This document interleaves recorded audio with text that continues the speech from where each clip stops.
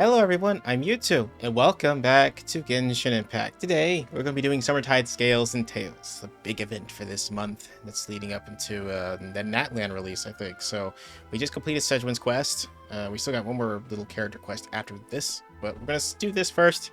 I'm actually going to see if it actually is even voiced. If it's not, then we might skip it. It's telling me I had to do something first. I'm being teleported. Summertide Scales and Tales. You're finally awake. Paimon was worried sick. What happened? No idea. Paimon just woke up and then we were here. Ugh, Paimon's head is all dizzy. The scenery here looks different too. Oh, what should we do, Traveler? Please don't tell Paimon someone abducted us and brought us to some strange place that we could never leave. Calm down, Paimon. Let's take a look around first. You're right. Better to think of this as the beginning of a new adventure. Yeah. Thank goodness you're still here. If Paimon woke up alone, she probably would be trembling in a tree hollow. The story begins in a forest without rain. Okay. Let's follow this path for now. We might be able to meet someone and figure out what this place is all about. Okay, so it's its own big area. Interesting. What's this thing? Excerpts of Bliss. Traveler, did those plants by the road look weird to you? It almost looked like they were made of paper. Might be onto something. And those two frogs over there? Yeah, they look like pieces of origami.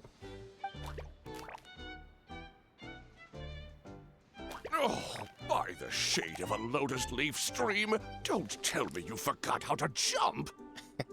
I didn't forget, Firecracker. I'm just not sure if what I remember is correct. Next thing you know, you'll have forgotten how to sing, much less notate a score. You still remember why we call you Stream, don't you? Yeah, because I've got a great singing voice. Although these days, name seems more ironic than anything. Stream? Not just a great voice, one that evokes the gentleness of early morning dewdrops flowing into a spring.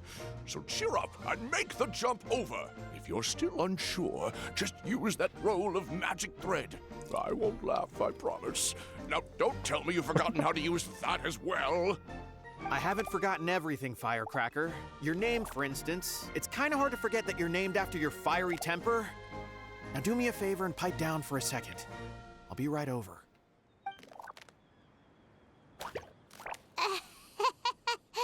You saw that too, right? Paimon's not seeing things, is she?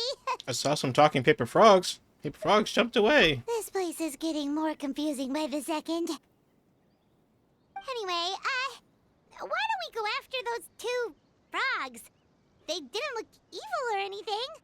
Plus, they might be able to help us out.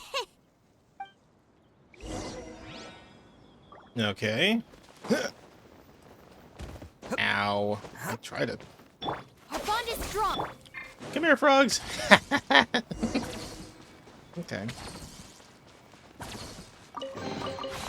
All right, new toys for the boys. I can't damage those things. I got the first thing I do is try to hit them. Guess we're not catching up to those frogs. They were so fast. Paimon couldn't even tell where they hopped off to in the end. Excuse me, honored travelers. Did you come from the Cliff of Prophecy, perchance? The chubby paper hamster just talked. Chubby? Who are you calling chubby? I've just got a slightly thicker layer of paper on me, that's all. Allow me to introduce myself. My name is Armand, and I'm an elder of the Forest of Blessings. I've been waiting here for the hero of prophecy to arrive. Traveler, could you pinch Paimon just to make sure she's not still dreaming? I think I need a pinching as well. Pinching, you say? Well, I can help with that. Although you'll have to get a little closer. My arms are rather short. That's alright. We just need a minute to collect ourselves. Okay, let's think things through. We know for sure this isn't the world we're familiar with. The talking paper animals and all the paper trees and plants make that pretty clear. The hero from another world, supported by their companions, shall restore peace to the world. That is what the prophecy says. The prophecy. This world. Dearie me, I completely forgot to introduce you to this world, didn't I? And here I am, getting all excited by the arrival of the hero. You'll have to excuse me. This old brain isn't what it once was. All shell and no nut. Oh, well, perhaps my once glossy paper has faded past the point of no return. I hate to think there's a brain in It's there. okay, really. You can just tell us all about this world now. Let me think. Where should I even begin? Pretty much forgotten everything that happened in the past. Right. I believe the story circulating along the pulp of this forest goes as follows. A long, long time ago, 3 goddesses created this world and named it Simulanka. The goddess of creation, who presides over matter and magic, created the mountains and rivers and gave us life. Her powers also paved the way for Simulanka to exist in numerous worlds. After the goddess of creation came the goddess of prophecy, with dominion over the stars and the course of fate itself. She induced the sky to spin and the earth to move. Even to this day, her statue still stands tall at the highest point of Constellation Metropole. The final goddess was the goddess of fate, she who reigns over all treasured tales and dearest wishes. She bestowed upon us the fierce and everlasting feelings of love and hate, and showed us the meaning of death and hope. Whoa, they all seem super impressive. Sounds like they really did a lot. Damn, Skippy. Of course. All new residents of Simulanka come to the forest to thank the goddess of creation for founding this world, and travel to Constellation Metropole to witness the divinations of the goddess of prophecy's numerous oracles. After that, they make their way to the end of the world and tell the goddess of fate about their most cherished dreams. Well, at least that's how it used to be. How it used to be? Did something bad happen? You mentioned something about restoring peace to this world. Oh, yeah. That has to do with the hero you're waiting for, right? Yes, this old brain of mine may have forgotten many things, but I will never forget the day the evil dragon descended upon our forest. It came down from the skies in an ominous black mist and ravaged our homeland. Its gigantic footprints can still be seen in the kingdom of breezes and bells. We're incredibly fortunate that no one was hurt. Sounds terrifying. Terror doesn't stop there, I'm afraid. Ever since the attack, the Calligraphy Tavern in the forest has been closed. No one knows why, but it's a catastrophe of the highest order for us, forest dwellers. A catastrophe of the highest order? All because a tavern closed? If we were talking about Mondstadt here, Paimon might understand, but is it really all that serious? Good goddess of creation above. We'd take even the greatest flood over the closure of the tavern. Wet paper will dry out with time. Fallen trees can be restored. But the Calligraphy Tavern is the only source of the magic tonic that sustains all creatures in the forest. Magic what? Magic tonic. It was gifted to the forest by the goddess of creation herself. A special potion that helps us maintain our vitality. What happens if you stop drinking it?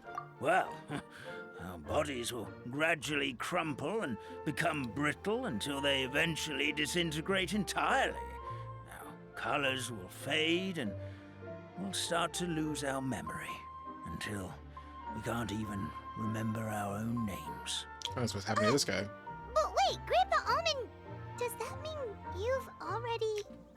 Oh, I'm afraid so. The color has all but completely faded from my paper. To be honest, all I really remember is that I'm supposed to wait here for the hero of prophecy. But I've already forgotten who gave me that order to begin with. Then we've got to act fast! How can we help? Oh, brave Pixie. May the goddess of fate reward you and your friend for your kindness. Could it be you're the heroes I've been waiting for all along? Not sure how we know that. Plus, we can't even remember how we got here, so it's not looking too promising. You were just following the road and then ended up here, trying to find a way back to our world. Well, this is turning out to be quite the conundrum for old Almond Brain here. The prophecy never mentioned anything like that. For now, why don't you come with me to the Hut of Blessings? Our forest fairy lives there. Maybe she'll know what to do. Whoa, a forest fairy? Like one that knows magic? Oh, you betcha. She's prophesized to join the hero on their journey. Well, then she sounds like exactly the kind of person we need. Please lead the way, Grandpa Almond. Yes, please do. All right. Where'd he go? He's gone. That meadow over there looks pretty strange. That's what the Calligraphy Tavern looks like. Now it's lost all of its color.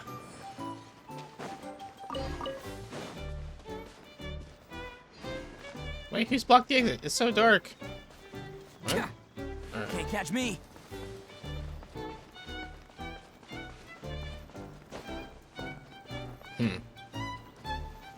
Alright.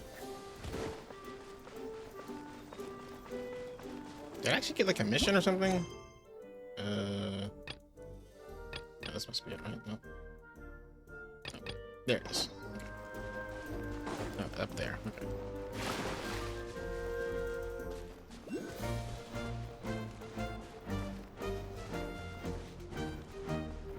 I'm gonna bring in my jumper.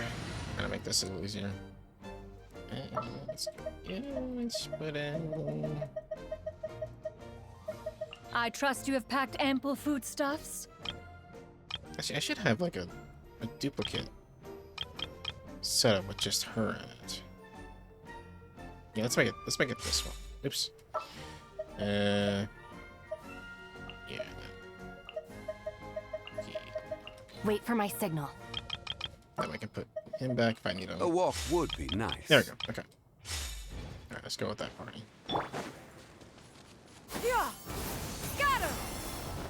Nope. No, climb. This is the place. If you could just wait a moment, the fairy should be... Traveler! Paimon! Paimon knows that voice! It's really you! I'm so happy to see you! Yep, same here. Maybe calm down a bit first.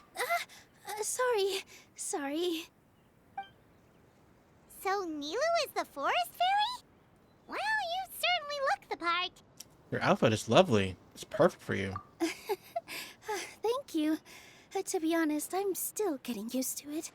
It's the weirdest thing. I remember I was reading a book at the Grand Bazaar, and then I guess I must have fallen asleep at some point because, well, then I woke up dressed like this. And in my dream, someone spoke to me. They said, "You are the fairy of the Forest of Blessings. Now go, save the forest with your magic." At first, I thought this whole world was just part of the dream, but no matter how hard I tried, I couldn't seem to wake up. I couldn't find anyone I knew from the real world either. Sounds similar to what happened with us. We also have no idea how we got here. Anyway, sorry for my reaction back there. I got a bit too excited when I saw you two. It's okay, we totally understand. We were looking for a way out too. At least we know we're not alone. Oh, blessed be the goddess of fate above. You're already friends with the fairy of the forest. Grandpa Almond, thank you so much for bringing my friends here. Could you let the others know I'm coming? I'll head over right away. Of course, leave it to me. Hey ho, pistachio. Today truly is a blessed day. Wow, Nilu. Looks like you made short work of getting to know the locals. Well, when I arrived here yesterday, Grandpa Almond told me all about the state of this world. Since they think of me as their forest fairy, I just felt like I had to try to help them. Oh, so you mean like using some kind of forest magic to repair the tavern? Unfortunately, I don't know how to use the magic of this world. I've tried using my vision, but it doesn't seem to work here. If the books stored in this hut are anything to go by, this seems to be the place where the goddess of creation first made the townspeople of this forest.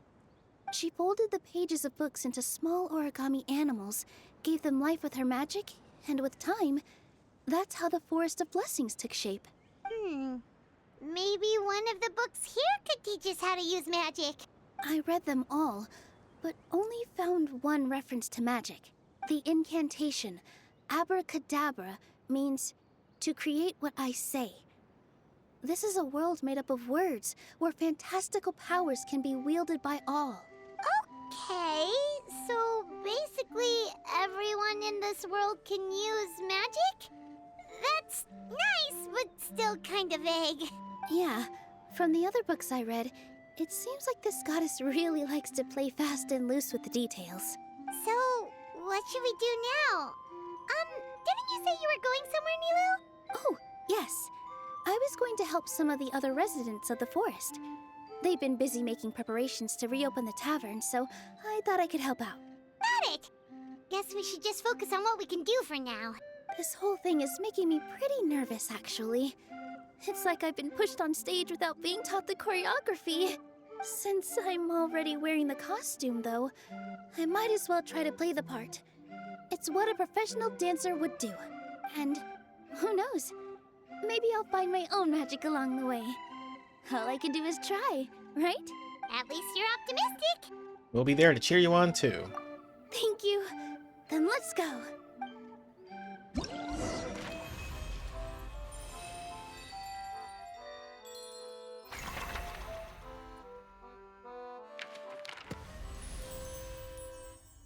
Okay.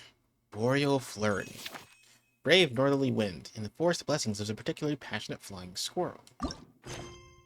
Okay. You got it. Yeah! Skyward! Scatter! Yeah! Scatter!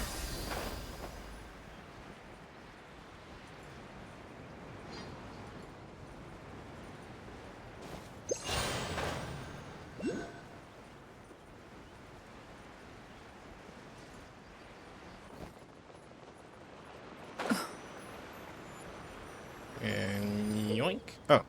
The flying squirrels of the Kingdom of Breezes and Bells are adept flyers. Get close to them and use the interact button to work together with them to direct them to the garlands.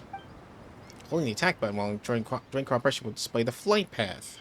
Release the attack button and flying squirrel will attempt to pass to the garland along the path you indicated. Flying squirrel will immediately turn back after reaching the end of its flight path. You'll only stop in midair and wait to use your attack button to summon them back after they hit the flower balls. Okay. Oh, there's one right here. Okay. What's up, guys? Oh, I see. Boink. Okay. Enter aiming mode. Oh, I see. They go like in a incredibly pattern. Then I just attack. Wait, how do I? Oh, shit, that's not it. Oh, let go. Okay.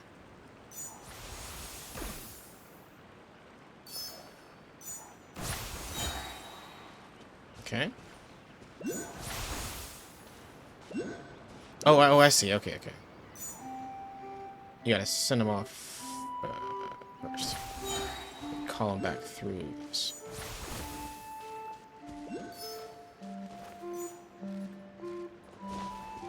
Shit. Sorry. Damn it. Ah!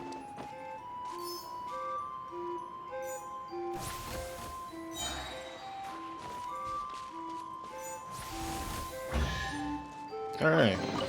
Interesting. Ah, what Flowers that have curled themselves up for a nice nap. They will awaken open after being hit by flying scroll impacts, character attacks, and other shocks. Having so rudely awakened, they will show their immense displeasure by creating current that can move garlands. Trinkets have we here. Present them for one's perusal.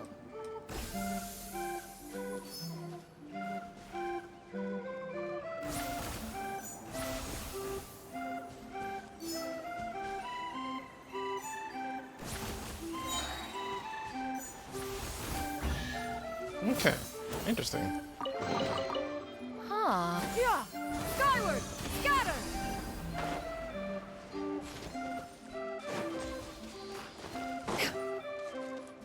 What's up, Clanch? Two more brave warriors step up to the plate. Are you here to play Boreal Flurry? Come then, right this way. I'm looking forward to witnessing your unmatched powers of flight. Oh, cool it. I haven't said anything yet. One needn't keep cool to fly to your guests, not at all. A cool head will merely dull your sense of the wind. Only one who faces the wild wind, utterly unprepared. Flying squirrels nowadays are far too timid. They've utterly forgotten the lessons taught by the brave northerly wind. They stand in safe spots and declaiming the courage of leaves that dance in the wind, yet are too frightened to leap into its embrace themselves. How can we protect the kingdom alongside our kindness if things keep going this way? Ludicrous, ludicrous, I say. Man, this flying squirrel sure is energetic type. Looks like he really loves flying. And that's why I found myself a passage with especially intense wind currents and set up all sorts of devices inside it. Only the bravest, the boldest, and the most bellicose in flight shall bet its course. Do you have the required courage, dear guest? Well, I'll have a right to go at it. Excellent. Follow me then. The passage is not far from here. Okay, complete the challenge. Let's do it. Earn 1,500 points. You got it. All right, I gotta get over there. So. Yeah! There is a teleport up here, which I probably need to grab. I see it. Oh, hello. Hey there. Sure. Are you here to take the trials as well? You bet you dang squirrel ace. There's a gift for the guests. You heard them, princess. Please take it. Ah, what trinkets have we here? Present them for one's perusal. What terrifying footprints. Soaring in the skies. Oh, how nice. Okay, there's another quest there, but let's go ahead and continue this Boreal Flurry thing, and I'll come back to that. Head in this direction, though. Yeah! Skyward! Scatter! Ah! Yeah! Scatter! Make way for the Adeptus!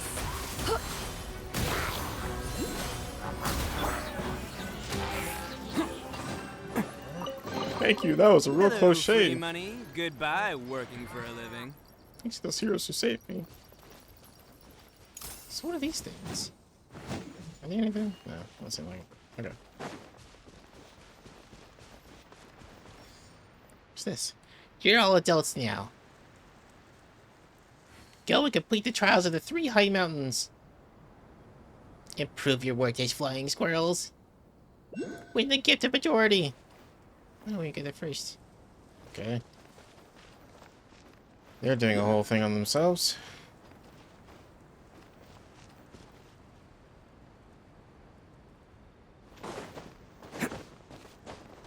Should I be following this guy?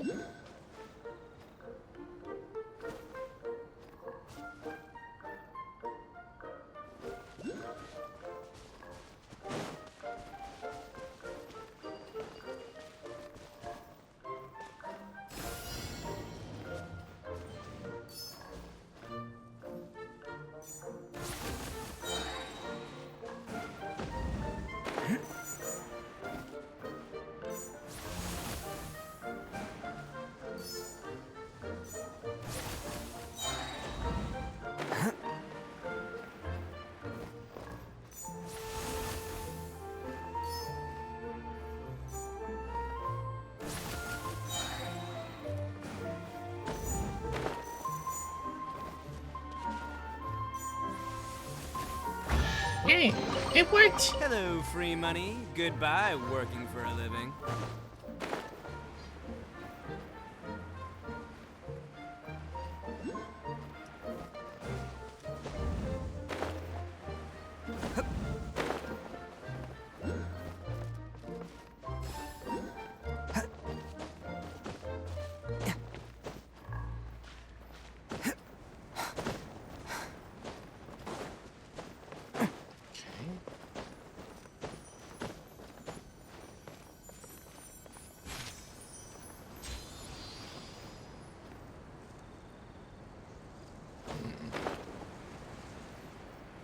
There's some more scrolls over here. Let's hit this thing.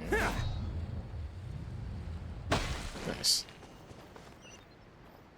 Let me try. Victory's assured. Take up your position over there. Okay. Let's do it. Okay.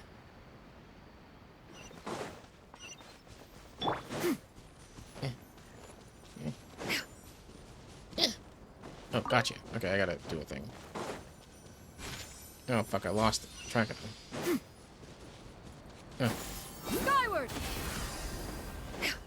Yeah.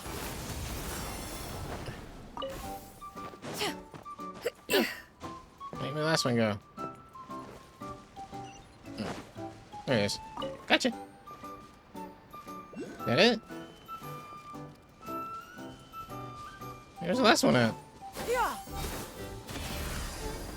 In the beginning, I guess?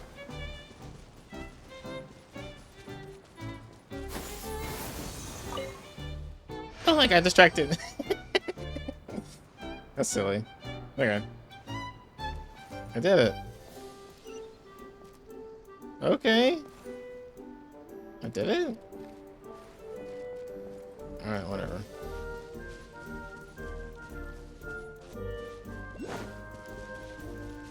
Yeah. Skyward!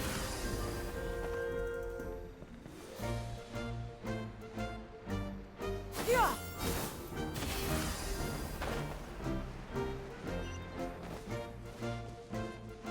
Yeah.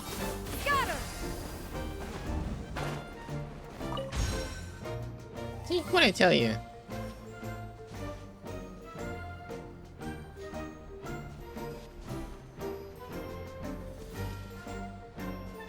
Hmm.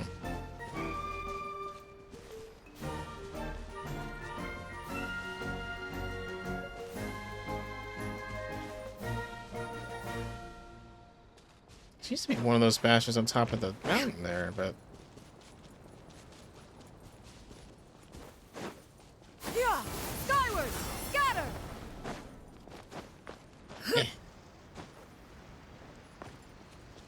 oh, and that's the guy that's right up here earlier. Oh shit. There's gotta be something up with those flowers, right? Scatter! Didn't I see like those curl flowers do something when you hit them? It's definitely a thing. Okay, there's one here, okay. Goodness, look at this shit.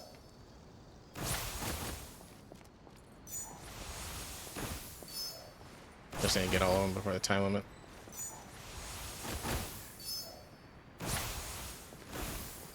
Oh my god, there's so many of these things. Okay.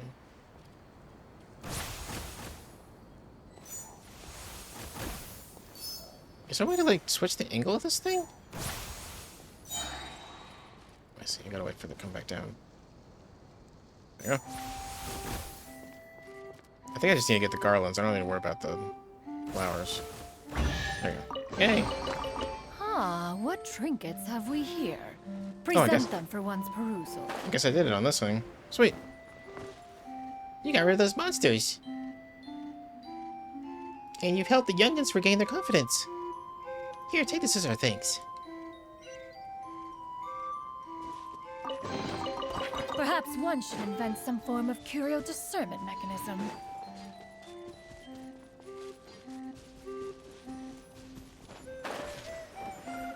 Alright, let's try this first thing in this. In the border of flurry game mode, you will have to move and shoot various targets to score points. Locked on targets will be marked down. If you crash directly into the target, a certain amount of points will be deducted. Shooting will consume energy, and energy recovers gradually, so take care and control your shots. In this game mode, you can use two different buttons to use two different firing modes. Speedy shots, when held. Right here. Charge shots after charging by holding for some time, release to unleash. Fortified floater targets can be destroyed by these shots. Okay. Slime supreme targets can take many hits, and they will change after time they are hit, making them difficult to foes indeed. Use speedy shots to deal with them effectively. Okay. Whoa, okay. Oh, I'm in a shmup mode. Okay, so that's speedy shots. This is a charge shot? Oh, that's a charge shot, okay.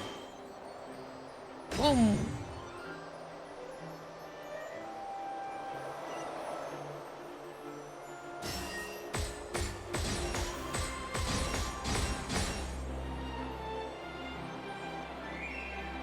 Well, this is wild. Was that fortified one?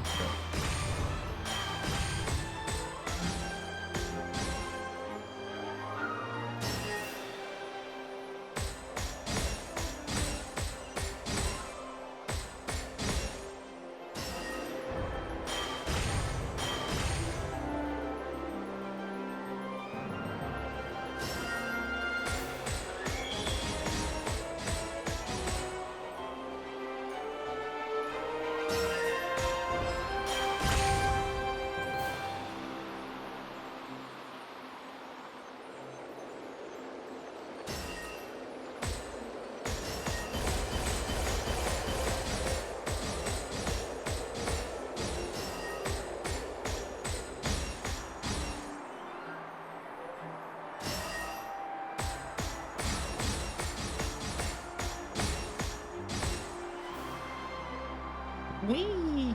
That's kind of cool. Oh, yeah. It's very fantastical.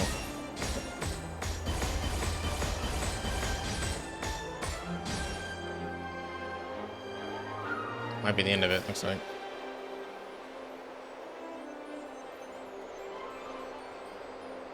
Woo! Challenge complete. Okay.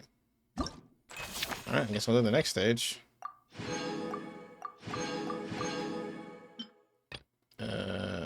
R2. I gotta progress. Okay. There are a couple of more other things. Yeah. Guess I'll teleport back now. Do that. Let me go to this one real quick. Whatever this one is, we'll do this one. Is it above me? Oh, triggered. Your Highness, what brings you here? Given how things stand, I shall retrieve the relic myself and then decide what to do next. Your Highness, that will not do. Your Highness, you cannot go.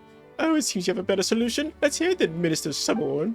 I would like to inform your Highness that following a long discussion with Safash last night, we have come to the conclusion that it would be better to set up a trial ground somewhere. Here, and then the guardian who passed our selection process can retrieve the relic for us. 2 birds, 1 stone. But without the relic, how can we be sure that the chosen guardian is really the one we are looking for? Worry not, ministers. Though we are indeed facing a great crisis, precisely as legends predicted. When the crisis befalls us, a guardian shall thereupon emerge. At this moment, what I must do is ensure that they are shown the right path. Besides, I am the best fly in this kingdom, so there is none more suitable than I to trust the guardian's abilities. But then will you go instead? I am afraid my legs are rather useless when it comes to flight of any kind. How about you, Simone? Will you go? My eyesight, alas, I fear I'll be unable to see the movements clearly enough to judge. Good, then it's settled then. The 2 of you will stay to handle the affairs of the kingdom, while I assist in managing the selection process at the original location myself. Something fun going on? Might I submit myself as a candidate for the trial, Your Highness? Oh, we're good at flying. Infantry too. Can we participate? Oh, greetings to both of you, and welcome to the Kingdom of Breezes and Bells. You're very welcome to sign up for the Guardian of the Kingdom selection trials. You have not previously participated in the selection trials of our Kingdom Breezes and Bells, if I am not mistaken. How does Your Highness know this? Your appearance differs greatly from our kingdom's subjects. Had you taken part before, I would not forget it. Oh, that's enough chit-chat, I suppose. As it so happens, I was just about to head over to host the selection ceremony near the Relic Shrine. Let us go there together. Ministers of the Kingdom's affairs are in your hands. Ministers, the Kingdom's affairs are in your hands. Do not try to let anyone cut this tree down while I am away finding our true guardian, if you could. As you wish, Your Highness. The 2 of you, please come with me. Before the selection officially begins, there are a few things I still need to tell you. Okay. Oh, right. Skyward! Scatter! Something on top of that building. Hold on, let me grab that real quick. I don't know what these are for, but Skyward! Scatter! I suppose I'll find out at some point.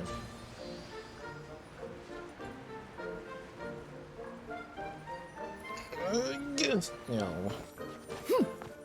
Yeah! Skyward!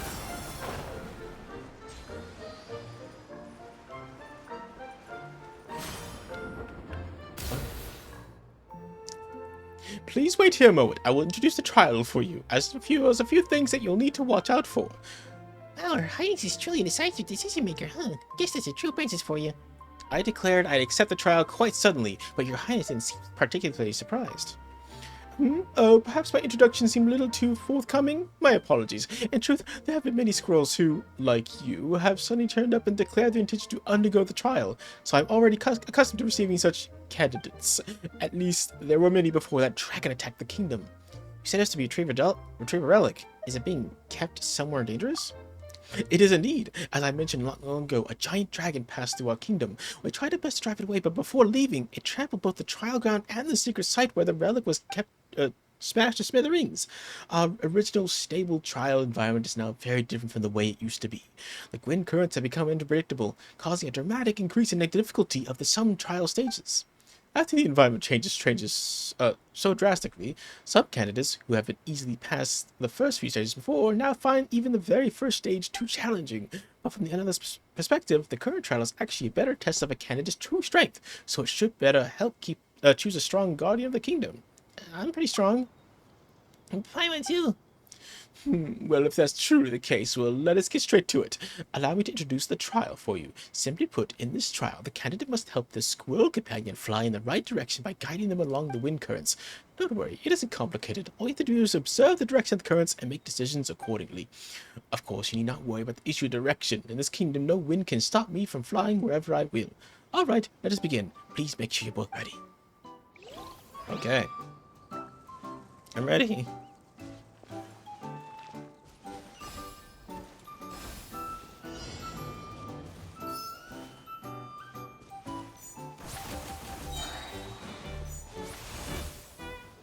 Looks like we work well together. Your judgments are most precise.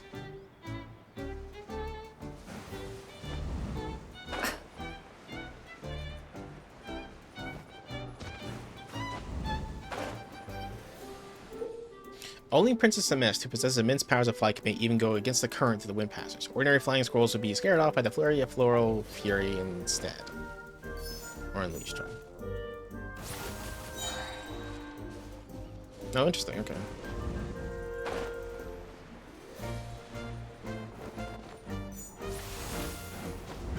Ahead lies the final trial. Prepare yourselves.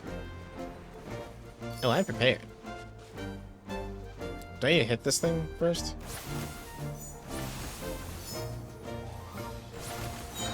Yay.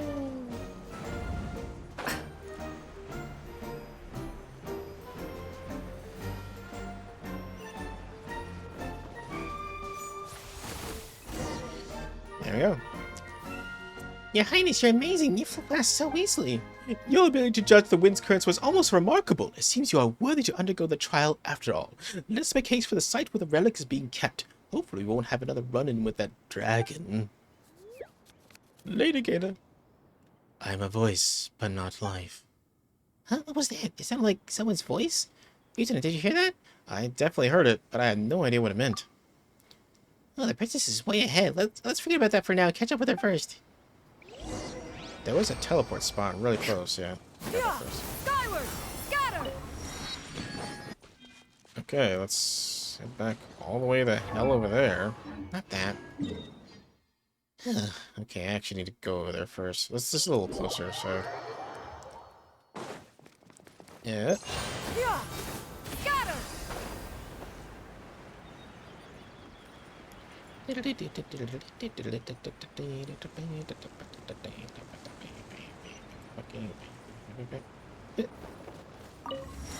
There's some shenanigans going on over here. I'm prepared for special training. Can we pass the trials? Oh, I gotta be quick.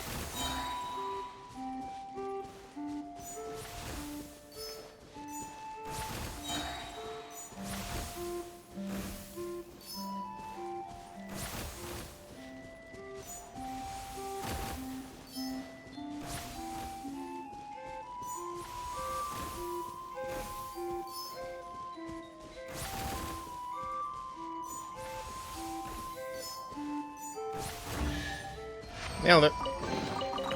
Ah, what trinkets have we here?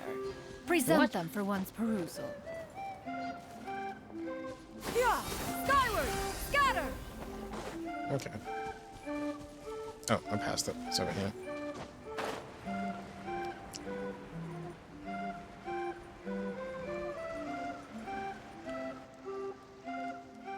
So this is where the relic was being kept. Perhaps in driving the dragon away, we also drove it into a rage. The relic is down there. Pass the trial and you may claim it. I would thought the relic would be protected by some kind of seal or guard or something. But it looks like it's just lying there. It doesn't seem like anything's stopping for someone just taking it. Just a hop and step away. We don't just jump down and take it.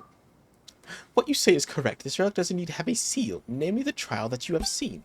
According to the kingdom's records, one must pass the trial in order to retrieve the relic. Conversely, if it's taken by someone who has not passed the trial, it will lose its meaning as a relic. Thus, even I must pass the entire trial to retrieve the true relic. There must be both a trial and a challenge to do so. Without satisfying those two conditions, the best case scenario is that would be walking away with a useless lump of stone. The best case scenario, does that mean something worse could happen too? Those who act in defiance of the rules shall be cursed. Cursed? In that case, let's just go ahead and accept the trial. Okay.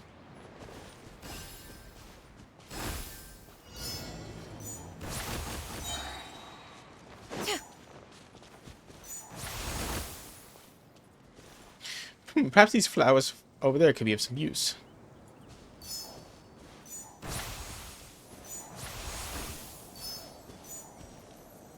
Okay, gotta wait for this to come out.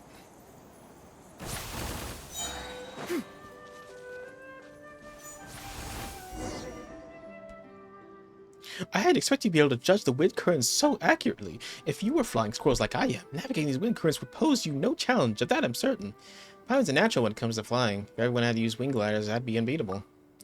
Is that so? I'm glad to hear that because you two are the most guardian-like candidates I've ever seen. Then let us continue. The current wind conditions are just right. No problem. Everything's going great. Maybe we're the guardians that Her Highness has been looking for. Your Highness was outstanding too. Your Highness is the only true guardian. Thank you for your kind words. I had in fact passed the trial many times before the dragon destroyed the sacred site. Purely in terms of flying ability, I am confident that no other squirrel is of my equal. Previous candidates found even the first few stages too difficult. Huh? But if your Highness already passed the trial, how come you didn't take the relic? Unfortunately, the relic has not yet to acknowledge me. So even the guardians require the relic's acknowledgement? Why does that relic get to call all the shots? That I do not know. Perhaps it thought I didn't pass the trial? Surely there are hidden stages. Do the trial stages change for each challenger? All I know is the relic has never lit up for me. But you, not only have you come precisely at a kingdom's hour of need, but your capability is undeniable. That's why I believe you earn the relic's acknowledgement. Let's continue. The final stage of the trial awaits.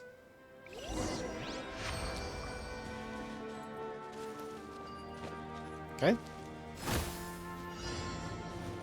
What's it? Oh, hey. Okay.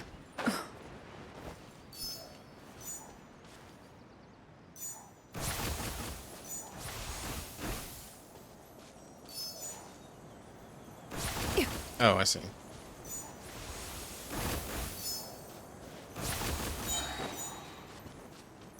Ah, fuck, you messed that up.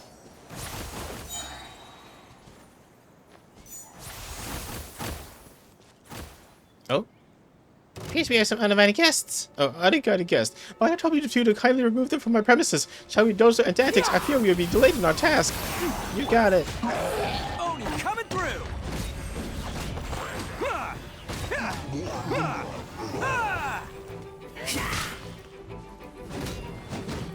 Attaboy! Truly, you both are exceptionally skilled. Something's wrong with the furious flowers. Very well, then I shall complete this part on my own.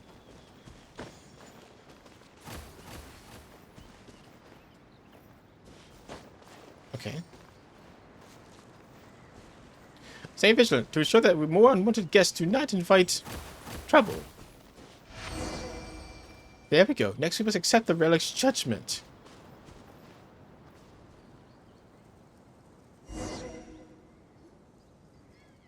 We passed. You two know we're guardians now, so this relic is used to acknowledge the new guardians? Huh? There's something carved into it, like a lighted text, maybe?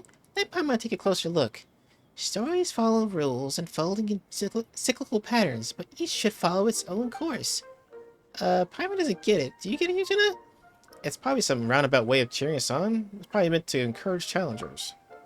Those words have always been there. Even I do not know their origin. I sense they must hold some great significance for the kingdom, but I have yet to grasp the meaning. Whatever the case, given your performance in this trial, you are undoubtedly the most suitable candidate for the title of Guardian that I've ever met. Your abilities and judgment are beyond question. Meeting you in time like this is truly a blessing for our kingdom. Now that we have retrieved the relic, we may hold the ceremony right away. I am fully confident that your courage and abilities will have won the relics we expect. You flatter me, Your Highness. Nothing can stand in our way. It was nothing. We're just glad we could help you, Your Highness. Whoa, when did you guys get here? Paimon didn't even notice you arrive. We flew over, of course. We're when the mixed flies around when we were young. You know, how else would we have been able to serve the princess? Never judge a squirrel by its appearance. Well, I never. I consider turning up at our time of crisis, a guardian emerging from the trials victorious and the relic in our possession, intact and unharmed. Your Highness, everything is exactly as the legends say. It seems that our kingdom's fighting has the future to look forward to. We shall find out soon enough. Now please place your hand upon the relic. Let it light up and proclaim that you are henceforth the guardian of this kingdom. Do you think it's not bright enough? Hasn't he lit at all? Let Paimon take a look. Maybe it's been there so long that it just can't light up anymore? Kind of like how candles that have been lying around too long won't burn very brightly? How could it be? All the details match, yet the relic still... Your Highness, whatever the case, at last the relic is in our hands, even if our guest has failed to be acknowledged by... No. Your Highness?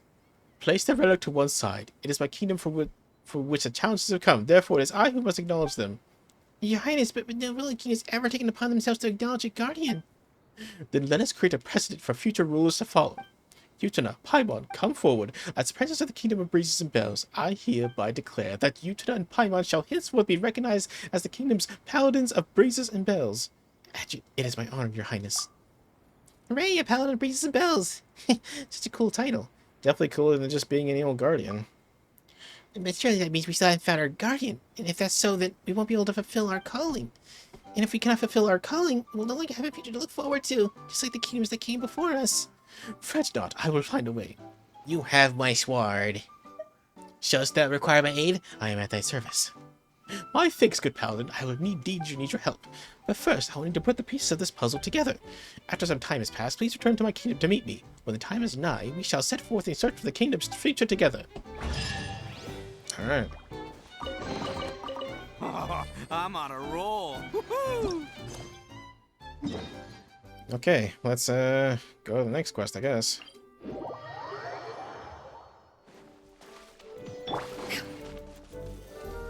Get with me! Skyward!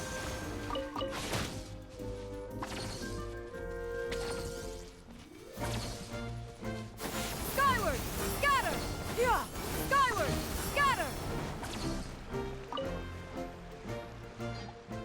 Welcome, honored guests. Welcome to the Forest of Blessings. Are you here for a jaunt? Or if you're here to see the ring song pawn jumping competition, whatever the case may be, may you enjoy your time here. Do remember to avoid the giant dragon who can come knocking in time. Don't let him get in the way of your travels. Truth be told, I want to give him some paper models, though it might improve his mood, perhaps keep me from blowing my shells over again. He doesn't seem the least bit interested in listening to me, simply flying off as he pleases, just as always. Oh my, I forgot to introduce you to my masterpiece, as well as this outstanding frame. Please look over here. Have a close look at this fantastical fabricator. Every paper model I've ever made up to this moment is inside. I've walked, well, jumped across the entire world and made countless friends in my journey to craft them. For example, the flying squirrel Clanch, who went off to drag me into the wind currents to try flying, Devitt, who loves paper models as I do, and of course, Aloof, ever the stone-faced fellow. They were all generous enough to let me make paper models based off them, that I might share these interesting toys with everyone. Alright then, grab these star sail coins, consider them a welcome gift, then stuff them into the fabricator, and finally turn this handle. It's a gotcha machine. Let's see what the dewdrop shall bring you today. Once you use these coins up though, you'll have to find a way to get some more of your own. If you want to continue turning the fabricator handle, that is. As to just how to get more, well, you can ask those good friends of mine. I'm sure they'll have an idea too. After you get the present, you can exhibit them on the shelf behind me. Strictly speaking, this shelf is with a true impetus for my creation of fantastical fabricator and paper models. But that telling of the tale is no simple thing. Should you so wish, I shall be glad to share it with you. But for now, let's start the fabricator up. Dreamy dewdrops above willing, may you gain the gift you desire, and may your mood be uplifted by the rest of the day. In the Summertide Scales and Tales event, you can use Star Cell coins gained from game modes with mosaic moments to create many model figurines and fabrication. Okay. Instead, reaches good shelf. During that event, these figurines can be exchanged with gifts for your friends. Oh. If I have any of those. Let's do it. I have 50 of these bastards. Let's do it. Boink.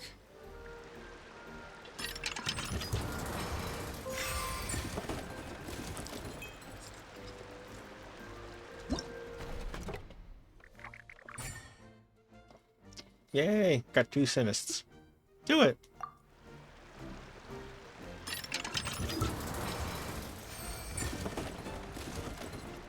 Yeah, a bunch of commons.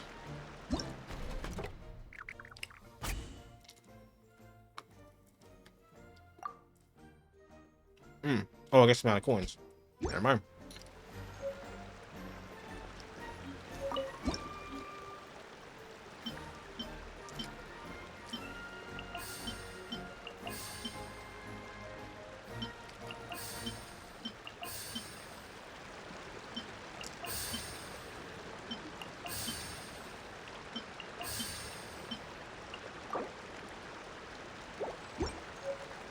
Alright, there you go.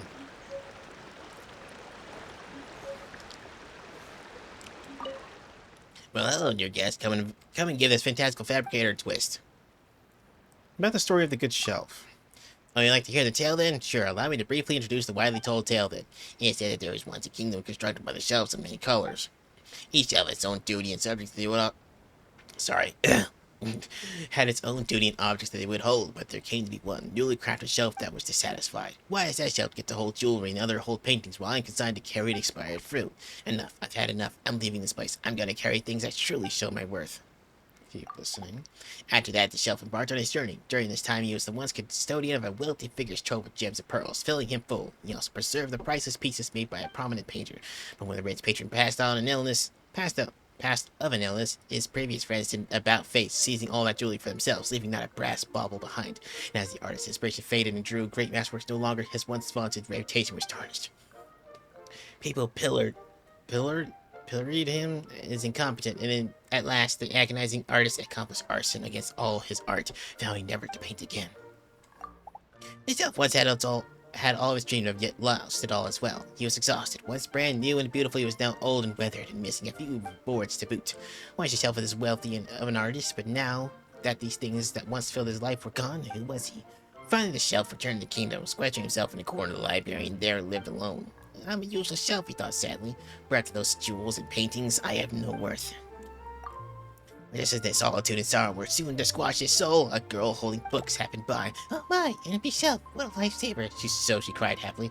Dear shelf, could I place these books in your care? Of course you may, yet I am a worthless shelf. I don't know if I'd be able to help you, the shelf said sorrowfully. But your frame is so large, your board's flat and sturdy, the girl continued surprised. No matter how you look at it, you're a good shelf, and you can hold a whole bunch of books. And so the shelf told the girlish story of how he once been a guardian of wealth and glory, but that loss and betrayal too had come to fill him, and now he had nothing. He was a valuable shelf no longer. Dear shelf, why does this matter trouble you so? The girl laughed. You've always done your duty, nearly carrying all the things given to you. Those things are lost, broken, changed, but that's nothing to do with you. You've always been a good shelf. Taking care of these things is where your value lies. How could the things you kept define whether you are good or bad? So please, I ask you, do your duty again. Help me take care of these books. I'll come and sort them every day, and we can discuss the topic more then. From that day onward, all the shelves in the kingdom heard in that certain library, there was a smart, steady, and comparably sound shelf. You would never be happy or anxious because of the value of things he carried, treasuring everything earnestly. Newly made shelves would visit him all and ask him all manners of questions. And when mentioning him... Sorry, I heard a rumble. The new shelves would never fail to address him so. Ah, you mean that good shelf. Okay.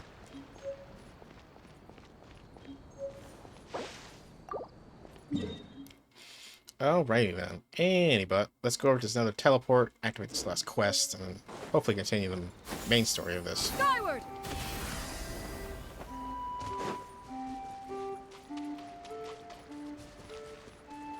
Yeah!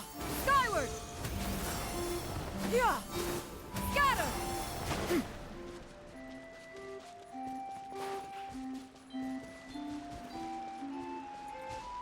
Yeah! Skyward! Scatter!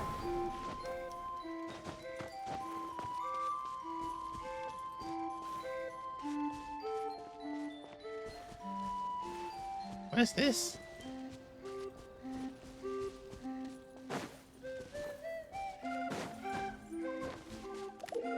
Oh, paper frogs live the rain song Pong and are adept jumpers. Press the interact button to pull a magic thread on its back and use movement to modify the frog's jump direction and distance.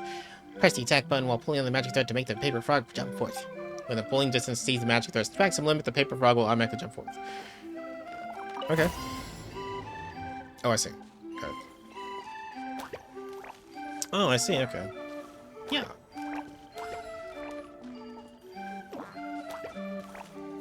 Oh, didn't mean to do that. Sorry. Yeah.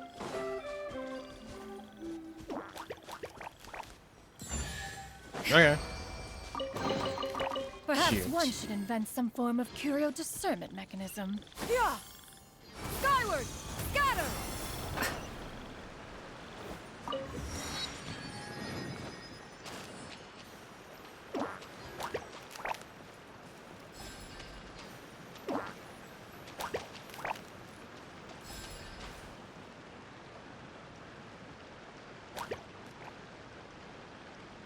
Guide me as I move the lotus leaves.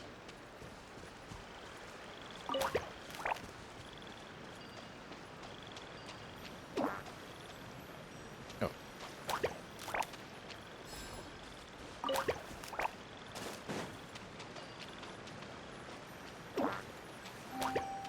Nailed it. That's kind of cute. I like it. Perhaps one should invent some form of curio discernment mechanism.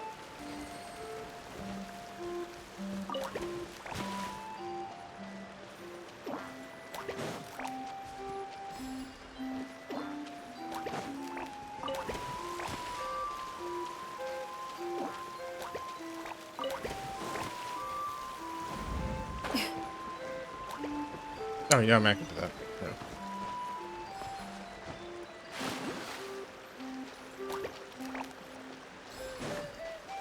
Oh, there it is.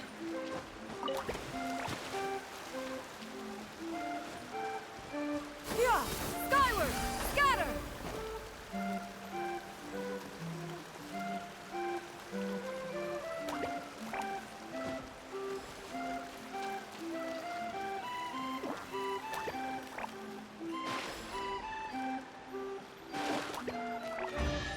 Yay!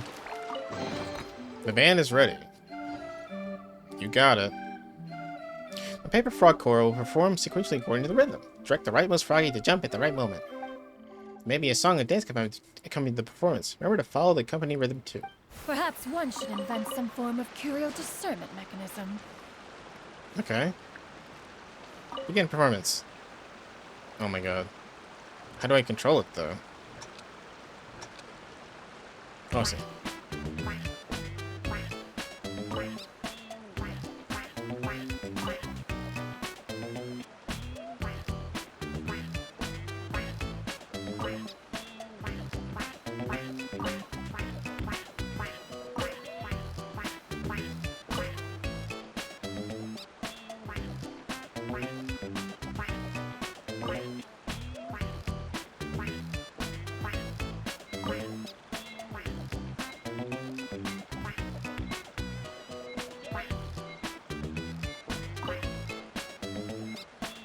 Nailed it. I'm so awesome. Alright. These could be salvaged for parts. Yeah! Skyward! Scatter! I wonder what these extras are blister for. Still don't know what that is. I keep getting them from all the chests and all the things I pick up in this place, so... It's a battle challenge, this is? Yep. Settle down. Be sanctified.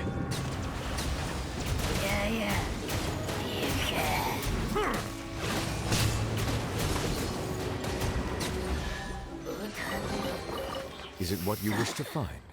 Hopefully the excitement of opening a... Shush. Alright. Skyward! Scatter!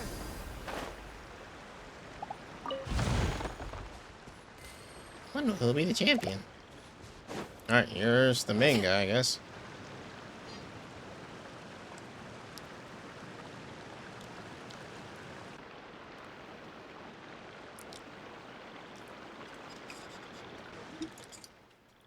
Well done, my fine-handed ladies and gentlemen. Well done indeed. This jumping contest is on fire. A moment ago, we saw Stompy the fearless show his awesome might. With his impressive epic strength, he's been a steel with distant lip. One word of favorite to the guild. But next up, we have the one you've all been waiting for. The unraveled, the unraveled, the unparalleled. Fabit!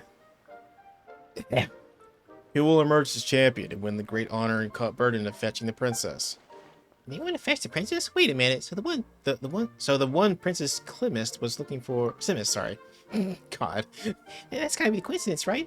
But if that's the case, this should have saved her a whole lot of effort. I guess we've done our duty as the paladins of breezes and bells, too. In any case, let's check the situation out first. That's right, let's stay focused and keep our eyes peeled. Before the final round begins, let's take a short break and give our two contestants time to rest. For the time being, the competition venue will open to you. So go forth and jump to your heart's content. That is what Rain Song Bond is here for, after all. Like that? Like sweating over here. Okay. Shit. Greetings, honor guests. You don't seem like frogs. Nonetheless, welcome to Rain Song Pong. May your legs be limber. Tell me about the competition. As you have seen and heard, the contest is to decide the frogs who's best at jumping. Our contestants go through the qualifiers, group matches, and elimination matches, and only those who make it through all those can reach the finals. And sounds kind of complicated. It's not complicated at all. Simply step into the arena and clear the challenges that lie before you. Dear guests, if it suits your fancy, you can also try out the bouncing contest here. This is meant to test the contestant's speed, stability when jumping. I was just about to do some practice here, then take part in that next contest. My skills aren't exactly up to par. I can't well jump on my own. Would you two be willing to assist me? So there's no competition going on here? I'm not the best. Oh. Of course, the competition has already reached the final, so the other videos are now open for practice. Keep practicing, keep jumping, keep competing, and that's the way you get better and better. Come on, dear guest, you'll enjoy the bouncing contest too. I guarantee it. Alright. Ba-boom.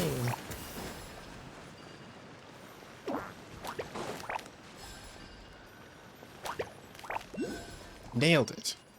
Hold on. Right. We're almost there.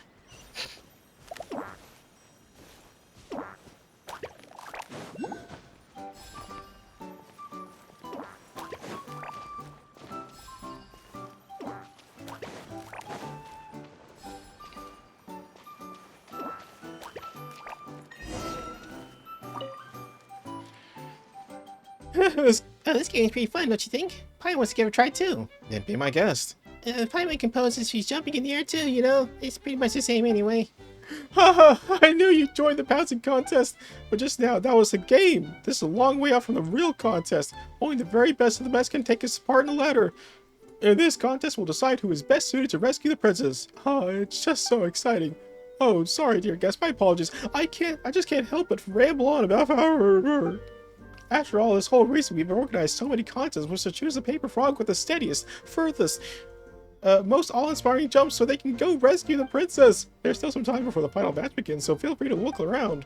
We'll use his booming voice to remind us when the competition is about to begin, so listen out for it. Make sure you find good seats. Okay. Yeah! Skyward! Scatter!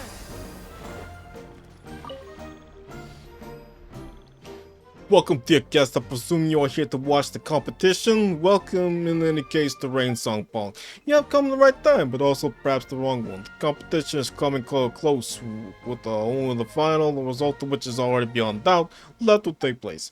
I'm sure you heard the Fireboard and Estampe. They are both leading exponents in the art of jumping, but in the experience, Firebird's sure to win. Firebird's far better at this than all my paper frogs, and has won countless championships as a result. He is, therefore, the undisputed favorite. He has the strongest legs, the most agile mind, the most resolute spirit. Most importantly, constantly seeks shares know-how with all the other frogs. Stoppe, like me, one one of the paper frogs we learned by watching him. We respect, trust, and believe that he will once again achieve great success. Before the final begins, I like to stay and practice a bit longer to prepare for the final round of competitions. If you do not mind, we could practice together. Perhaps you might come up with some good ideas to help me jump all the better. So after you choosing the Piper Frog who will save the princess, will you still organize these contests? Of course, it's not just about rescuing the princess. Most importantly, it's the contest itself and what it teaches us: self-belief, resolve, and bravery. Only a paper frog who understands and embodies such virtues will emerge as champion. Come then, dear guests. Let's see if you can feel the virtue inherent in our contest. Let me have a go first. Wait, what am I doing here?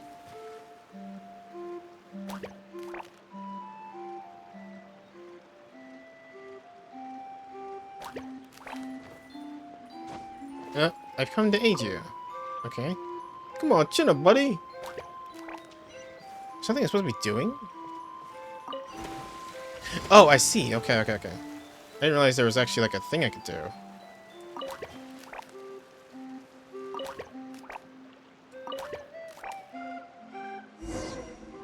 Okay. Not bad, you're quite good at this. If you have time, I'd be willing to recommend you to the organizing committee. Next time we hold this competition, we'll be able to measure ourselves against one another. Still, I shan't take up more of your time then. The final bout is about to begin. I guess we'll have to see how good the Farabird guy is. He'll blow your socks off for sure. Still, he didn't seem a bit nervous when I saw him recently. He was constantly practicing the most basic moves and then getting annoyed at how he was performing them. These are the finals. Don't get nervous, right? Yeah, these are the finals. A bit of nerves are to be expected. That's what I thought, but no, I still believe him. He's not the type to give in so easily. I've got to keep practicing myself. If you like, dear guest, please feel free to have a look around. The final's about to begin, though, so be sure you don't miss it.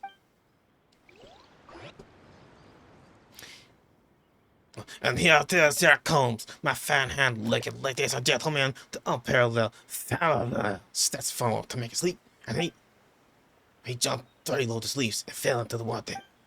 It says we have a champion, the one who will welcome our princess Estampe. Congratulations to her. No, Mr. Hurlo, I protest. This is ridiculous, absurd even. I shall not accept the title of champion in this matter.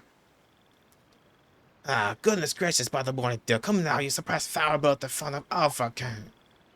Farabird, like, slept up, and that's all. He's just not good in form, you know? That will not convince me, nor any paper frogs. Anyway, let's give Farabird a moment to himself. We'll continue later. It seems we have guests. Welcome to Rain Song Pond. What can I help you with?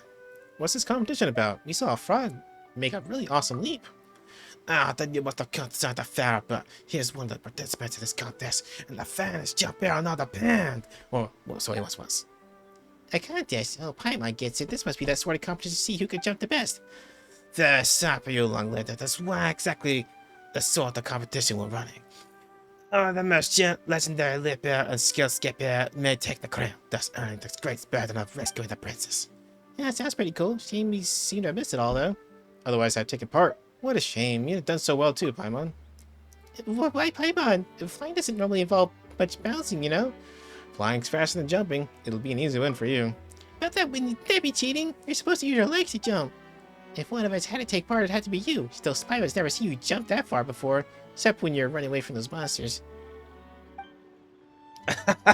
And that kiss! Would you do well to ask our champion over here for some advance? My apologies to your guests and Mr. Hiel too. What I said before, I'll say it again. I'm the champion.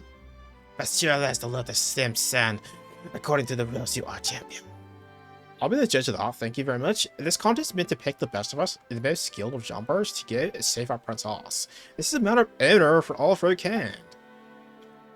And Farabird is the very best of us. You know this, all of us do. So Farabird was really that impressive? Well, we've heard a lot about the other paper frogs talking about him. Is everything they say about him true? That's right. Like, Farabird is was the best frog in our pond. He could easily bound all the way across 12 lotus leaves and land on the 13th. And he lands so lightly that even the dip on the leaf would not even be disturbed. He could even jump between lotus leaves amidst a flowering current and not fall in the water, no matter how fierce the current. Yeah, he seems kind of down. Looks super sad when he was leaving just now, too. He's just having a temporary rough patch. The only reason he made that mistake. Please, Mr. Hero, for the sake of the contest, in the sake of our calling, I'd like to ask you for a rematch. Is it even necessary? You could solve the opinion of all the other frogs. Are you sure they'll concur? Listen, Estampe, I know you're capable of fellowship man and an upstanding bit, but you did not see how Fabro was faring. He left without even attempting to make a leap. I'll speak with him. We train together all this time, so I know how it feels. He'll understand. For the love of luck, that's a loose to do. Now, I'll go with the meet the ferret. Look along, too. We're really good at encouraging people. And we're great jumpers, too. Have you been secretly trained behind Paimon's back or something? I'm just good at making others jump a long way away. Both humorous and polite. Thank you for your goodwill. In that case, let us go together. With any luck, that good humor of yours might soothe his sore spirit. Pawn protect us. I wonder which shall serve us better, the soft or hard approach. I don't know. I don't even know what's going on right now. Skyward!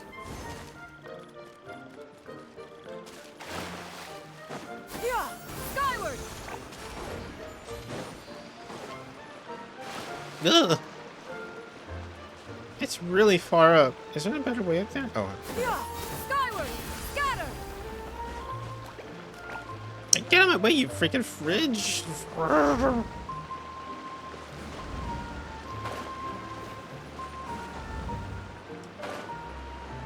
Yeah! Skyward! Scatter!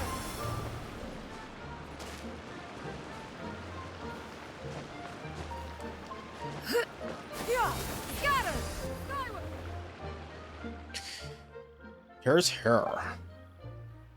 Oh, there you are. The award ceremony is over then. Just the opposite, in fact. With Mr. Halil, in our opinion, that things are far from over. And there, I hereby announce in my capacity as referee that you, Mr. Fabro, have one more chance to jump. To maintain the fairness of this competition, to fulfill our duty to calling, you must do a rejump. Dear Mr. Hurl, as a contestant, cite the competition rules pertaining to competitive behavior that may bring harm to oneself and one's tribe. I forfeit my second jump attempt. I do not want to disappoint everyone again, nor bring ruin to our calling. This is only truly responsible course of action. Wow, what a professional answer. He even had specific clauses handy. He even gave it a touch of emotional appeal. Oh, right. Looks like begging hot belts and go to work. Okay, listen to this and love this lives. But you didn't have left the venue. I don't understand what you mean to say to your guests. This is the best place for which you could watch the competition unfold. If you really wanted to give up, you wouldn't have stayed here. That's true. You could see everything that's going on in the long-distance jumping contest from here. If you really had given up and no longer wanted to have anything to do with the contest, why would he stay?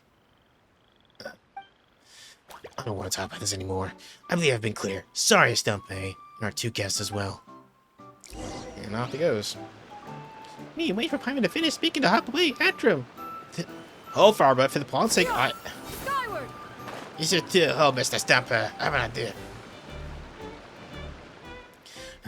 So tiring. Is there anything else I can help you with, dear guests? You saw the terrible state I was in. I admit I mostly knew what you were going to say the moment I saw you arriving with Estampe.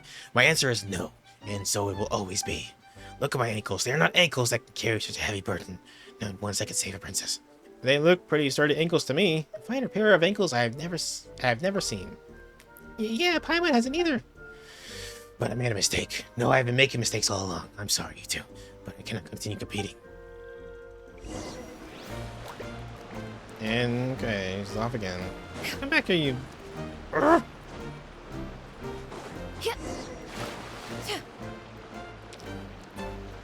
Hey, don't go. We just want to tell you one thing. One last thing. All frogs make mistakes. You just need to learn from them, that's all. Good guess. You don't understand. I initially believed that mistakes were mere drops of dew that fall upon our heads. Nothing that could truly knock a froggy down. But I was wrong. Perhaps there were never more drops, but rather more akin to rocks at the bottom of a pond, withered wood stuck into the waterbed or a vent hidden within the muck. We can overlook them, bury them, step over them, or pretend they don't exist. But they will not rest, my friend. They will wait their opportunity for a chance to come back to bite you. Please go, and let me go too. I am nothing but a mere lotus head who has all its seeds removed. Even a light breeze would surge through the tiny holes in my heart and chill me to the bone. I cannot take up this great burden. This is the voice of my heart. I have let all the frogs down, including myself. You still have a retry, you know? Yeah, you got another chance to prove yourself. I don't know which to taste the bitter pang of failure once more. My legs and my heart cannot. Well, this little leaves me all of a sudden. What's going on? What? But I should have been fixed the place. No, it's moving forward. Please stand firm, dear guest. I will steer best I can. Okay. Wait, what do I do? What do you do? Oh, lower. Okay, I see. Jump for the water pillars. Woo! And lower. Okay. Lower. And lower. Lower.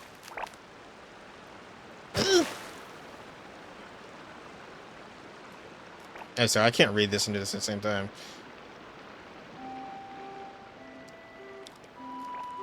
Also, it's going really fast. Jeez.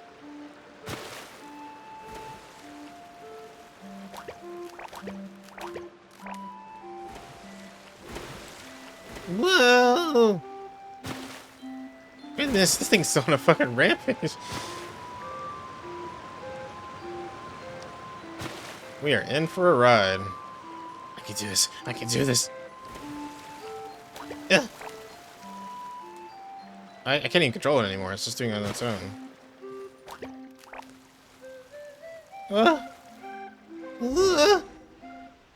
Sploosh.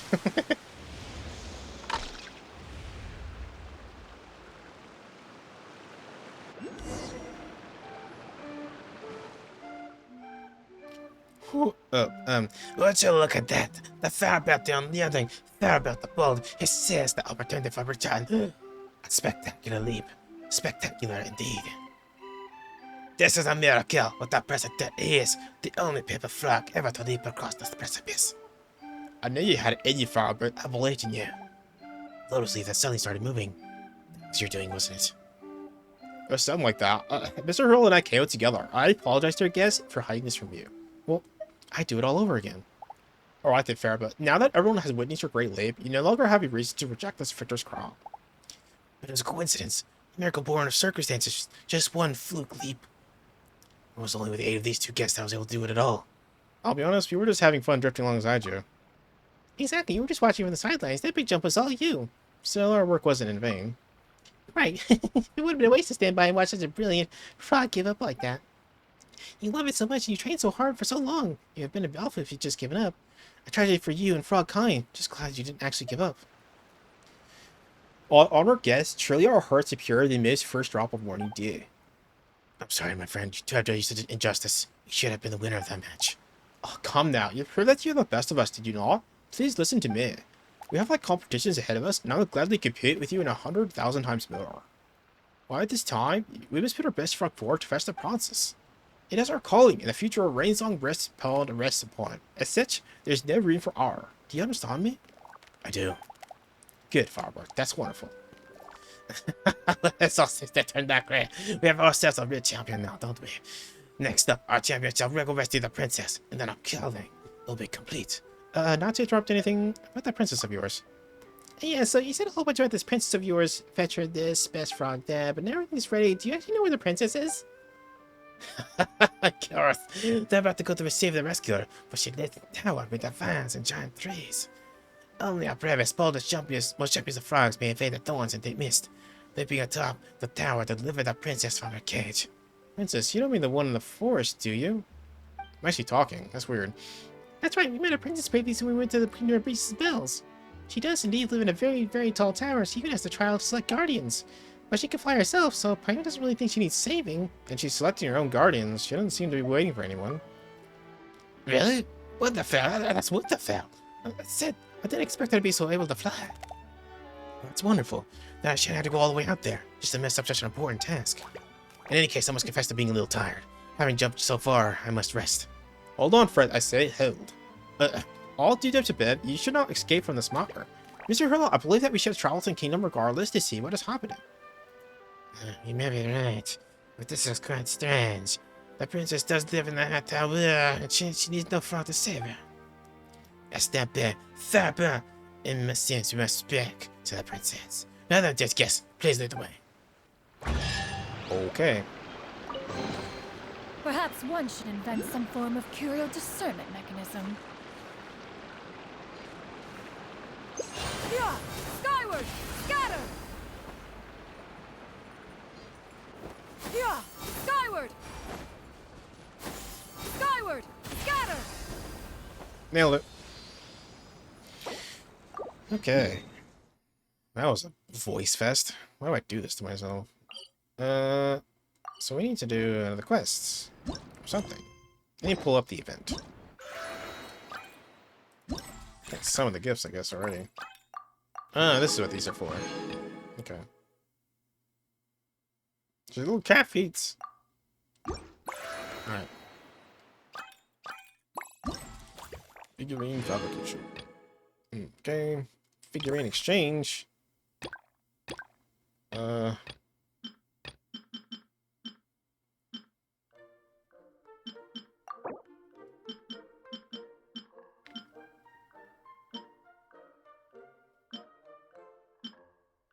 don't even know if they're even doing this anymore.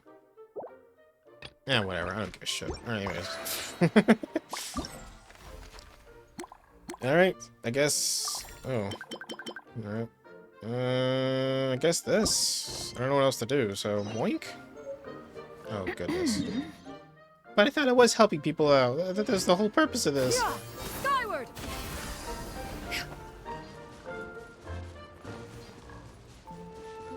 Is there not any more, like, events? The Mosaic moments. Is there any more of that stuff? Okay, I see. God. I underestimated how long this might actually be. So we'll find out, I guess. Might have to take a break. Oh, my dear Citrus. Oh, thank God. Please tell me you're joking. I'll be right back. We can't have you out of commission with the tavern about to reopen. I'm sorry, Grandpa Almond.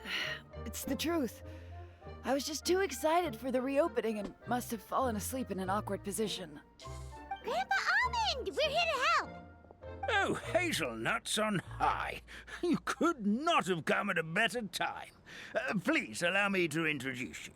This is the bartender of the Calligraphy Tavern, Miss Citrus. She's so tall. Miss Citrus is supposed to add all kinds of delicious fruits to the magic tonic. Her additions are what turn it into the finest brew in the land. She's indispensable to the operation of the tavern. I appreciate the kind words, Grandpa Almond, but... my neck.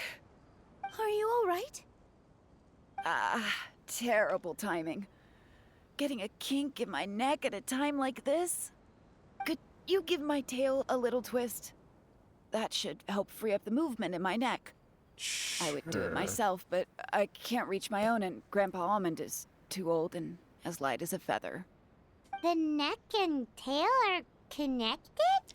Of course they're connected. Just like how you can't have a rainbow without rain. Anyway, you just need to position me at the right height to pick the fruits. And then put them in the barrel over there. Okay. Press the interact button to pull the magic threads on the paper. Alpaca's back and help her. While connected, you can move, adjust the neck, the height. Okay. Okay, the heck button. Alright. Where's the fruit at?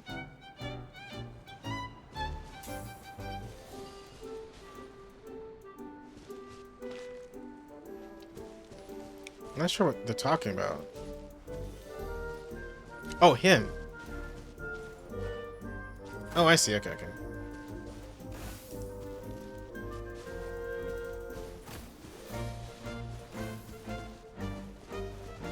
Oh, this is adorable.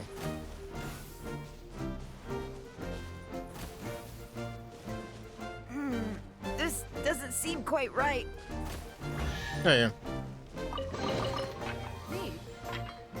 Perfect. My neck feels much better. So there really is some kind of connection between your neck and tail. Thank you so much, everyone. I can rest easy now, knowing the drinks at the tavern will be just as wonderful as before. That's another problem solved!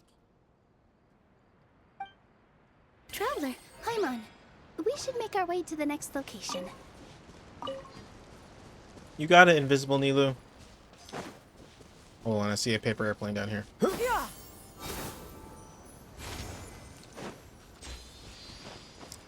Okay. Which one is closer? Let's do this one. Right next to teleport.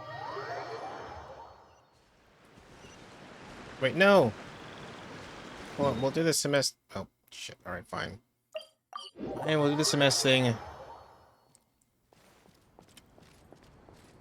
Actually, there's something on top of this. Yeah, got him.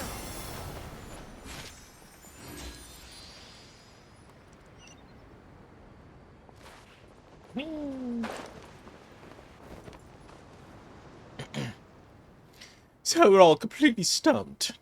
How come you're all here? Looks like looks like I'm here now too.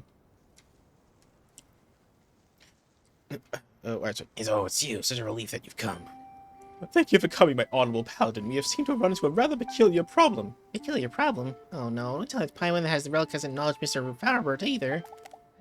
If the problem was only that I hadn't been acknowledged as guardian, it would actually be simpler.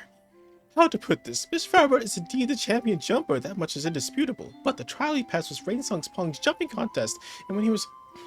Sorry?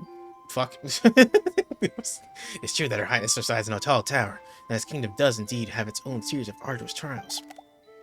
But she clearly hasn't been trapped, much less needs me to jump up to rescue her. Those trials, no matter how good I was at jumping, I'd never be able to pass them. They just aren't designed for paper frogs. On paper, you seem like the perfect candidate, but the details just didn't work out. What are we to do if we can't complete our calling? You keep talking about this calling of yours and Faubert mentioned it too. What exactly is it? If you hadn't found the guardian the princess you're looking for, why don't you just keep looking? Even if you don't find them right this instant, it's not like this place is gonna vanish into thin air. Our kingdom exists for his calling. It's the only way we can save it. That quest, the resident of Rainsong Pond, have sacrificed so much and continue to sacrifice for that princess who's nowhere to be found. Generation after generation, the champions have quietly asked away. All memory of their deeds fading away into oblivion. Mr. Hurl has spoken of these break-ones before, weighed down by the burden of unrealized ambition. They are left with no other choice but to end their days in obscurity, such as a fate crueler than the fall of a kingdom. Faubert, we talked about this before. You said you were going to reconsider, and now... We must have faith in our champion. Our champion will not back down. If we were perched on a lotus leaf and suddenly found ourselves drifting way in the current, I would do my best to make sure it didn't capsize in the middle of the river.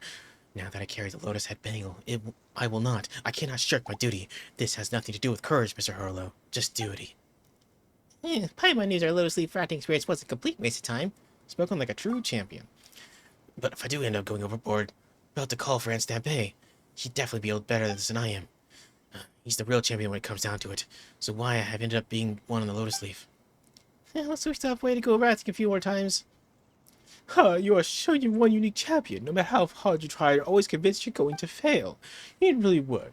After all, not only did you come here entirely of your own accord, but you had the courage to shoulder great responsibility. You were brave enough to make a choice and boldly follow through with it. At least in my eyes, you are no less than any flying squirrel. Your Highness, thank you for your praise, and just for your trust. Besides, I'm already on this lotus leaf, so I can't get off now anyway. Well, now that we have the backing of so many strong fighters, I think it's high time we headed to the Cave of Eerie Murmurs to see what lurks in its depths. Suborn, Savage, there's no use trying to stop me. After all, you have never even succeeded in holding me back. Come on, lighten up. This is the last clue you need to save the kingdom. But not a single princess that's gone in the Cave of Eerie Murmurs has ever come down again. If there's nothing in the Cave of Eerie Murmurs, what does it matter whether I return or not? But on the other hand, if there really is a clue to the salvation of the kingdom in there, then even if I were to be trapped inside, that wouldn't be much a bad thing, wouldn't it? And what kind of place is the Cave of Eerie Murmurs anyway? And why does your Highness sound so serious? Oh, it's nothing out of the ordinary. Simply put, it's where those princesses of past kingdoms search for the answer. But even until the day the kingdoms vanish suddenly, those princesses were never seen again. Huh? By never seen again, surely you don't mean... The cave swallowed them alive? Disappeared too? There isn't a single flying squirrel that knows, but we'll find out soon enough. To be safe, I'll bring the relic along with us. Who knows, it might just come in handy. Alright everyone, let's go. Given that one of you is an expert flyer and the other is a champion jumper, I trust you'll both be able to keep up with me? Alright, later. Later, Gator. Oh, Her Highness has flown off already. Let's catch up, Utana. You got it.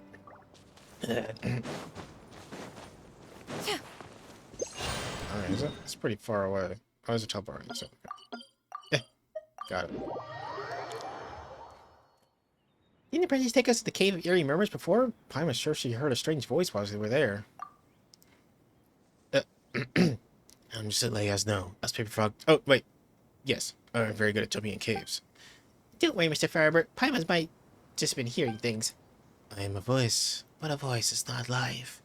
Interaction is only born of contradictions, and only interaction is dialogue. And there it is again. Not fear, these voices will not harm us. They are simply lamenting their own past. Lamenting the past? Are these the princess's voices? To be precise, both princesses and princes. What they have common is they are all voices from fallen kingdoms. They came in search of answers, but found nothing. All they could do was stay and lament their fate in vain. You know this well. You know this place well. You must have come here many times before. You show great intuition, as one would expect of a paladin. That is correct. I have come here often since my accession. After all, compared to all those princesses and princes from the past, there's nothing special about me at all. It was wishful thinking that need for me to have imagined that a miracle might suddenly happen and that I'd find our true guardian just like that. But for the sake of my kingdom, I had to keep searching for a way to fulfill my calling, and I could not simply stand by and watch it fade away.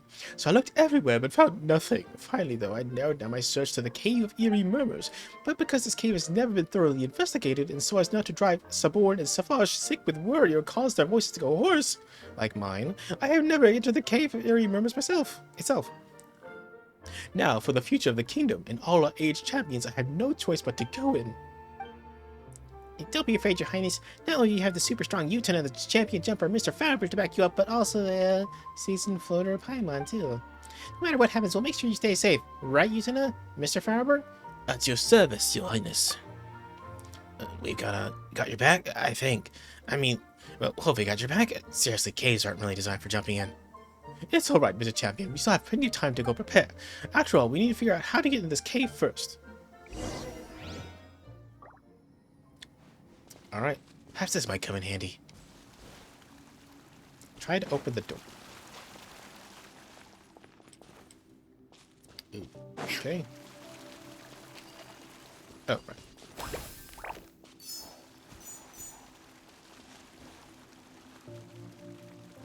Oh, I see.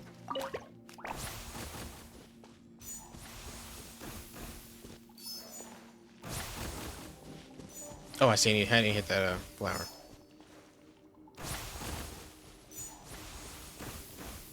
Hmm? Why is that? Oh, right. Okay, there we go. The door opened? Come, everyone. Let us enter.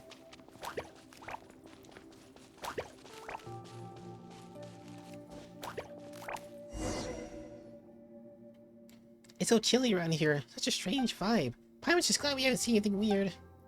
Wait a sec. What's that carved on the wall over there? It looks like a story. What's it about? After setting up the trial herself, the princess awaited a guardian within the kingdom. I think I recall the story from the kingdom's records. And the legend is said that despite the passing of much time, still there came no sign of a guardian, and it seemed that the kingdom's resources would soon run dry. The princess, whose name was Saoya, therefore made a decision. She let the kingdom's people fall into a deep slumber and sealed off all land except for the tower, where she alone remained to wait the coming of a guardian. What became of this princess? The guardian that she awaited never came, and in the end she said to have come to the Cave of Eerie Murmurs alone, and vanished from the world without a trace. It is true that this princess showed great courage, but I cannot say that I agree with her approach. As I see it, by deciding to simply wait there while the people slept in blissful ignorance, she consigned her kingdom to an unknown fate. Instead, she should have taken the initiative by calling upon her people to unite as one, seeking out the guardian together. If she had done this, even if all the efforts had turned out to be vain, at least she would have known that she had done all she could. Just as the last line of the story says, stories follow rules, unfolding in cyclical patterns, but each should follow its own course. Your Highness, it hasn't come to that yet. Yeah, come on, there's still hope. And who knows, there might be some super important clues left for us to find. Forgive me, I seem to have gotten a little carried away. Anyway, let's keep searching. Let's looking around. It seems like we haven't completed the trials of the Cave of Eerie Murmurs just yet. Being in the Cave of Eerie Murmurs feels completely different how... Stand your guard, everyone. Let's proceed slowly. Oh, there's more text here. The irritating thing is that both are reasonable and obvious. Okay. System for saying goodbye. It's so glaringly obvious. Skyward! Scatter!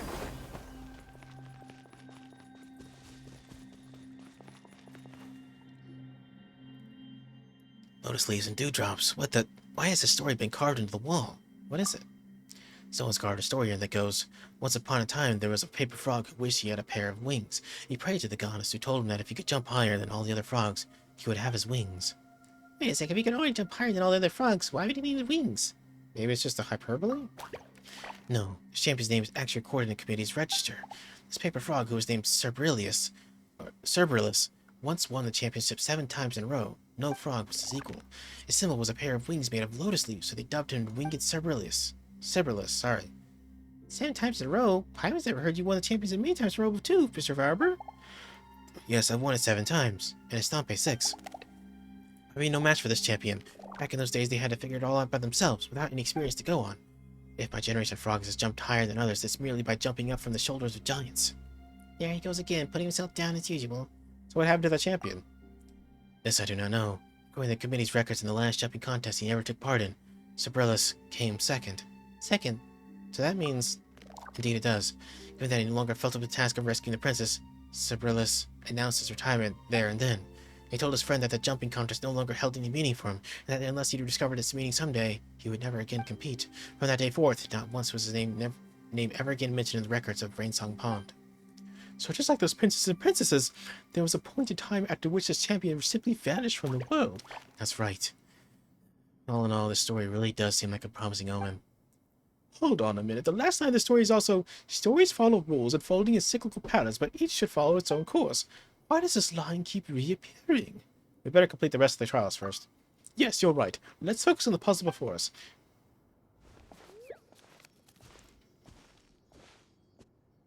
I wonder where it will lead us in the end. What's all this in here?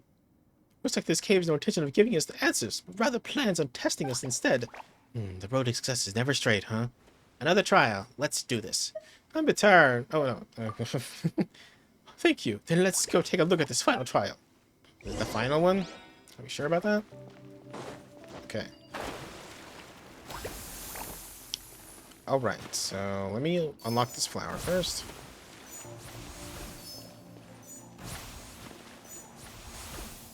What about this thing here? Does that do anything? No.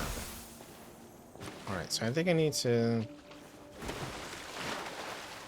I think I start here. No. I'm gonna start in the water, actually. There we go. Whee! Oh, and then I get on top of this. Okay. Okay. Oh, I did it wrong.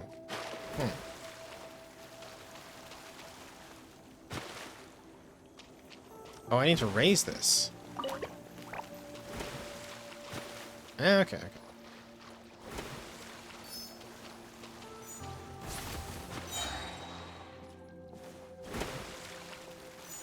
Looks like I can make a great team, Mr. Champion, my honorable paladin. I'm just glad to drag you all down. Huh? When did these candles light up? Weird. Hey, that must have been the pass the trial, huh? That went all pretty smoothly. Who's queen of trials now? That's right. This gal. You're in such good shape. If only I was talented as you are.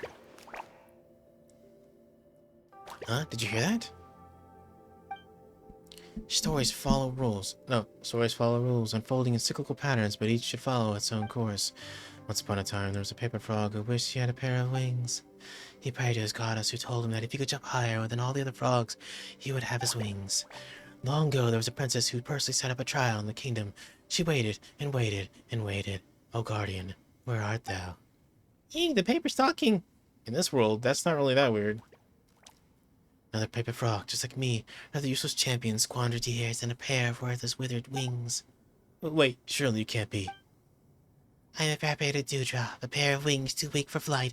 The name's Cerberus is no longer the one I'm fit to bear. It is a great honor to meet you, Your Highness, Princess Sayoya. It is an honor to meet you too, Your Highness. You had another stranger, another princess. So Paimon's guessing their champion and princess mentioned in the story on the wall. They just look like 2 manuscripts. It is an honor to meet you both. You have resided in this cave for a long time now, so you should know why we are here. Your Highness, you have found the answer you're looking for. Where is the guardian we are looking for? Great champion, where is the princess that us paper frogs are supposed to save? You should go back. There are no answers here. Only question after question. No river awaits, and lotus leaves do not exist for us. The pond has never been seen victories for Laurel, nor Princess. Story follow rules, unfolding in cyclical patterns, such a futile expectation. When will the cycle end? Keep waiting, keep waiting. There are no answers here, only question after question. The pen that wrote these words and are lighted back up on the stage, yet the ink of fate has dried up. Neither the guard nor the period that marks the end shall appear, thus it has always been, till now. But each should follow its own course. This is Destiny's inexplicable hope.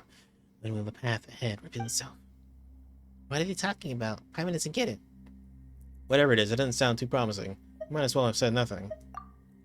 Huh? But why? No river awaits. Little sleeves do not exist for us. That makes it sound like Rainsong Pond is already... Neither the guardian nor the period that marks the end shall appear. Anyway, we shouldn't jump to conclusions too soon. We haven't yet completed the trial yet. Alright, giving up before the contest is even, it seems like the bad etiquette indeed. Let's take care of the trials first. I think this was the final trial. Yeah, let's stay positive. Maybe there'll be a pleasant surprise waiting for us. How many final trials are in this damn place? Alright.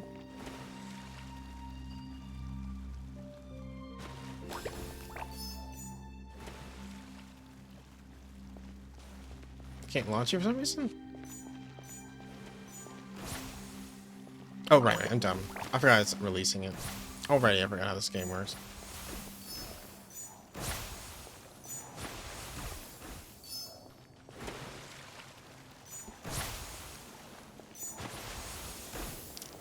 Okay. So let's actually start... Where do I start this?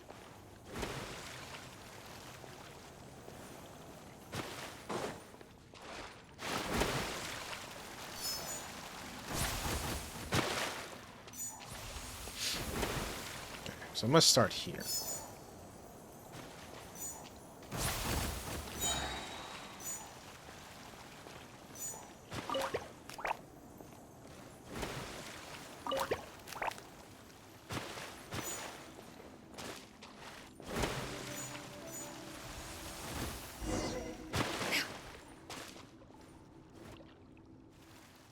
Well, it seems like we passed all the trials, right? We passed the trials, but nothing seems to have happened.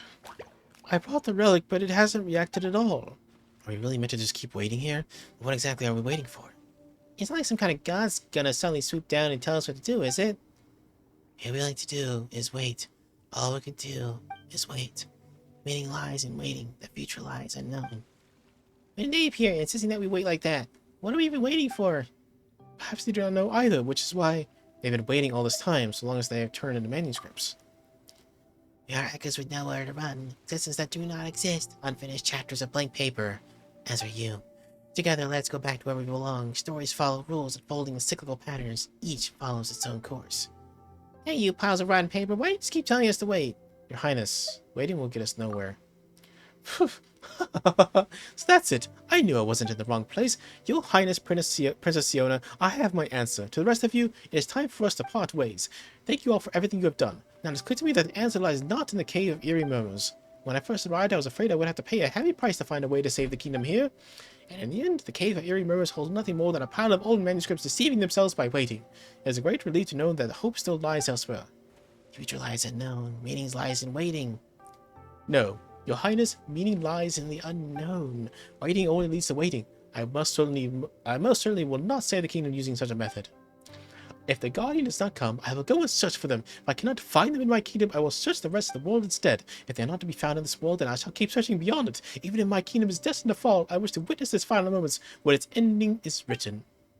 Such blindness, such impetuosity, such frivolity, such ignorance, such superficiality, such impatience.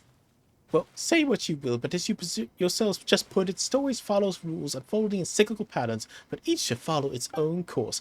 If your path lies here in endless waiting, then mine lies instead on the road ahead. Can I say something?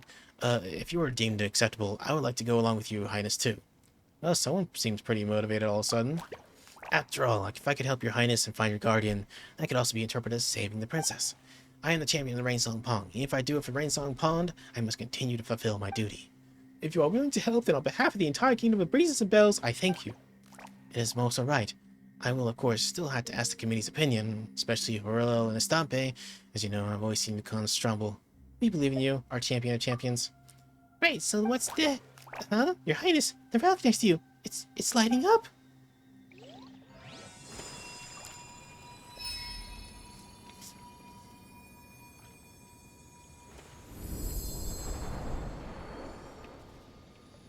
Whoa.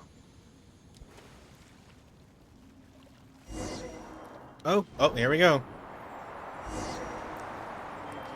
You started flying just like that, huh? How come the relic suddenly lit up? So that's what each should follow its own course meant. Your Highness seems to have figured something out that Paimon hasn't. Sounds like to me we're saying we need first find a lotus leaf of our own, then drift along in its downriver. But has the owner of the relic ever considered what to do if we fell into the water en route? We just had to climb back out again and prove our courage by overcoming adversity, just like you did in the past. Did I? Thank you for your kindness, Your Highness, but I believe all I proved was that I'm not made for competing. Her Highness! It's Her Highness! Hello! Look, Her Highness is flying alongside a bunch of people and frogs. You think she's found the Guardian? Look, our relic is shining up ahead. Our Guardian is coming. That's wonderful news. We can finally fly around without having to worry.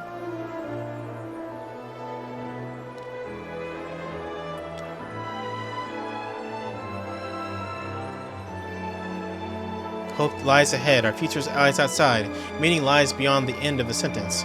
Courage lies in dialogue, survival in returning, meaning in seeking.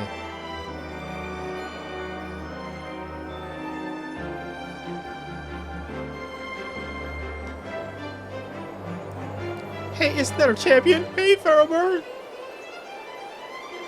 Thoroughbird is flying! He's incredible! Look over here, Mr. Champion! Give us a wave with your champion feet!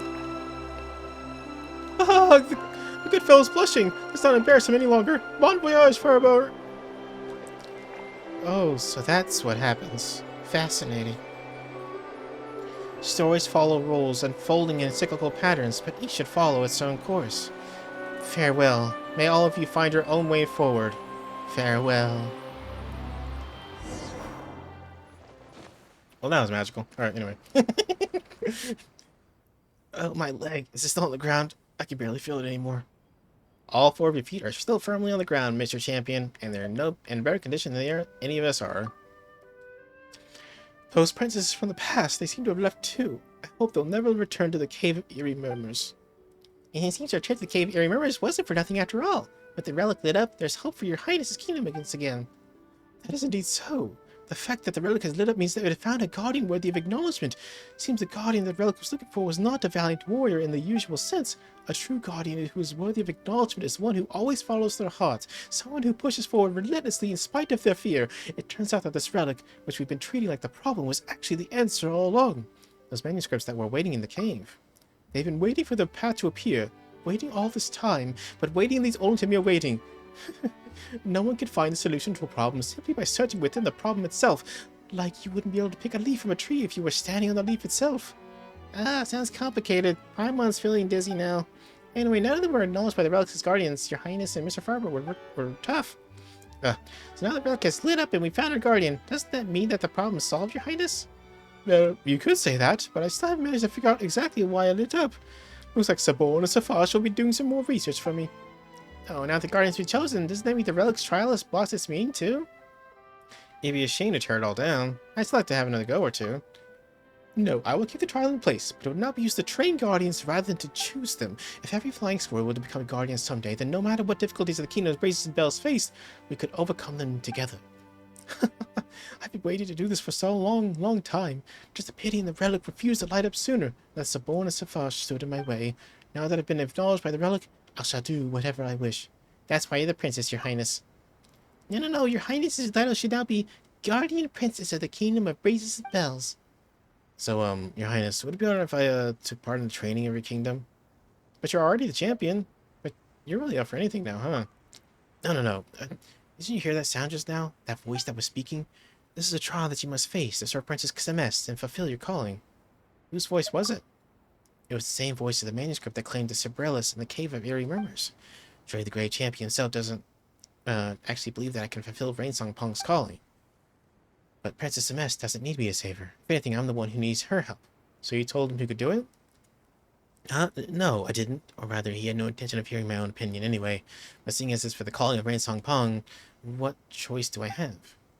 You're saying that you would like to undergo the trial, then of course you're welcome to. I couldn't be more delighted to hear that the champion of Rainsong Pong is willing to serve in my kingdom. Besides, I had plans to travel far away in the future, and I was actually just about to invite you to come along with me. After all, there are bound to be places in this world where the wind doesn't blow. When the time comes, we'll have to rely on those champion legs of yours. Really? Then I'll try my best not to make any mistakes, though I've never tried jumping with anyone riding on my back before. Then you'll have to train harder from now on, and the two of you, thank you for all your help you've given me in my kingdom. Though there are still many mysteries yet to be solved, why did we need to find a guardian? Why would the kingdom fall into decay by itself? And why would Rainsong Pong have such a calling? But at last the kingdom has been saved, so now I have more time to contemplate these questions. Don't you think these manuscripts in the cave area members seem to be related to a story we've heard before? The legend that Nilu told us about, the goddess of fate who used ink to compose her stories. Do you know something about all this? Well, it's a long, complicated... Well, actually, it's not that long, complicated story. You tell Princess Celeste and Flower about the story of the Goddess of Fate. So basically, everything we've been through is a story written by the Goddess of Fate. Alright, now we've come to become characters in a story, but seeing as the Goddess wrote us in, why didn't she give us an ending? First those poor souls in the cave, and now us. Ugh, we've all been through so much. So much, so that must mean that the Goddess of Fate who came with that line, stories follow rules unfolding in cyclical patterns, but each should follow its own course. I need some time to think about these matters more deeply. My loyal paladin, please take these gifts as a token of my gratitude. These were the only treasures I brought with me. If you have the time, please come back to visit the Kingdom Breezes and Bells again. I believe that you may have some questions for me. But first I must rest. Well, and think hard. I'm feeling lightheaded. Oh my god, that's... These could be salvaged for parts. That was a lot. That was a lot of voices there. Okay, let's continue your story. God's sakes.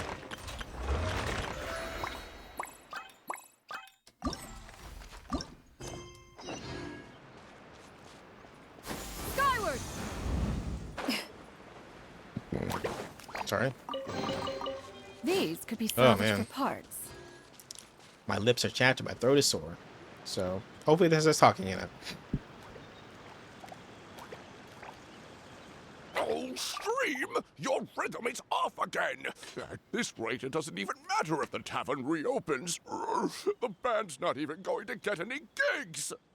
I'm sorry. Hello there.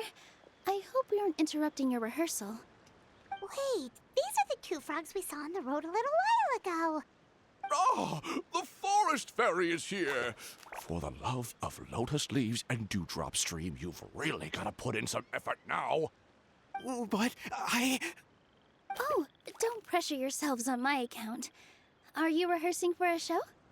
Sure are. You see, our group regularly performs for guests at the tavern. We've been out of work for quite some time, with the closure and all, but after hearing of the fairy's arrival yesterday, we figured we needed to get in performance shape right away. I understand how you feel. Back at the Grand Bazaar, Zubair Theater's always busy with rehearsals too. The Grand Bazaar? Do people there sing on lotus leaves as well? Yeah, they do. And it's a really big one. You're the conductor of your group, aren't you? You remind me of Mr. Zubair. Ah, then he must be an ambitious director. One who would do anything to avoid disappointing a single member of the audience. It's just... Is there anything we can do to help you, Mr. Stream? oh no, my problems are mine and mine alone. It's just after the tavern closed, I somehow forgot how to sing. I'm always a few beats behind everyone else, and I keep singing out of key. You were our trump card, our best singer by a mile. I know, but So he is a victim of the fading disorder too? Don't be sad, Mr. Stream. Whenever I've forgotten important dance steps in the past, my friends at the Grand Bazaar always stick by my side to encourage me. They smile and patiently tell me everything's going to be okay. Then they play the melody for me over and over until the steps finally come back to me. Now it's our turn to help you. We just need to help you remember how to sing, right? The Traveler's got a great sense of rhythm. We can help keep you in time. Well, what do you say, Stream? I think it's a great idea. Just focus on the lyrics, and the fairy's friends will help you stay on beat. Are you sure? This is really asking a lot. Don't worry about it, Mr. Stream. It'll all be worth it when the tavern reopens and we finally have the chance to hear your marvelous singing voice. All right, then. Thank you so much, everyone. I'll give it my best shot.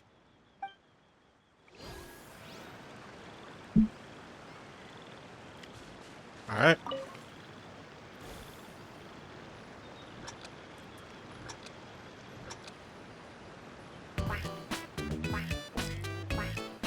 Excellent! Perfectly in time.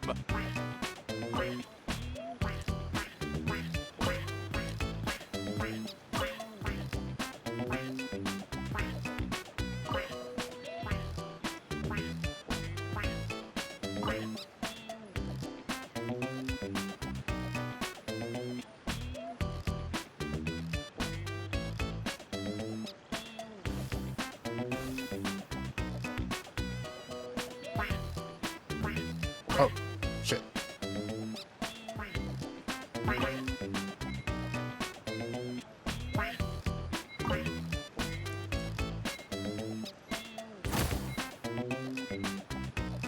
guess I did it. Nice. That first one was fucked up, though. I'm getting the hang of it again. Goddesses above, this better stick when it comes to the performance. Just do it exactly like how we rehearsed. Thank you, everyone. Thanks to you, my voice is once again as clear as a flowing stream. Glad to hear that you're feeling better, Mr. Stream. It's also about time for us to go to our next destination. Mm-hmm. We'll be looking forward to your performance at the tavern. Oh. Traveler, Paimon, we should make our way to the next location. Salvage for parts.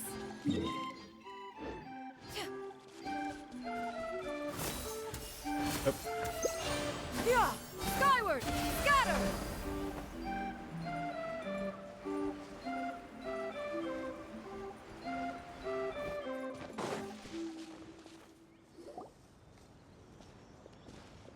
Look, the forest fairy is here, and she brought her companions.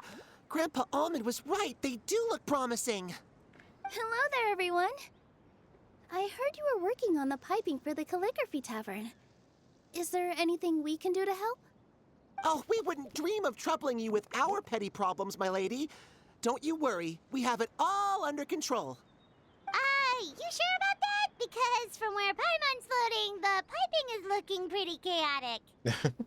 Yes. We have my careless friend to thank for that. He promised we could leave the pipe connecting to him, and, well, the results speak for themselves. Hey, I just wanted to inspect each pipe. This is the network the magic tonic has to flow through. I was just trying to be thorough. So I disassembled the whole thing. Yeah, and now you've forgotten how to put the thing back together. Have you been eating too many nuts again? Because you are what you eat. Please don't fight. I know everyone wants the tavern to reopen as soon as possible so that the forest can return to normal. So, why don't you let us help out? Yeah, we're here anyway, so we might as well be helpful. We just need to reassemble these pipes, right? Well, if you're offering... Basically, the pipes need to be connected properly to allow the magic tonic to flow through. If you put the wrong pipe in the wrong place, the tonic will get stuck halfway. Attention to detail is key. Says the guy who messed up the whole thing in the first place.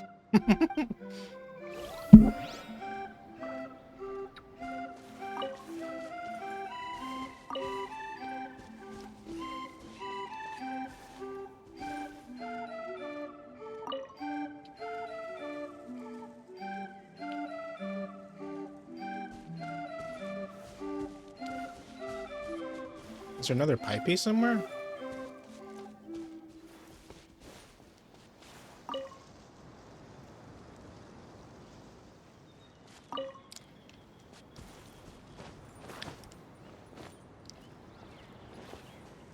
Oh, I see. Okay. I have to change it halfway through.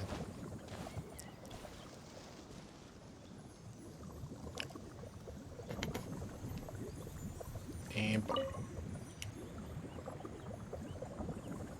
Ba-ba-da-ba-ba-ba-ba-ba.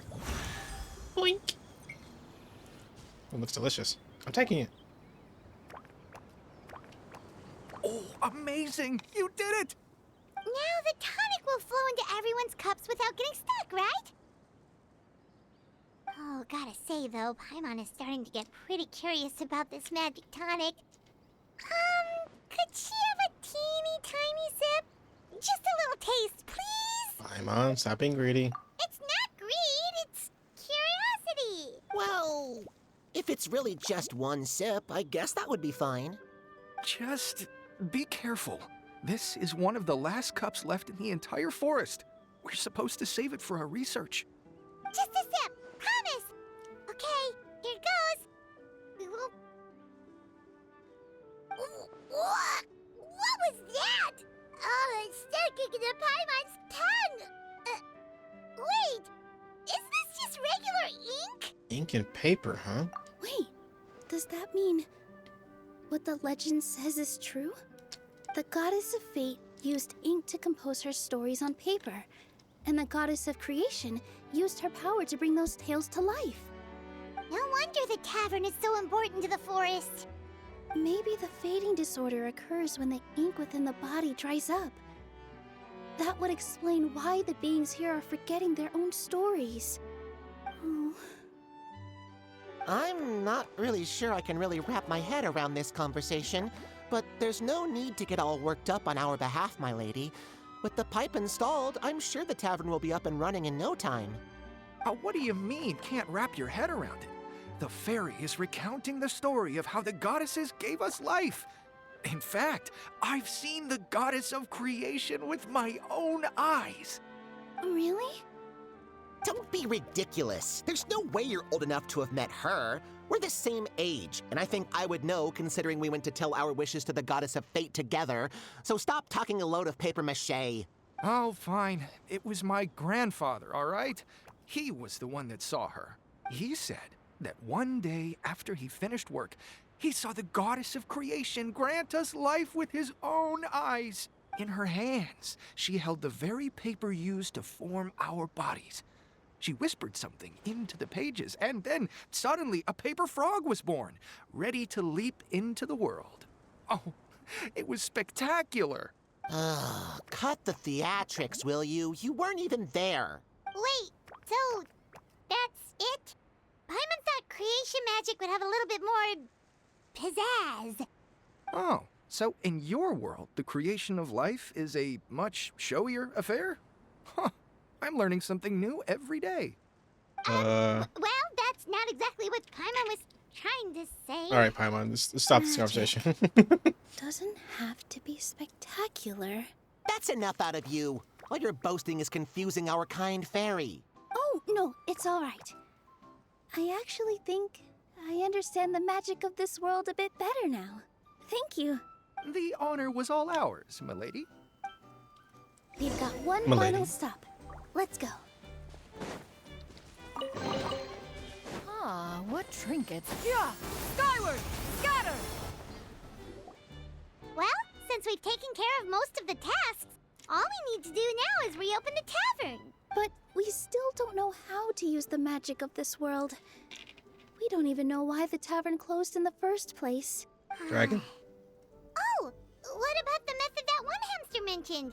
You should try it, Nilu. You mean the creation magic his grandfather saw outside the Hut of Blessings? I wonder. How exactly did the goddess of creation give them life? Maybe you don't need to understand it. Just give it a try. Everyone here calls you the Forest Fairy. Maybe you have the magic powers already and you just don't know it. In other words, this forest is a stage. And all I need to do is step out into the spotlight? Sounds just like a fairy tale. Well, we are surrounded by talking origami animals and magic potions after all. Almost seems like anything's possible in this place. You're right, Paimon. We won't know anything unless we try. In that case, let's see. Nilo takes out a page from a book and it folds into the shape of a hamster. This is how Are you do fucking it, kidding me? right? I think I got the folds right. You think? Oh, your origami skills are great! They're insane. I once saw one of our prop people making something similar. It looked really cool, so I took some time during my break to learn the basics. It's not a bad way to stave off sleepiness either. Well, how do you feel? Sense any, magical powers flowing through you? No. No? What are we missing? Aren't you supposed to say some magic words like abracadabra? Magic words? But how am I supposed to know what the goddess said to bring them to life? Have you guys not been paying attention? Even I am not paying attention. Doesn't matter what she said. Focus on what you want to say. Oh, good point! You're the forest fairy, Nilu! What do you want to say to the new resident of your domain?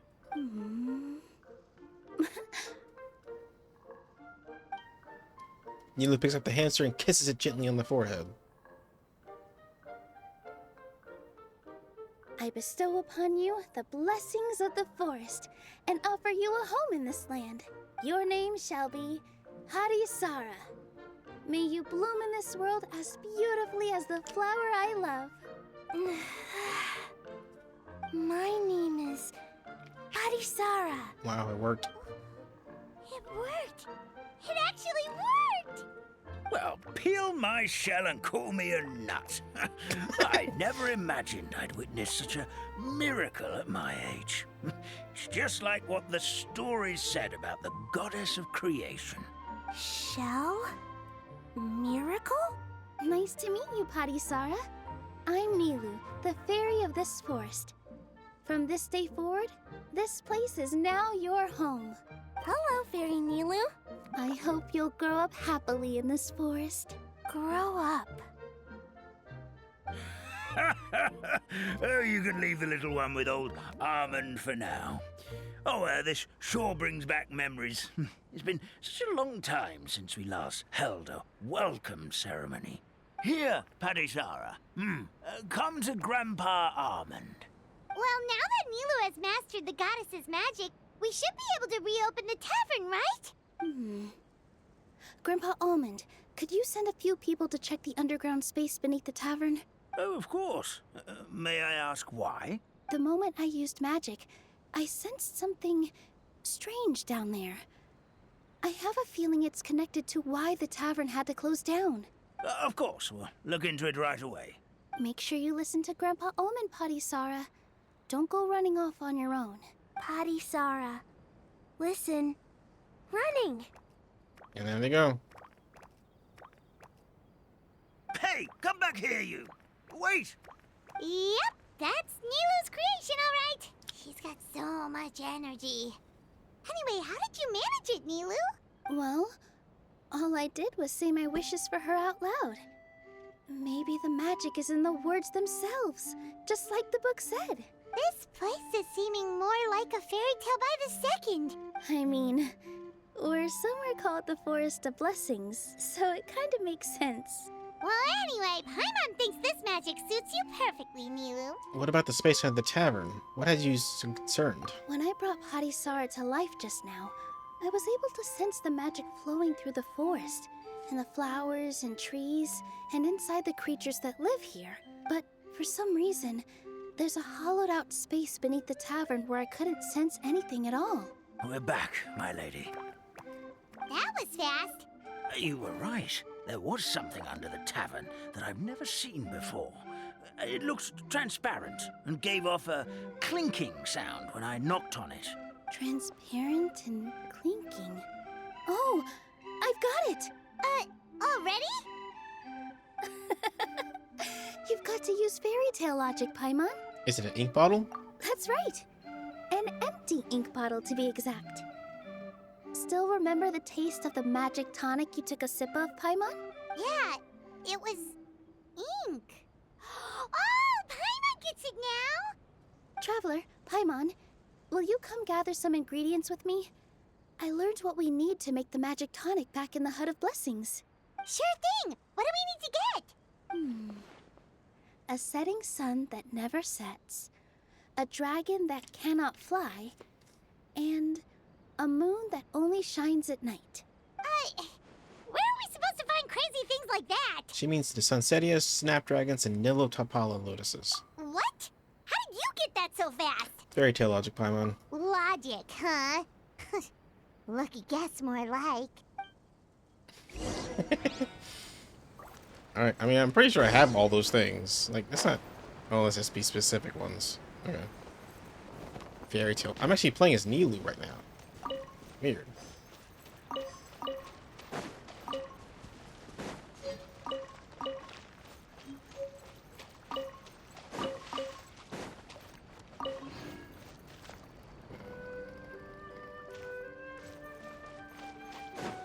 I guess the other ones are... Yep, okay.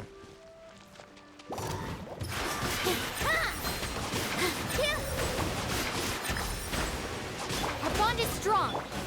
Scatter! Out of my way! Stray clouds converge!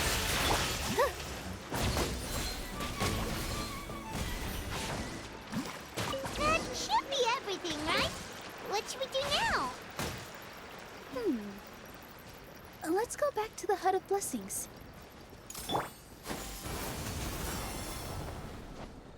Yeah! Skyward! Scatter! Give me just a second. I'm gonna go fetch an ink bottle from the other room. You got it. Why you do that? I'm gonna crack... Paimon doesn't get it. All the ingredients are super tasty, but somehow the final product turns into ink. Well, anyway, Paimon's not going anywhere near this stuff this time. Not even if you bribed her. Sorry to keep you waiting. That was Let's quick. see. Gee, that was so fast According to now. the book, first you do this, then this, and then... It's done! That's an ink bottle? The hell kind of ink bottle? Wow, magic sure makes everything super convenient. Yep. The magic of off-screen. What's up, Almond? Boink. Just pour it on him. Oh, he's becoming... Purple Yes, Almond. This is it. This is exactly the magic tonic we need. Grandpa Almond, could you take the concoction to the room underneath the tavern and place it next to the transparent bottle you found? I'll handle the rest. Of course. As you command, so it shall be done. I still get nervous at times like this. It's just like when you step on stage and you can tell that every single person's gaze is fixed right on you. Relax, Nilu. We're right here with you. Thanks, you two. You're welcome. I can't tell you how great it is to have you by my side. Almost makes me feel like I've been blessed by the goddess of fate, too. Let's go. We shouldn't keep everyone waiting.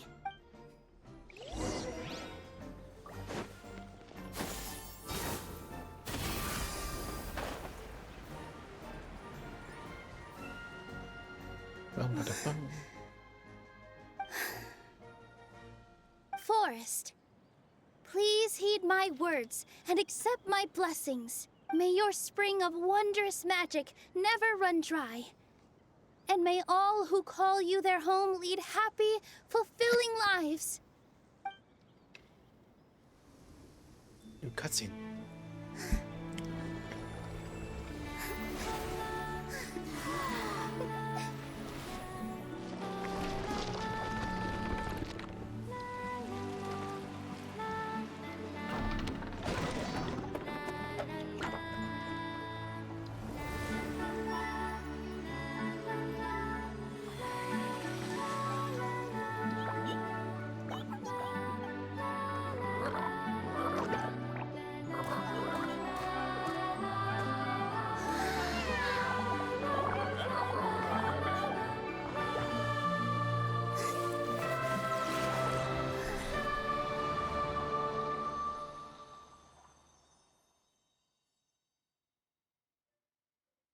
Awesome. Fairy Nilu is amazing. Wow, it's so pretty. What a beautiful tavern. Imagine matches the scenery of the forest perfectly. I was so surprised when it suddenly opened up like that. Just like a pop-up book. I remember now. I remember everything. It was me. I was the one who went to the top of Constellation Metropole and witnessed the goddess's prophecy. The hero who shall save this world will descend upon the cliff of prophecy. The hero, supported by their companions, shall restore peace to this world. So the prophecy really did have all the answers. You just forgot the first half.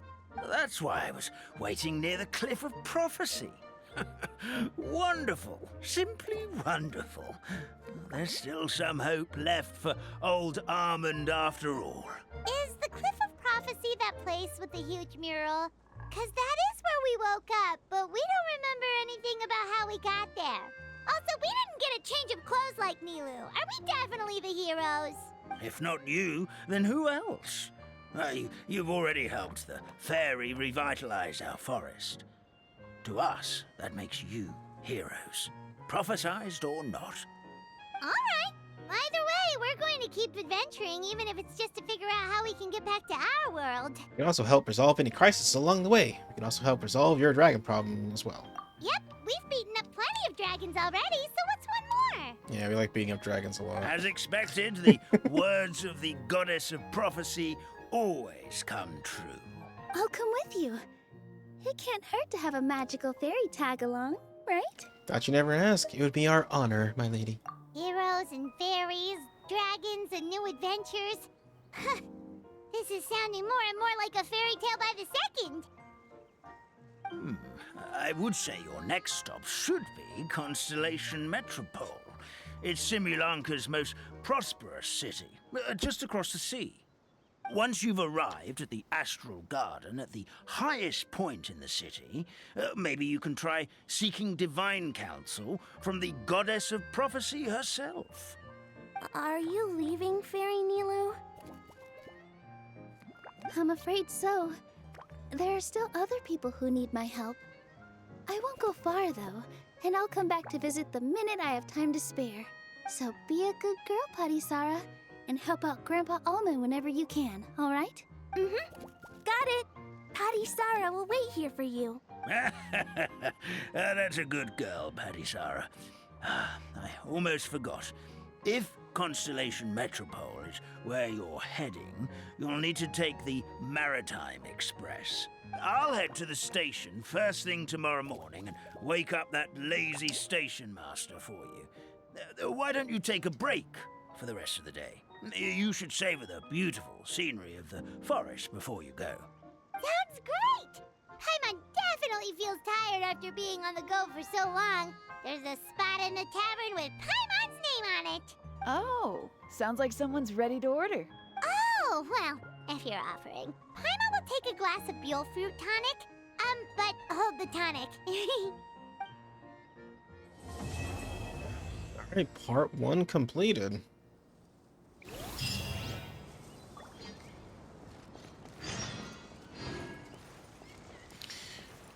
Let's go ahead and finish the rest of the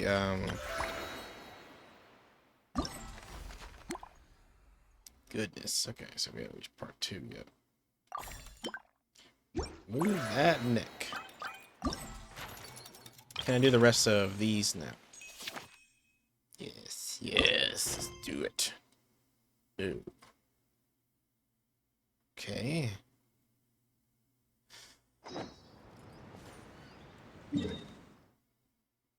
Can I do the other ones yet? What's this? Oh, the fabricator room. I want to teleport over here real quick. Let's see if it lets me do the other 2 challenges. Got her! Or they might just be in the next area. Oh yeah, no, man, yes. It failed. Okay. Alright, I guess I need to wait, so let's do that. Oh, I do that, I'm gonna claim all the shit I've been ignoring to claim.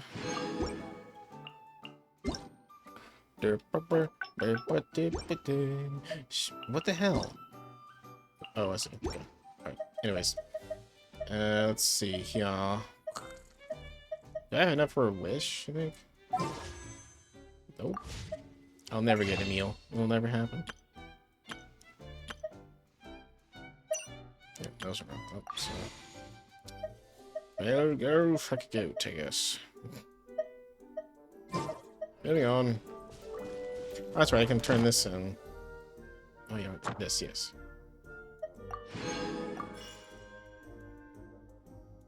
Yeah, might as well do this real quick. And suddenly we're out of the book. Oh, that was easy. Skyward! Scatter! I forgot we could just teleport to get out. Add astro. Thank you for Just give me the stuff, lady. No one has to get hurt.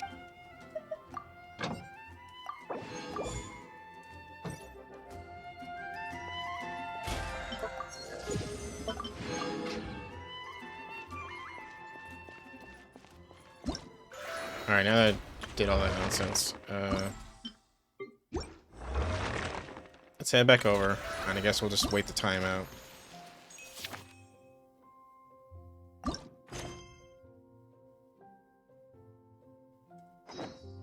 Wait, how do I teleport back there? Uh-oh. Oh, here we go. No, wait. Yep, Sri Lanka. There we go. Oh my god. I didn't realize how much more we have left to go. They made like a whole new continent in this freaking event. You gotta be shitting me up the ass. Alright. Let's do a rest real quick, and then we'll wait till 8 p.m. 8 a.m. the next day. Whoosh.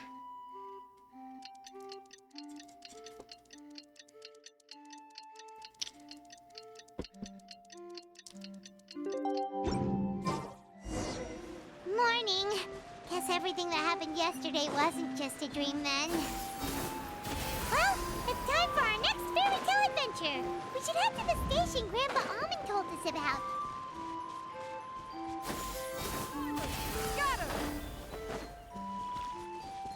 Or we could do this frog race.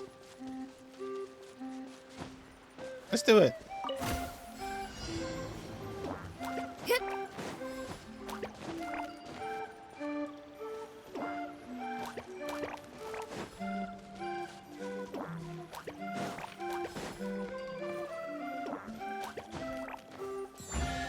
Nailed it, bitches. Alright. Perhaps one should invent some form of curio discernment mechanism.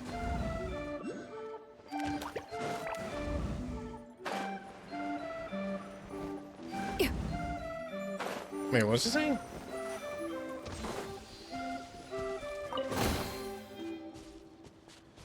You found me.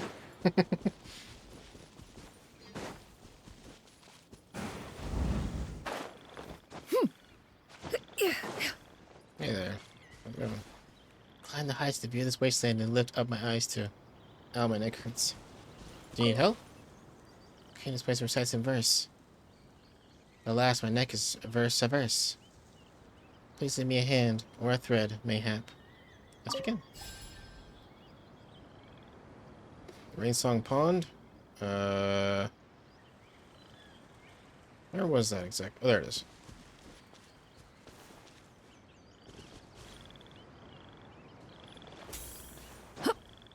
Did I do it right?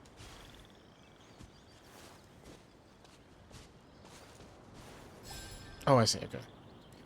Frogs rains upon croak and play, the joyous song chasing the rain and worries away. The pair speaks the keen breezes and bells.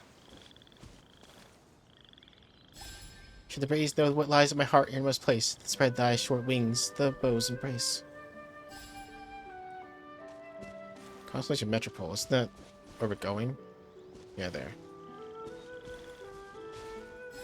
From whence does laughter peal? Look then to starry wheel.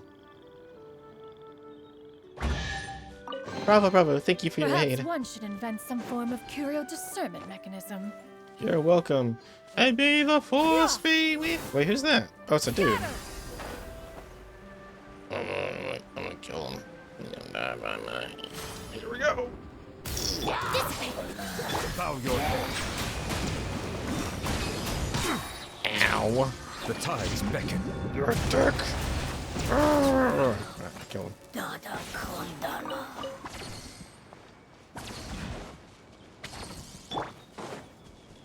Yeah. Skyward! Scatter!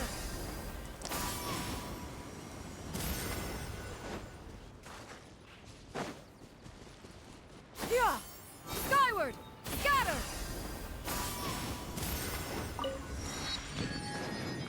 Okay.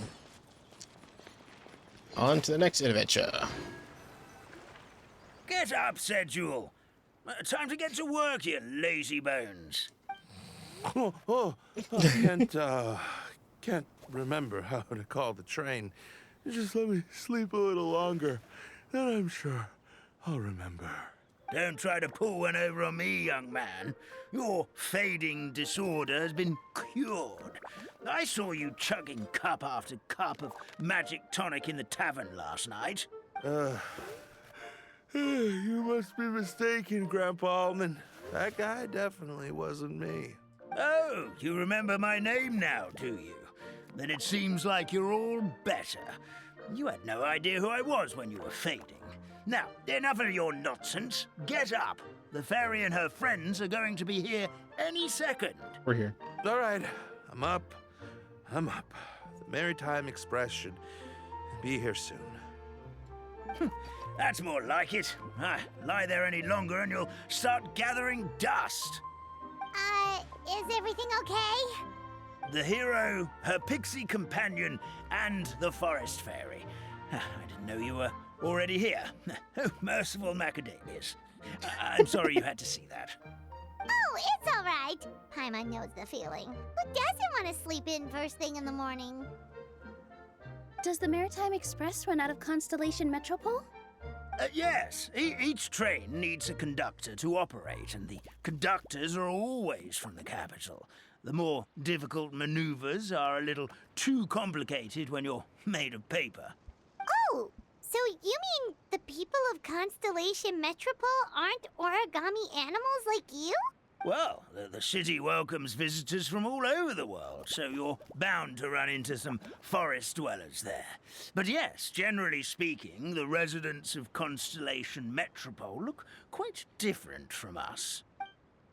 You'll see for yourself soon enough. Here comes the train. Oh my god, they're like weird doll people.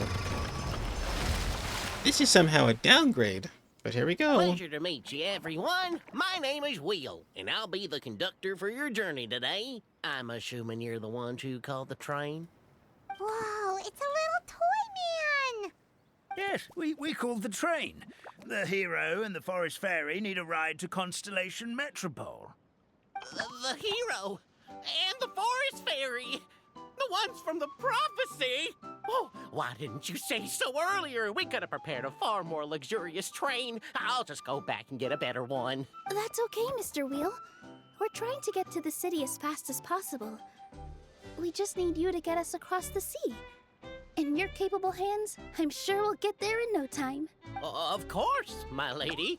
It would be an honor. I can do my southern accent for these guys. Sit anywhere you like. Hell yeah. A stunning view of Simulanka no matter where you're seated. Woo-wee, yeah. Oh, hell yeah. Shit. I don't know.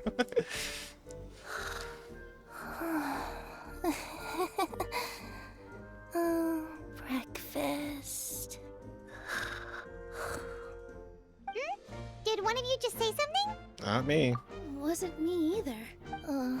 Breakfast. Oh, come back. Sounds like the voice is coming from inside the train. That's a kitty paw. Fish. Chicken drumsticks. Oh, gotcha. What's Kirara doing here? What? Eating her own tail, apparently. Alright, this is freaking Is cute. she a friend of yours? Oh, let Paimon introduce you. This is Kirara. She's... Oh, wait. Actually, maybe we should wake her up first. So noisy.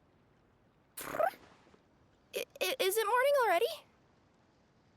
Good meowing. Oh, morning.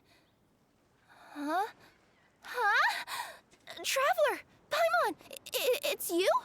Which means... Oh, thank goodness. It was all a dream after all. Oh, gotta hand it to my imagination. It all felt super real. There were these toy people, but they were alive and they could talk. Madam, sleeping overnight in the train car is prohibited.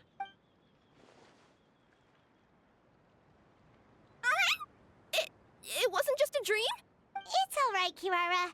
Apparently we're in a world called Simulanka. We got here yesterday, too. Simulanka? So, that's what it's called. I spent all day yesterday wandering around this one city. The toy people called it Constellation Metropole. I was trying to find a way to get back home. I was seriously starting to think I had gotten on the bad side of some great yokai and gotten swallowed whole. Ah, I take it you're Inazuman then, Miss Kirara? She sure is. But, Kirara here is kinda special. Let Paimon introduce you for real this time. Kirara is a Nekomata from Inazuma. She works as a courier for Komania Express. Huh, nice to meet you. I'm Nilu, a member of Zubair Theater.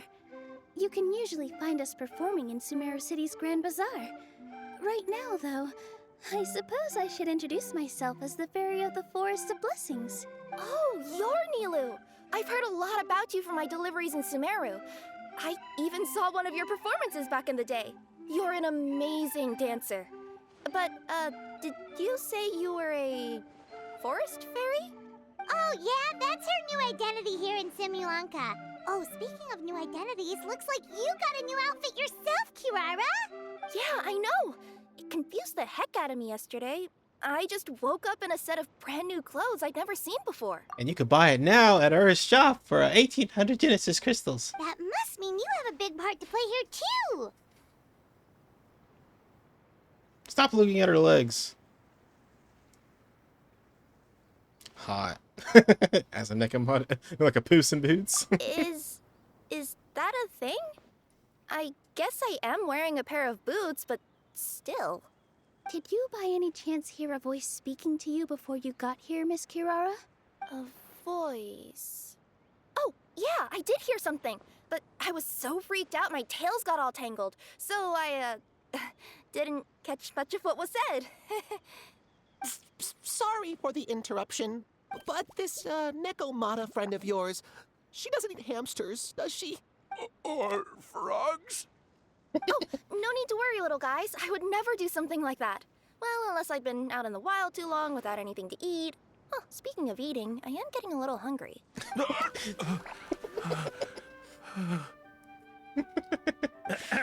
Where are your manners, everyone? This young lady is a trusted friend of our esteemed hero. Now, I know a fear of felines is etched into us with ink, but I'm certain Miss Nekomata in boots here means us no harm. Nice. It sure looks like you're keeping your distance, though, Grandpa Almond. You will have nothing to fear, I promise. I met some origami animals in Constellation Metropole yesterday, and I even made sure to retract my claws so I didn't hurt them by accident. Plus, you all look just about as tasty as the cardboard boxes I deliver. Not that I tried to eat you even if you did look tasty. Promised. Alright, not helping your case here. Please excuse us, Mom. It's just an unconscious reaction. Dear passengers, it's almost time for us to depart. Oh, yeah, that. Whoops. This turned into a pretty long conversation, didn't it? Yeah, they always do. Get on the train! You coming with us, Kirara? Mm-hmm. I'll ride with you to the next stop. There's a place near the Metropole that caught my eye yesterday, so I want to go explore it today. Then all that remains for me to say is, on behalf of the Forest of Blessings, thank you once again for all you've done for us. May the Goddess of Fate be with you and bless your journey. Madam Fairy, Miss Nekomata in boots, and our brave heroes. Please do visit us in the Forest of Blessings again, once peace has returned to this land. We will. We'll definitely meet again. Take care, Grandpa Almond. Page 2. They once walked the starry sky. Must have been a really big page. fit all that 2.5 hours of content I just went through.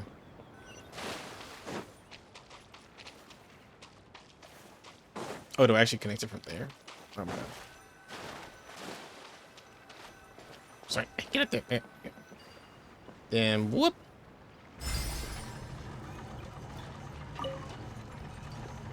Have a safe trip. Oh.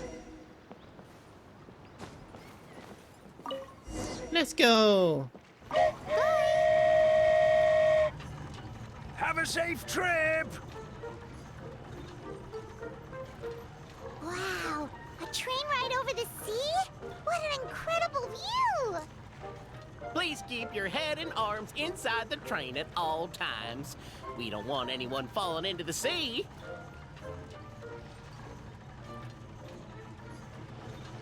There's a train coming the other way too! Hey! Now that the fading disorder is cured, I'm sure the forest will be a lively place again in no time. I gotta go explore that forest at some point. It looked so pretty from the train. I just hope they, won't be too scared of me. We'll be arriving at our destination shortly. Please prepare to disembark.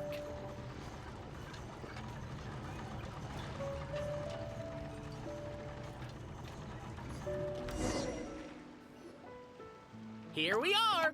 Constellation Metropole is right over there. It's a short walk from here to the Gear Sky Ladder, which will take you right to Metropole Square. And thank you again for choosing Maritime Express. Great! And thanks to you for a smooth and pleasant journey, Mr. Wheel.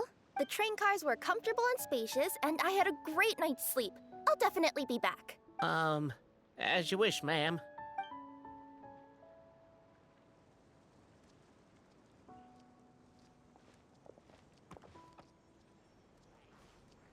Where should we go next?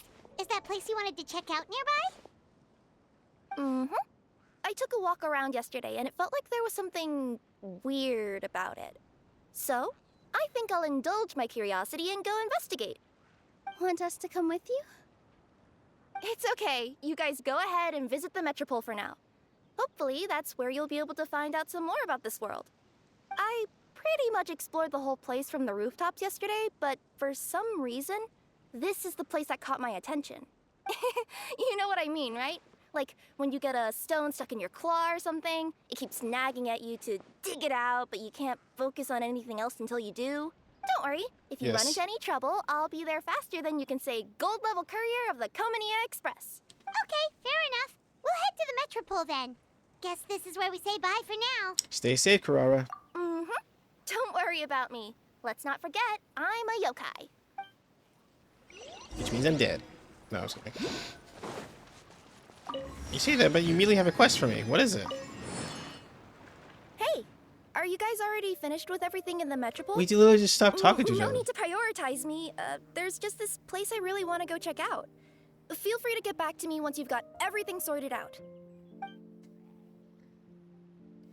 We're all good.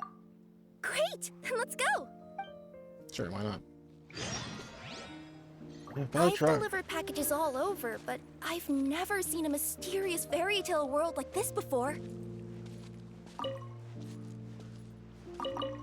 Looks like nobody has gotten around to repairing this house yet. Ugh, even I wouldn't dare to sleep in there. It might suddenly collapse in on you.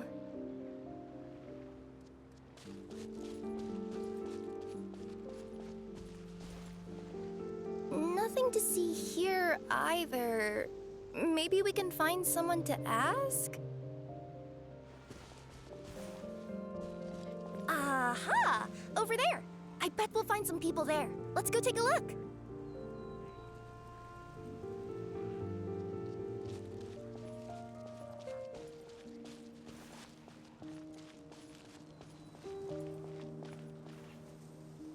Uh-huh. I was sure there'd be people here. There once was a goddess who ruled over fate. Before she died, she left 3 riddles for the kingdom she had created. What?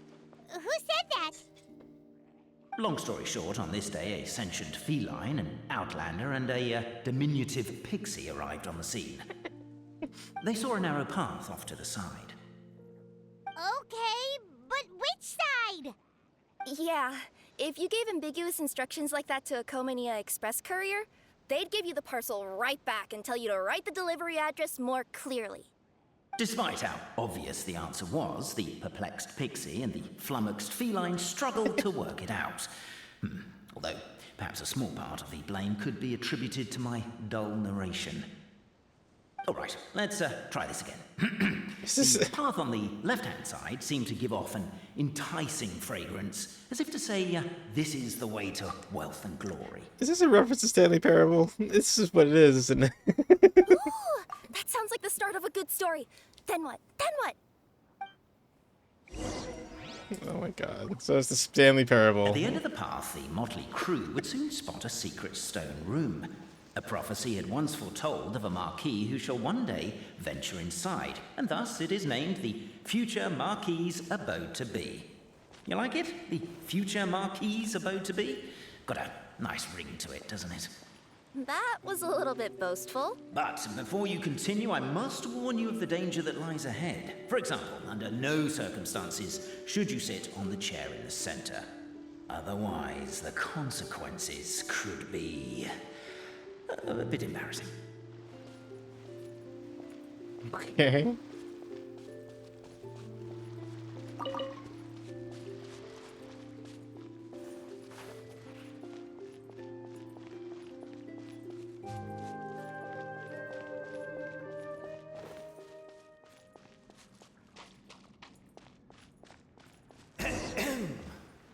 So many summers, winters, springs, and falls, and now at last a hero hither strides.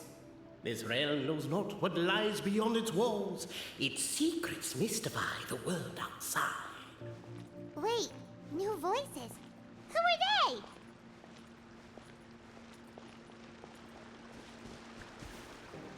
Yeah, skyward! Hold on.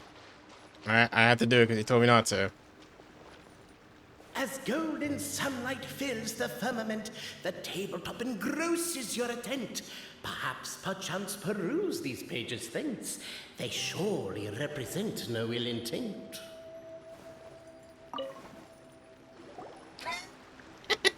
Stop the poem. We have a situation. Something's up with this person. Traveler?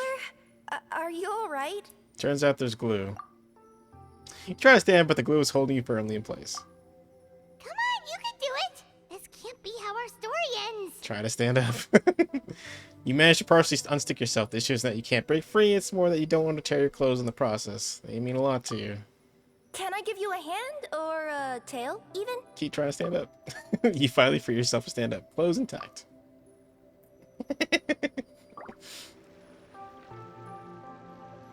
Oh, that was amusing. Okay. In the name of the elders of the three tribes, we hereby form this pact that from this day forth our people shall harm one another no more.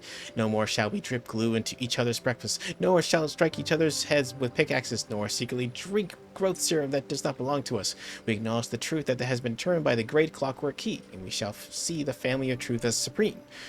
Three witnesses to history within the future Marquis's abode to be, quietly awaiting the Marquis of Carabas, who is foretold will pluck up the great clockwork key. Let this esteemed one guide us, revealing one truth and two fictions. Of course, since the highest house has not been selected, then we may yet not contend in private within permissible limits. But no more glue. It does far too much harm, and it is utterly inhumane. Captivated by the epic poetry and enthralled by the outstanding storytelling, the Outlanders knew what their next objective was.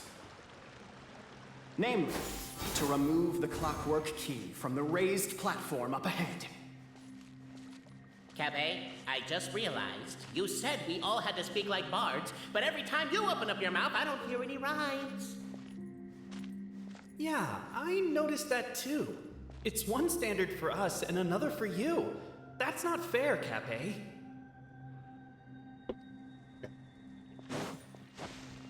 Strong as stone, firm as steel, the Outlander pulls, but it does not yield. This has happened many times before, but this time is different. A thought enters the Outlander's mind. Attack! Attack! First, weaken the structure, then seize the treasure!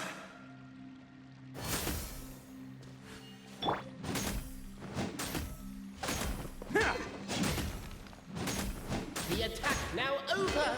Only one final step remains. Now it is the time to seize the key. Yes! Finally! Come on, move your butts and your legs, assuming they're still in working order. It's showtime! No hard feelings about your lack of poetic contributions? Oh, let it go! Yeah! Skyward! Ah! Welcome, esteemed and noble Outlander. Allow us to introduce ourselves. We represent the 3 great clans of this realm, having been selected as its authorized historical supervisors. Our purpose being to await the arrival of one such as yourselves who shall remove the clockwork key. My name is... You're Cape, he's Albizzi, and that's Bobarano, right? You've done so much talking that we can already tell you apart by your voices. Aren't we missing someone, though? The guy who led us here to begin with? Who? And thus was born the long-awaited Fellowship, destined to uncover the truth of the past. Allow me to quote, if I may, in the history of Constellation Metropole, a new page has begun. Him. Well, there's no 4th person, so which of you is the ventriloquist? Come on, out with it. We've never heard that voice before, but he sounds like he'd be good at reading bedtime stories to children. Well, whoever it is, I don't know and I don't care. Forget about him. We have far more important things to focus on, like where our journey goes from here. That key you hold is the pivot point about which the past and present of the Metropole revolve. However, between our 3 clans, there is some dispute over the historical record. Each clan has its own version of history, detailing the clan's origins and the tale of the dragon of old, and unfortunately, we don't know which one is the truth. Dragon? You mean the one that's been acting up recently? Oh, no, not that one, you adorable little pixie. When I say dragon of old... He means a dragon that would be really, really old if it was still with us today, but it was defeated in ancient times. The new one has nothing to do with our clan history. Was that supposed to be a joke? Anyway, so you've been waiting for someone to remove the key so you can finally explore the truth of the past? Not just explore it, but argue incessantly about it. Honestly, I don't care that much. Cape's the one who's always bothering us about it. What we need to figure out is who resolved the dragon crisis. We have to know that before we can decide which is the supreme clan. The moment you removed the key from where it was lodged, you became the honorary Marquis. We humbly beseech you, noble Outlander. Call me Utana. Noble Traveler Marquis, we ask you to help us. You and your talking Puss in Boots and the pale floating pixie. Puss in Boots? Are you serious? It's better than demon feline, but still. Embrace it, my friend, embrace it. Most cats don't wear boots or speak, do they? I totally do. I'm not even a cat, I'm a Nekomata. Now that you know the word, I expect you to use it. Please allow me to lead you all to a sacred memorial site. It will be much easier to explain what needs to be done once we are there. Okay. Cape leads the party to the so-called sacred memorial site. This place is sacred to my clan. It's where our brave forefathers once took up arms against the dragon of old. After a bitter battle that dragged on for many days and nights, finally, our forefathers fought the dragon into submission, and it fled. They took turns, though. Some forefathers worked the day shift, while others worked the night shift. So they worked shifts while the poor dragon had to work around the clock.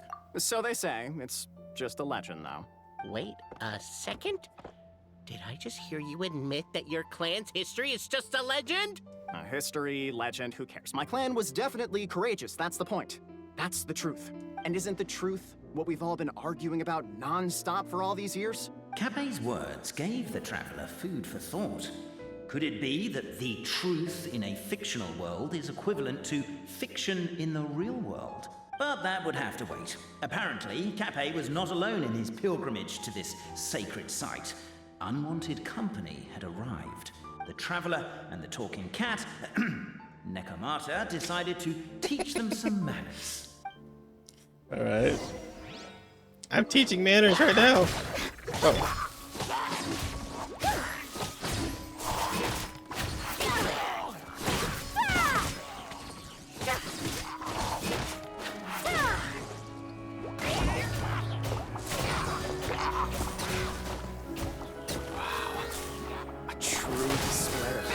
And valor. It was as if the spirits of my ancestors were fighting through me. The thought. Could be wrong, but maybe the Traveler Marquis is a lot more powerful than your ancestors. Well, technically, by saying that, aren't you implicitly acknowledging that my clan's history is, in fact, true?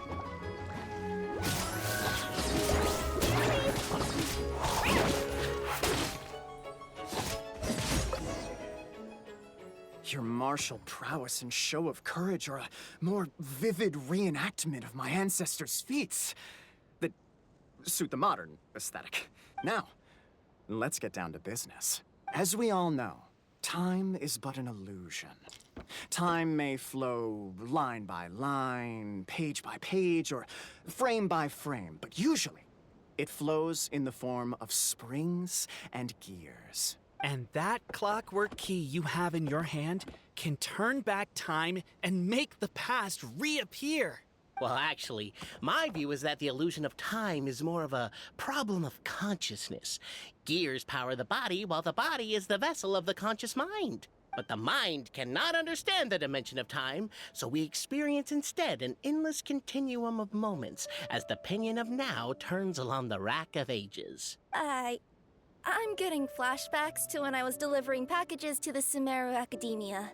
A teacher once asked Albizzi what his greatest fear was, and he replied, dragons. Boberano was asked the same question. He replied, time, and repeated the argument we just heard. The teacher then turned to Capet and posed the same question. He replied, Boberano. The manuscript that tells the truth of the historical record, the blueprint to all of creation, the work of the great mage themselves. It can be found at the beginning of the Girak, and on the very first page of the book. Paimon didn't follow all that, but basically, you're just saying that we need to put the key in and turn it all the way back? Exactly. It is said that in the beginning, the goddess of creation took the goddess of fate's manuscript as a blueprint, placed it under the goddess of prophecy's starry realm, and generated the world from a few magic arrays. So in a few moments, when the great clockwork key turns the local time here back to the very beginning, we will restore the magic arrays back to their original configurations. Hold on, isn't stealing part of the blueprint of creation a little dangerous? Also, how are we supposed to know the original configurations of the magic arrays? Well, the general shapes of the configurations have been passed down over the ages. They now form the family crests of each of our clans. So you'll just need to reference my family crest and join the dots accordingly.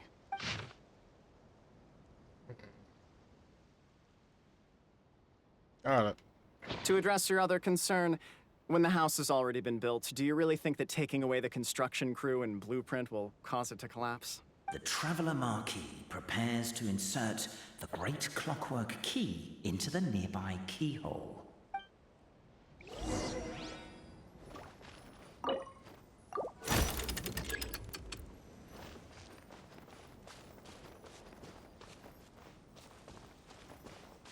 Okay, visit the view of the shape of Val.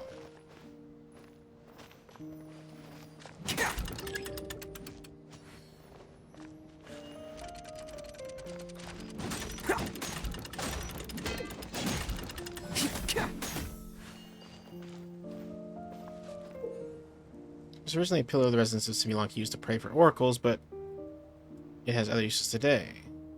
As you view the ring oracle pillar, the internet will merge, rest into magic thread will fly towards the oracle pillar next to you and connect to it. Unable to connect, you can attack the connected oracle. Just reset all the connection states. Okay.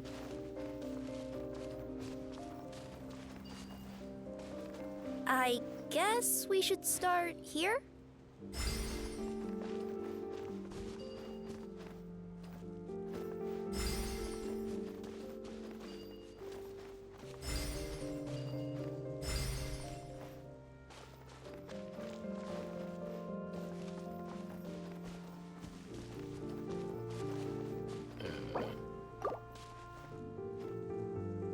Why don't you give it another try?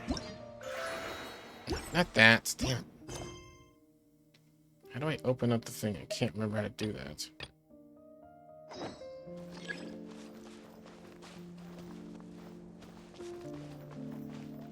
I don't know how to open up the picture. I've totally forgot how to do that. I know. I remember that. It was like. It doesn't start there though. It like started in the top left.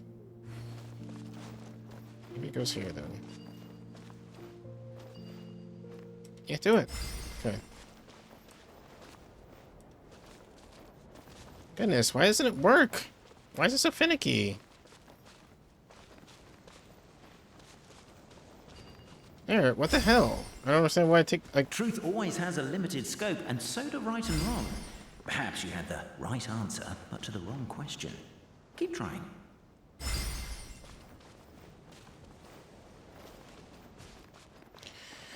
Oh my god, how do I open the quest picture again? I don't know how to do that.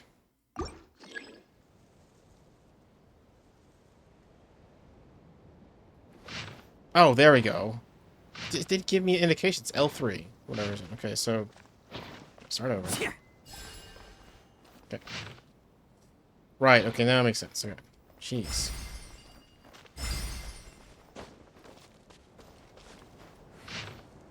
Yes, yes, yes. Do it. Why is it so finicky? God damn. Okay, where do I gotta press this thing? There we go. Ugh. Behold, the sacred writings that record the truth of... No, wait. That have shaped the truth of history. Gather round and let us bear witness.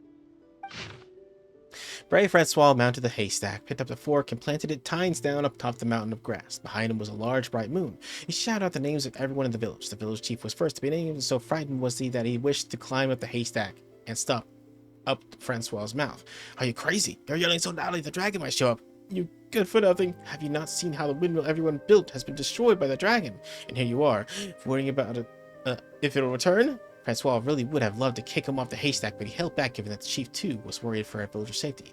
Francois saw through that nigh all the villagers had arrived, and so he cleared his throat. Dear neighbors and kin, do you still think that we must endure this? No, of course not. We cannot do anything about the dragon, said the grocer. Who said so? Did I not leap onto the neck from the windmill blades, stepping on it twice, and did it not fall down and flee? Perhaps everyone worked so hard to build the mill that was destroyed. Everyone's emotions became inflamed. Lifting their fists, they decided to take on the dragon. But Francois lifted his own hands and calmed the crowd. Let us go home for today, everyone. Everyone's present. Lack of self-preservation is not bravery, but rather wrath. If we yet desired to face danger after calming ourselves, only then we may truthfully call our sentiment valor. So everyone went home. The next day, we were still many youngsters who wished to follow Francois to take back the wicked dragon. Who would have known that the valiant possessed this protection of the goddess's radiant charter? Encountering the true valor, the dragon could neither spit fire nor slash with claws, and was forced to allow the other party to call pauses and switch personnel. And so, after several days and nights of fierce fighting, the wicked dragon could no longer bear it and chose to surrender. AA. Feast your eyes, rejoice, and cheer, for this is the unquestionable truth. Look at the signature. Nobody is capable of forging that. I don't believe it. So, all along, our histories have been false? Don't lose heart, Albizzi. It does not follow from his is true that ours are false. That might be the most bogus logic I've ever heard. But keep up the mental gymnastics, Boberano. I've been waiting for that look of jealousy on your face my whole life, and I'm gonna savor it. And yet, it seemed that this conundrum could indeed have more than one solution. Everyone agreed that there may be more than one truth. The party decided to visit the sacred sites of the other clans and see what their documents had to say. Isn't a narrator supposed to remain detached and objective? It feels like you're forcing a narrative agenda on us here. Oh, whatever. I'm in a good mood. Let's do it. The instructions say to repeat the process 3 times, and besides, I'm looking forward to watching you both be sorely disappointed. Let's do my clan next. I'll lead the way. We'll need the key again, right? Let me see if I can pull it out. Yoink!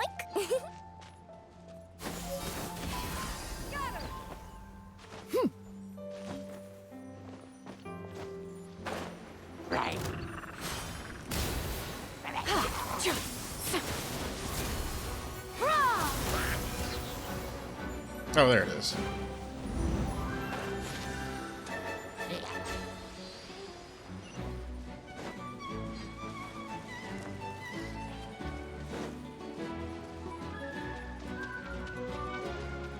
Yeah! Scatter! It's like inside the town. Okay, so I might as well progress into the town then. I guess I get it from there.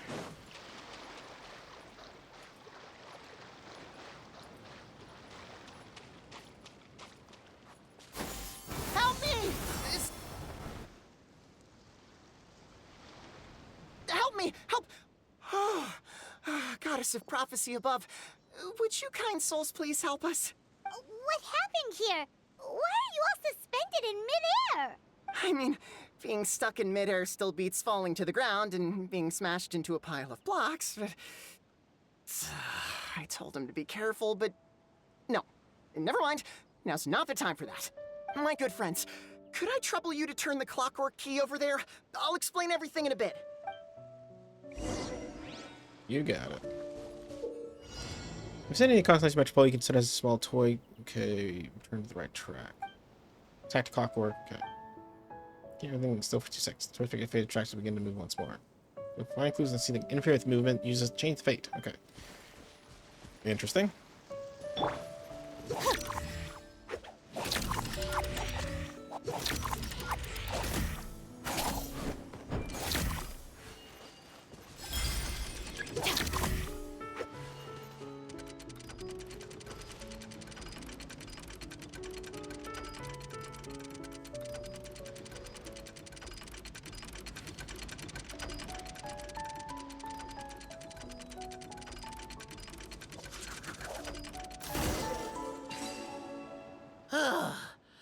Thank you.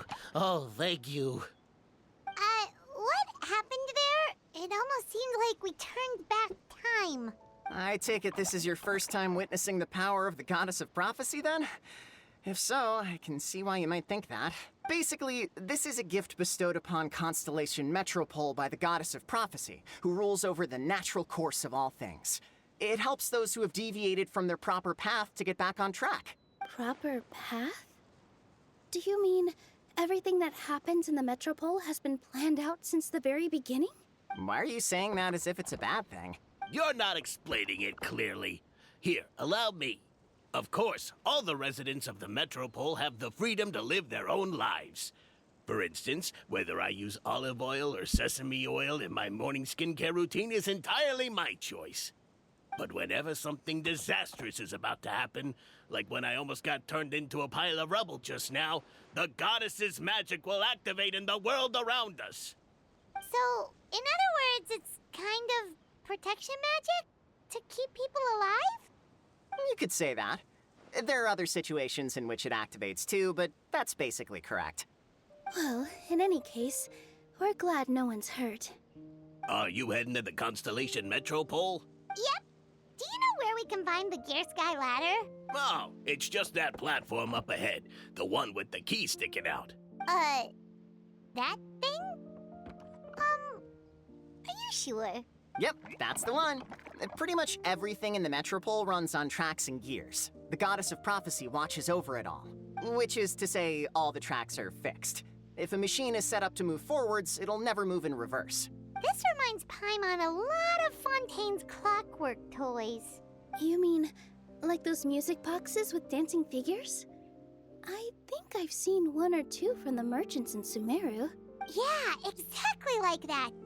Anyway, sounds like it's not gonna suddenly fall out of the sky, so Paimon's okay now. Should we get going?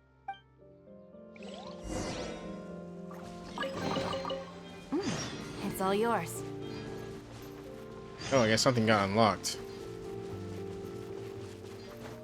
What is this? Oh, it's in the combat thing. can't access it? Oh, gosh, this guy. Welcome to the Constellation Metropole, Utena. Miss Paimon, my colleagues have apprised me of your name's deeds and confirmed that you are valiant indeed. We are not in charge of training the guards, I should like to spar with you. So you're gonna guard yourself then. And sooth I am, so the orders are liege, we are to defend Constellation Metropole and keep the peace. My work specifically is to train the guards, and their skills may prove worthy of their duty. So the door behind leads to the training grounds. Keen eye indeed. It leads to a domain that was just finished remodeling. With those grounds, the training must swing the blade due to a specific rhythm, and arena's lighting will constantly change throughout the battle. Sounds like some pretty rigorous training. Sounds complicated. More like, do you have to follow the specific rhythm while fighting? This part of the regime is actually derived from a story called The Owl Musician. It was popular among the guards sometime back then, and many enjoyed it to the point where they forget to take part in the training, their daily patrols were delayed. But I had thought, since everyone liked it so much, adding elements to our story during our training would make it more enjoyable. It has a visible effect on training. If nothing else, there has been no further delays in our patrols due to personal reasons.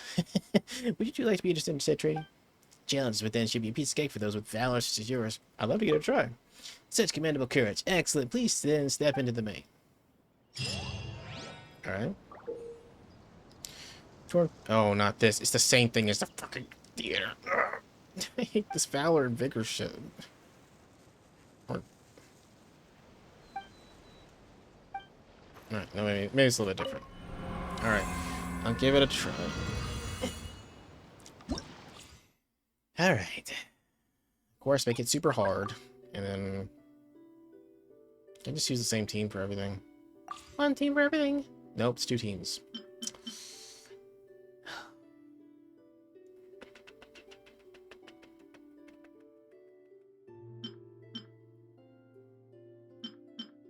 Okay. I guess I'll make the first team my elemental team, which is usually comprised of Boop, Bop, Bibbidi, and then... what's the last one? I always forget the last one is. Let's make it Kazuha. There we go. And then Boom Bop, and then... this is my, like, this is... Abyssal... Spiral Abyss thing. Yeah. Oh, and then, sorry. Where is he? God, so many characters. There we go. Got it. Let's do it. Surely can't be that hard.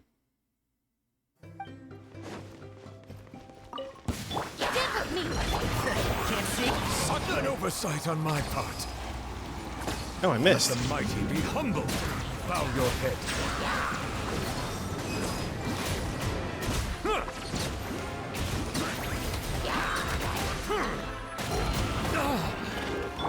Into the wind.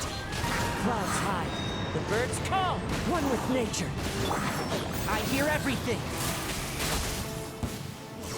Boss boy. Yeah. Lightning strike! Into the wind. Fallen leaves. Adorn my night. Settle down. The tides beckon.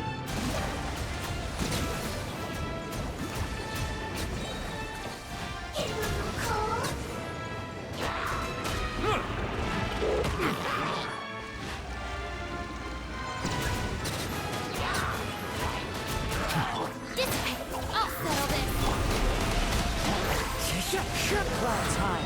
The birds call. The wind knows me. One with the force. Let's nip that in the bud.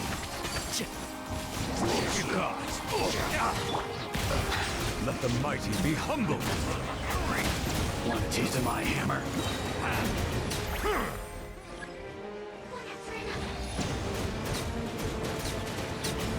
Silence.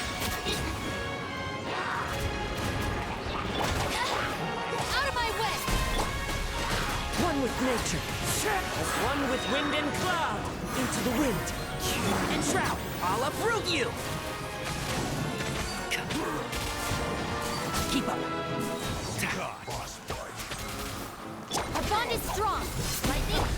One with nature. Autumn leaves, adorn my night, into the wind.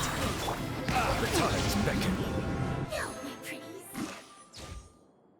Yay. Right. Can't catch me. This is order. Pull in! Rally! Burst forth. Witness my great undertaking. Who wants some of this? Bam! Ha! Ha! Ha!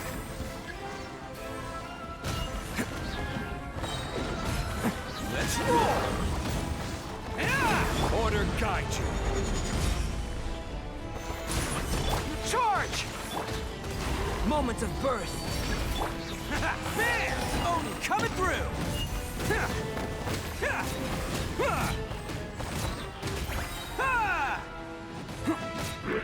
Attaboy!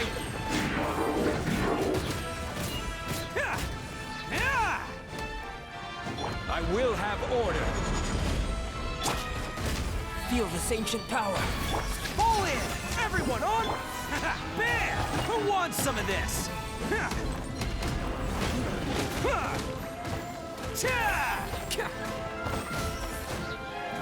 Let's roll!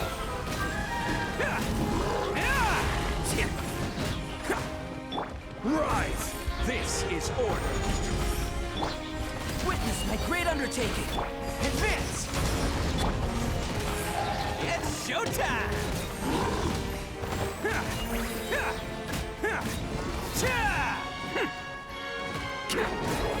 Attaboy!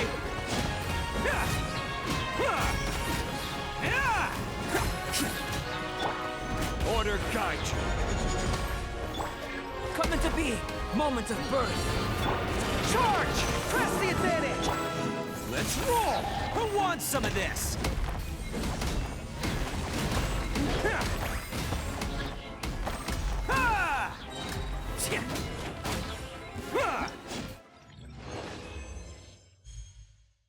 Okay.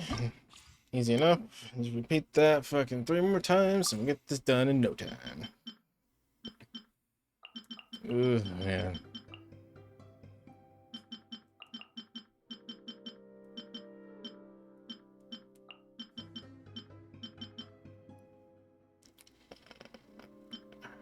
I can't find this one. There it is.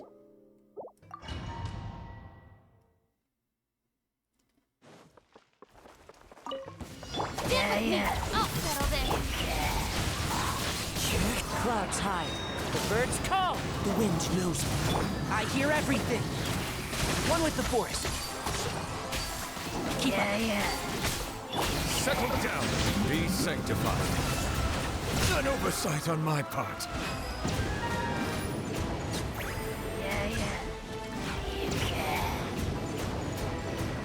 Bow your head. I missed. Sure. And shroud.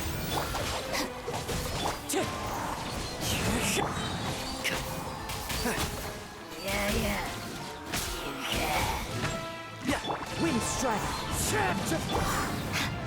Silence. Let the mighty be humbled.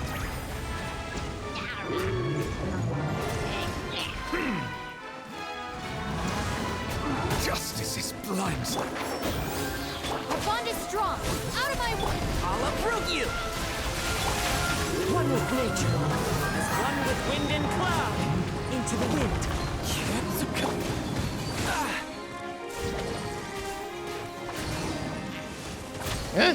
Settle down. Be sanctified. God damn it. Yeah.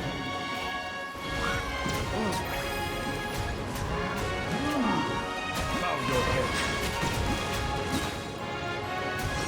Frostbite. Let the mighty be humbled.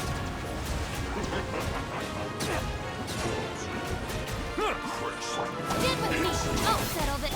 One with the forest. Let's nip that in the bud. Clouds high. The birds call. One with nature. Silence. I don't know that very well, but whatever. I will have order. Feel this ancient power. Advance! Rally! There! It's showtime!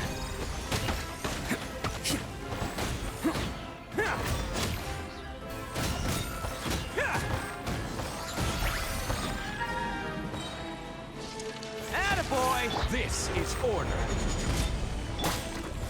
moment of birth. Oni coming through.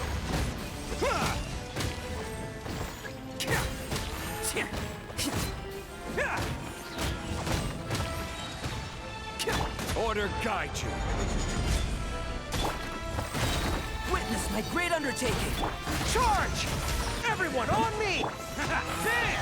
It's showtime!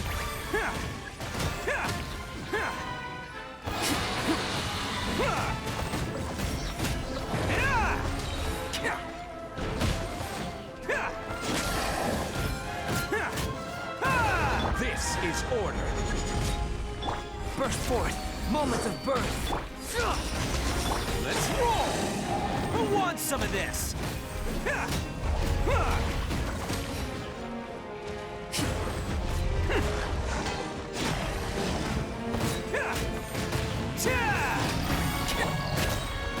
Order guide you. Coming to be. Press the advantage. It's showtime.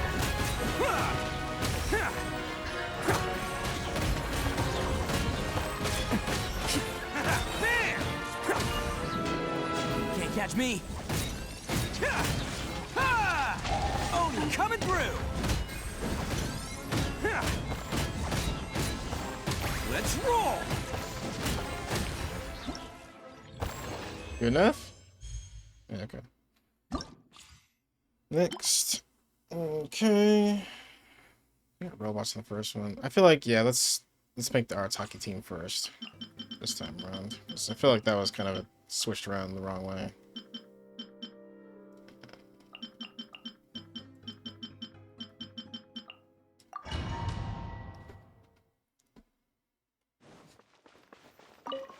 I will have order. Fall in! Everyone on me! Burst forth! Witness my great It's showtime!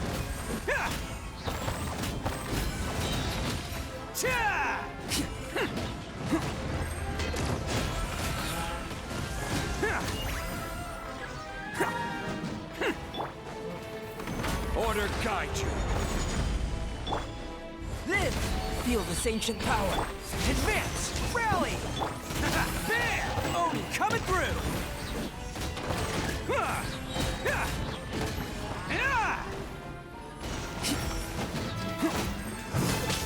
Let's roll!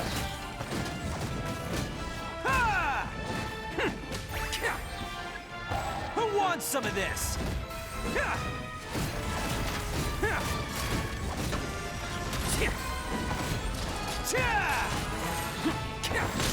Hey, I wasn't ready!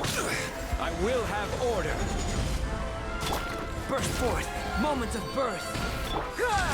Everyone on me! Attaboy! It's showtime!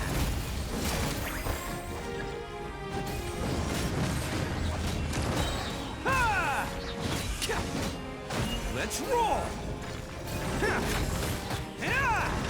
This is order. Yep, fucking avoided that. My great undertaking. Charge! Press the advantage! There! Who wants some of this?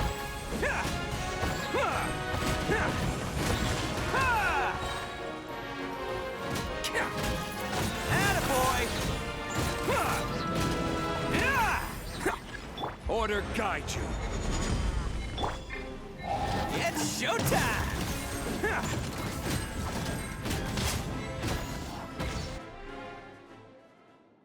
Okay. I hear everything. Lightning, shoot! Into the wind. As one with wind and cloud. The time's beckoning.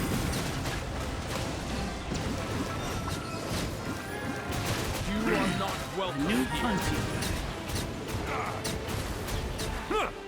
Die lucky today, you coward. Bow your head. Our bond is strong. I'll settle. Clouds high. The birds call. I'm getting sick and shroud. I'll uproot you.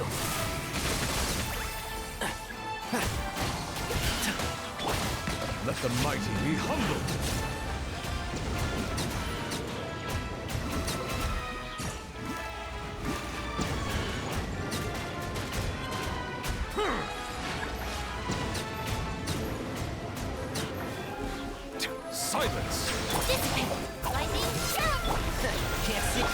The wind knows me.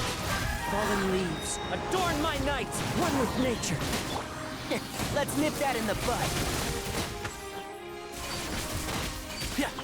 Settle down. Be sanctified. You are not welcome here.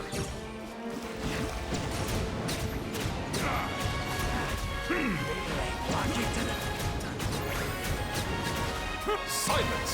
Stand with me. I'll settle this. Clouds high, the birds call into the wind. And Shroud, I'll uproot you.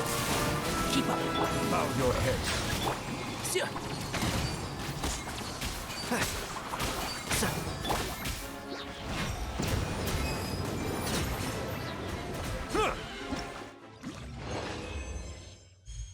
Okay, one more stage. Yeah, let's do Arataki first again.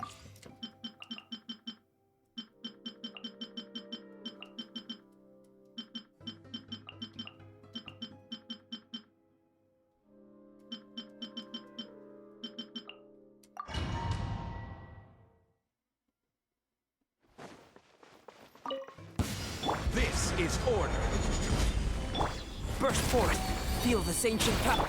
Pull in! Everyone on! There! Oh, coming through!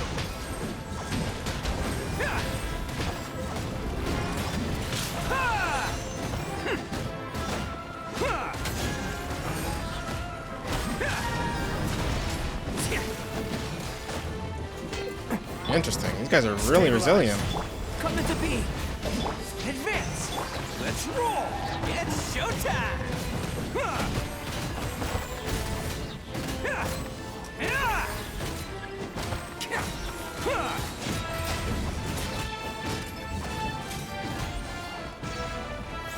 What the hell? Order guide you. Moment of birth. Rally!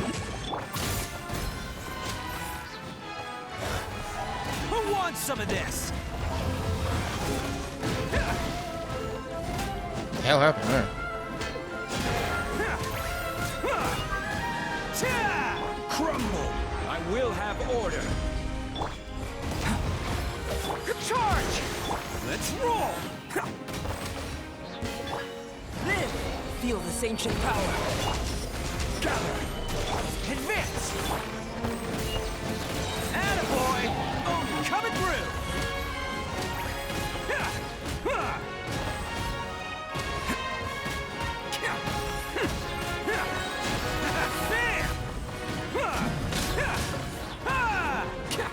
This is order.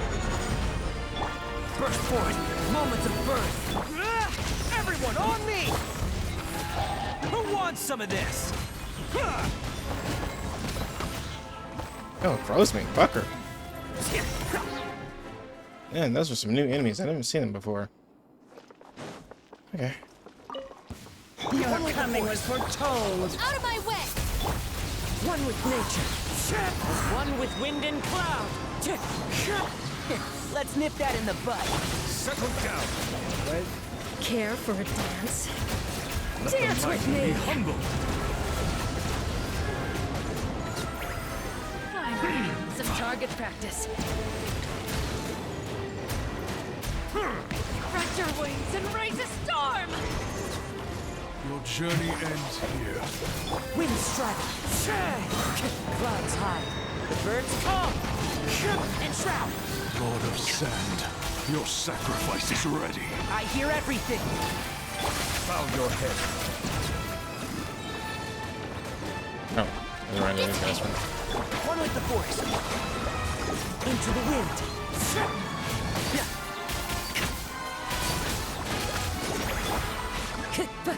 Lightning purified! One with nature. And shroud. Let's nip that in the bud. Silence. Be sanctified. Cheap tricks.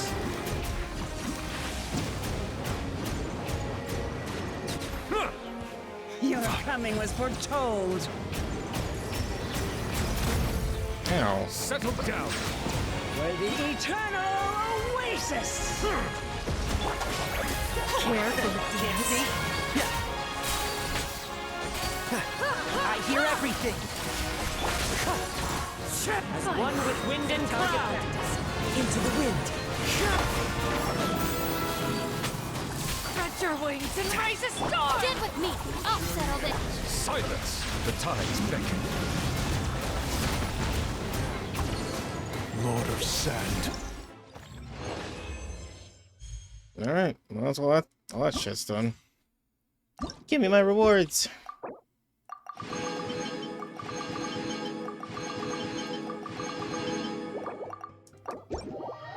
Okay.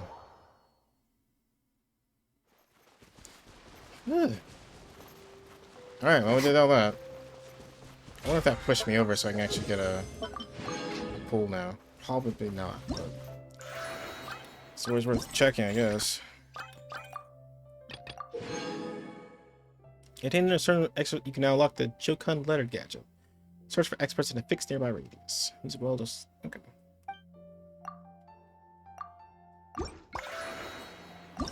Oops. Sure.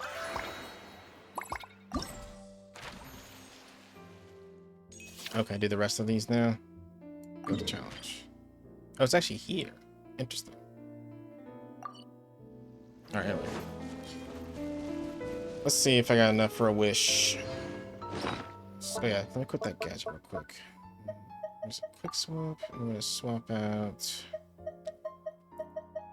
the catchers for that. Let me just go out. There it is. Okay.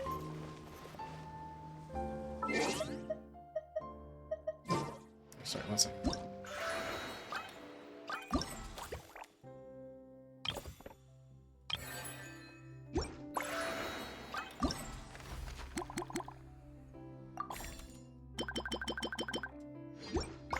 A lot of stuff to look at here.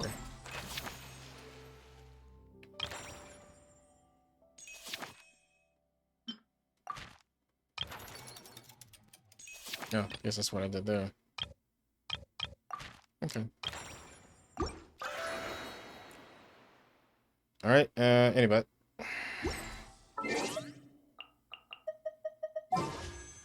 No, of course not. Why would I get enough for that? Jeez, they're so stingy. Whatever, let's go. And attack it to make a move. You got it. It's fully charged without moving.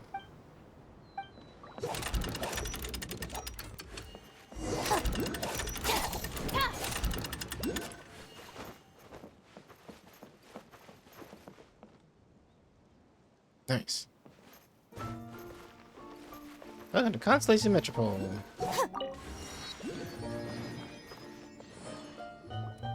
Whoa, what a bustling city! This place is fit for a king! Oh, sorry. Our next step is to get to the top of the Metropole and ask the Goddess of Prophecy for guidance. If there is a king in that castle, I sure hope he won't get mad at us for trespassing. We're mad at you for trespassing.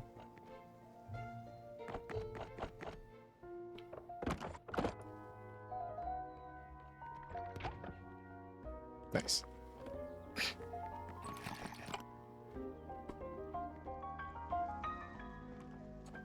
Make way for the king!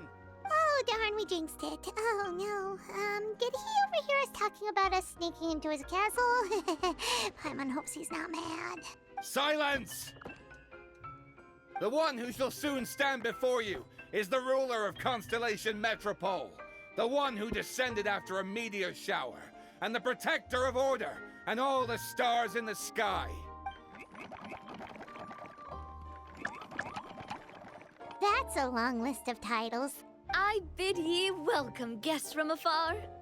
Long have I heard of your grand deeds. Nadia. O fairy, Oh who my God. restored the lifeblood of the forest. O hero, who, huh? Hold your foul tongue! How dare you utter Her Majesty's name? Mercy, Your Majesty. Please forgive our transgression. Nice one, partner. Spectacular improvisation skills. I'd expect no less from you. All right.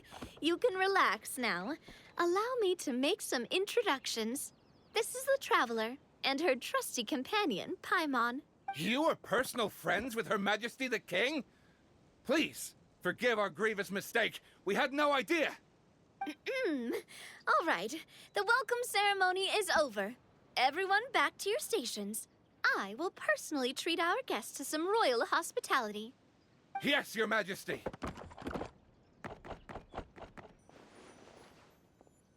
Your Majesty, we are most grateful for your... Oh, come on, I've already sent them off. So anyway, how did you guys get here? We were gonna ask you the same thing! Also, how are you already king of this nation? And where did you get a crown? Oh, wait, don't say it. You just woke up like this, right? Sounds like you've answered your own question.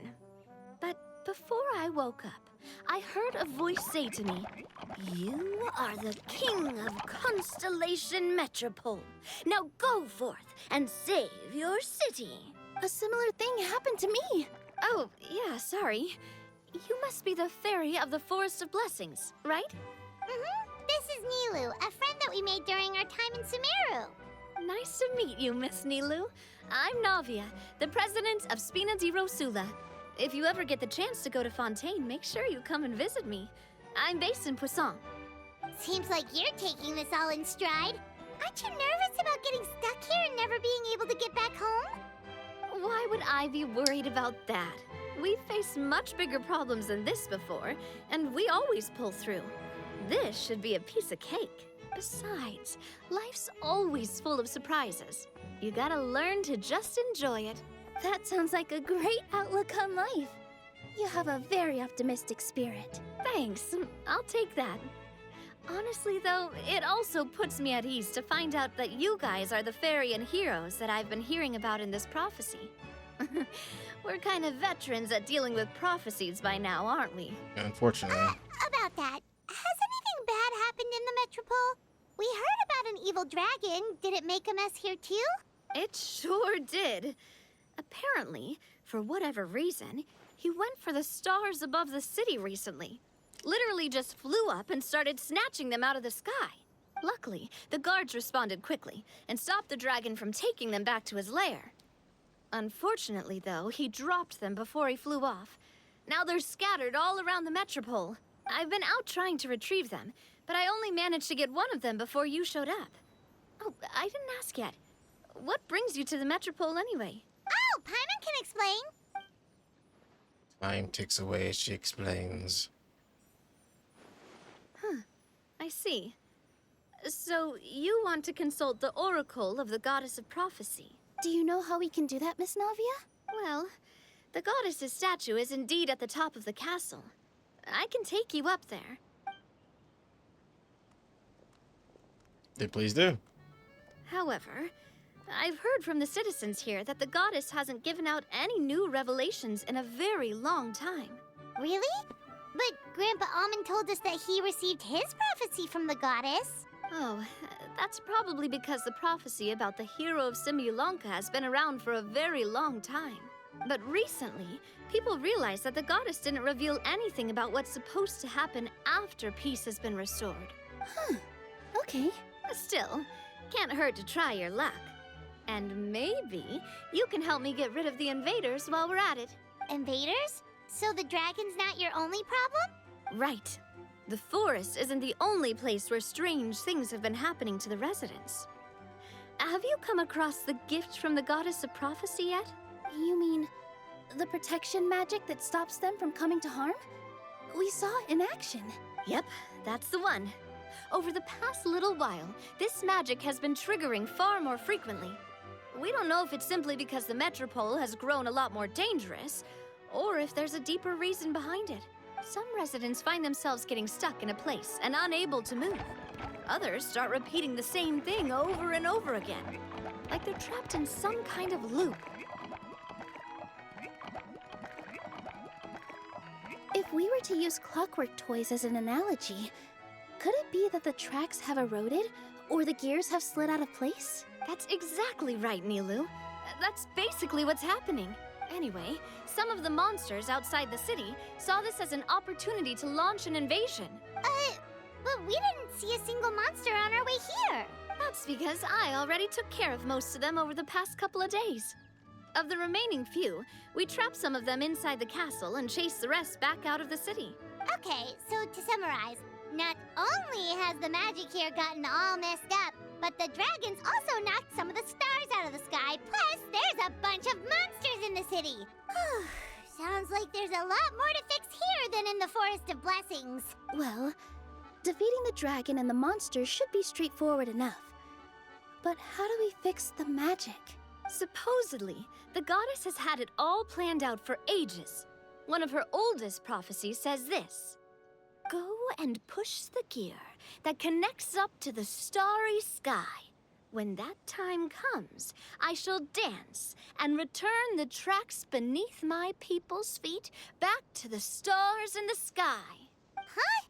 But weren't the tracks the gift that she gave to her people in the first place? Does that mean she plans to take the gift back? That's what the prophecy seems to be saying, yes. So, as a result, some people are against turning the gear, despite what the prophecy says, since they fear a future where they no longer enjoy the goddess's protection. But letting this drag on isn't the answer either, is it? No, and I think they know that. But they're just too afraid to take that final, terrifying step. They're still hoping there might be an alternative solution. Now, we could ignore their objections and go turn the gear ourselves, but... You want to be considerate of their feelings. You want them to let them make that choice for themselves. Exactly. You know me well. And that's why you're my partner. I want to get as many people on my side as possible. At the end of the day, this is their city, and they should have the right to decide its future. Ooh, spoken like a true wise king, Navia. I am the boss of Spina di Rosula, after all. This may be my first time as a king, but there are a few similarities between the two roles. Traveler, Paimon, Miss Nilu, would you be willing to lend me your support? With your help, I'm confident we'll be able to find the most frictionless way to resolve the problems plaguing this city. Sure thing, boss. It would be my honor, Your Majesty. Not gonna lie, Your Majesty is definitely growing on me. Seriously, like we'd ever say no. We're your friends. No need to ask us so formally in the future. I'm happy to help too. This is a beautiful city, and just like the Forest of Blessings, I would love to see it return to normal as soon as possible. Ah, great. As the King of Constellation Metropole, I extend to you my gratitude. All right, everyone, follow me. I'll show you the way to the goddess statue at the top of the Metropole. And stay close. You don't want to get lost in my castle. It's huge. Okay. I saw a couple of these voids on the way over here, so... What's this? Thank you.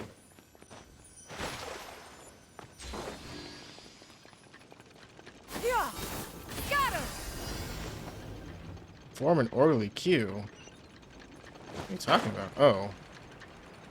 That's where these things are going.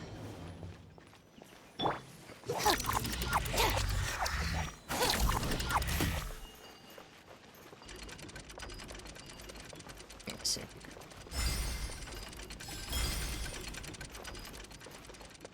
What the hell, guys?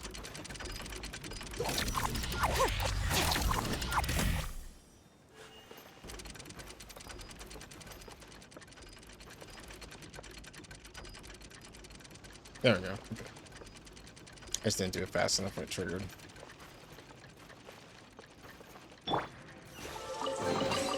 These could be... Yeah! Skyward!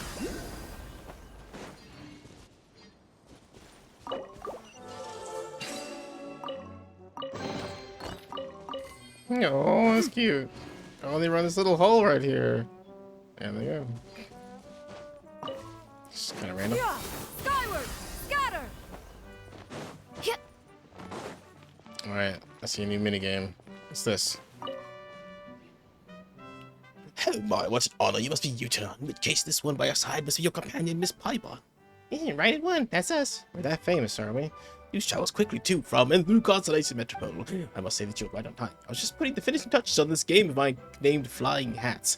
I can't be like the eponymous hat and the Flying Hatter who gave everyone a lovely hat, I fear, but I believe that Flying Hats will bring joy to those who play it. I've also designed 3 completely different gameplay modes for it. Don't worry, the rules aren't too complicated. You'll figure it out of just one game, I guarantee it. I'll give it a try. Alrighty then, this way please.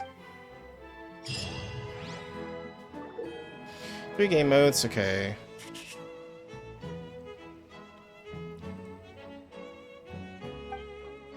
Okay. Took the place of Flying Hat, you're more than welcome to. Give it a try. Righty, this way please. Okay. Let's just jump right in and see what happens.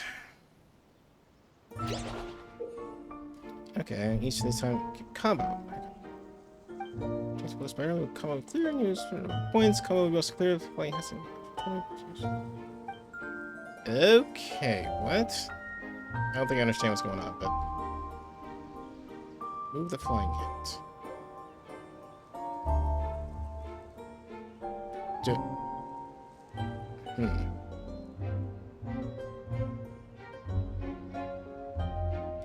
Oh, do I just gather them all? What if I do this? Why is there no sound effects?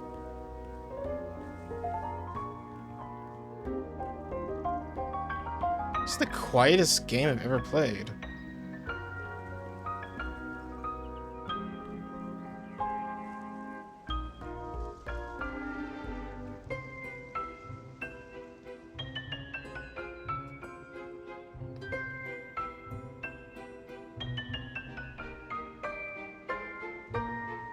I'm so confused about what's happening.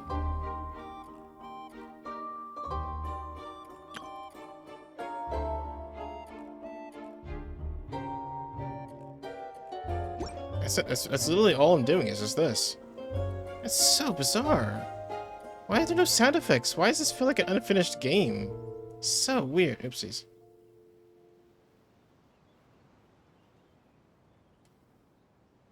Now it's like pure silence. I wonder if I fucked something up. It was the sound effect of the timer going down, but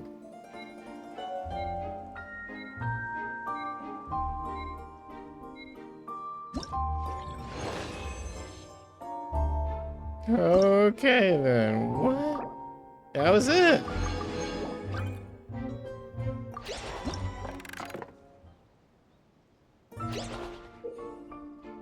In the Good the Gathering mode, you have a total of 15 attempts to track toy figures. Once you lose them, the challenge will end.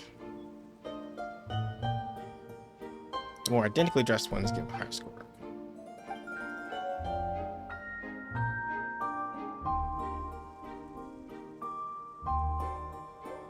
Why is it so quiet?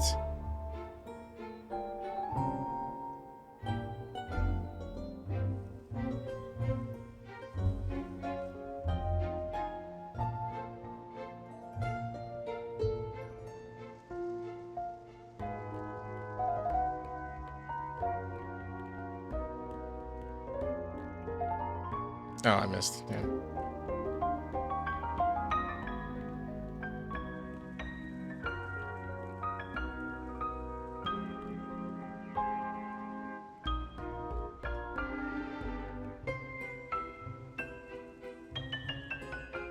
Ah, damn.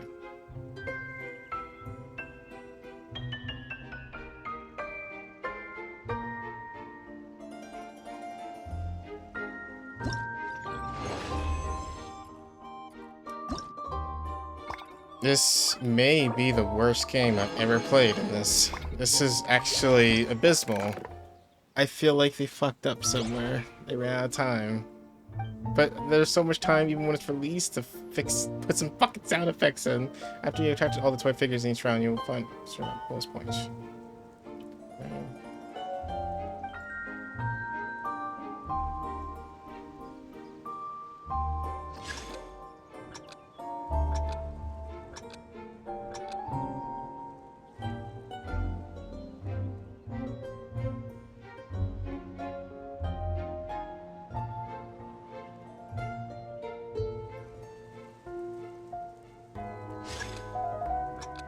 throw it in the middle.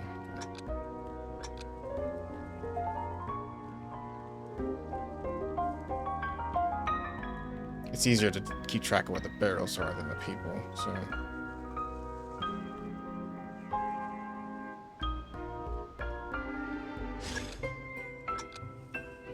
Okay, put a U shape. Ah, this is definitely tedious. It's not even quick. It's just like one at a time.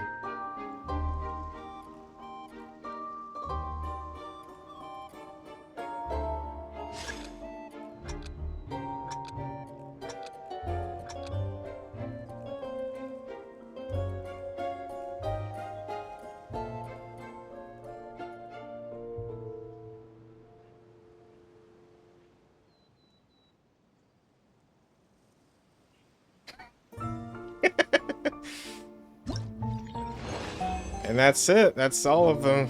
Well then, that was a fun thing. I don't think I could have lived without that. Anyways, let's move on.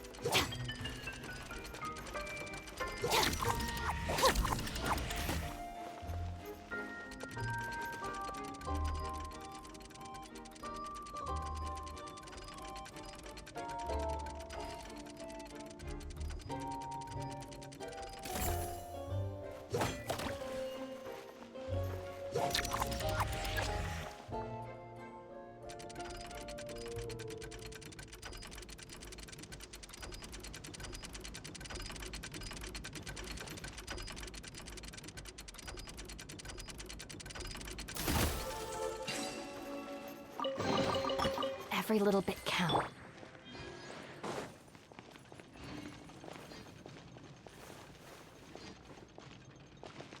Yeah, skyward.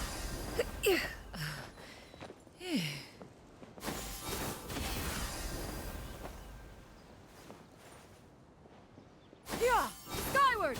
Scatter. Let's play together. I'll be the ghost. When I turn around, don't move a muscle. Okay. Good luck, green light.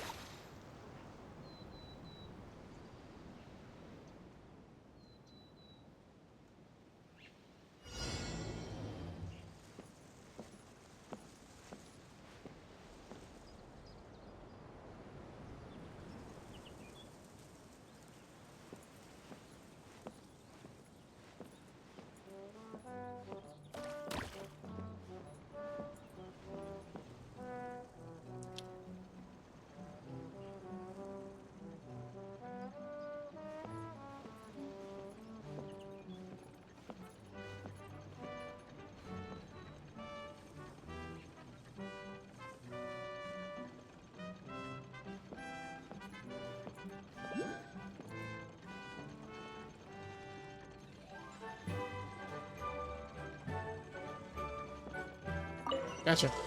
Alright. These could be salvaged for parts.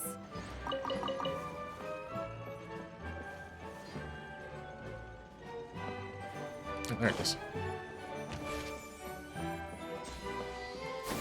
Skyward. Scatter. Well, I did see that no of those things on the roof over here, so. Yeah, skyward. Scatter.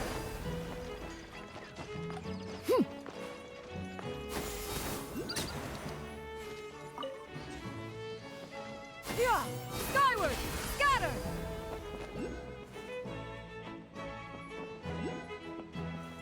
Oh, I have to look at it. Okay, that's why it's not working. Oh, okay. Wee.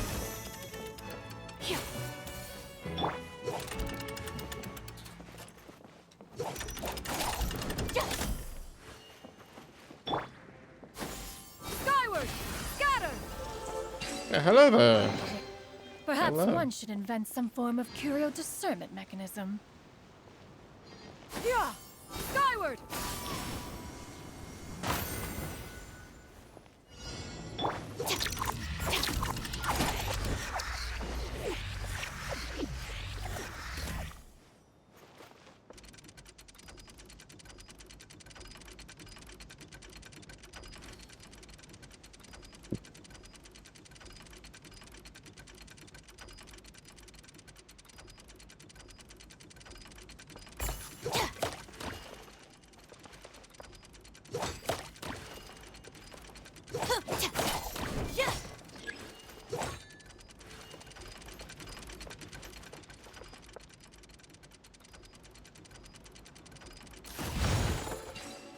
Well then.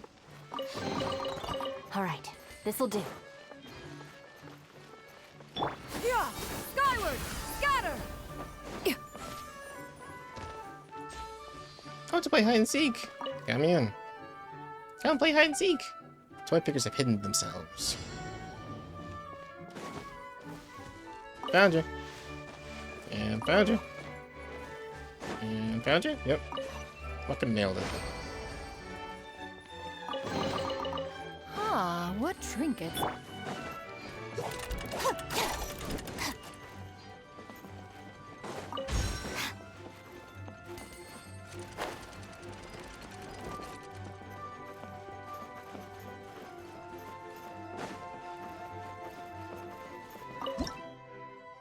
What do you think is appropriate?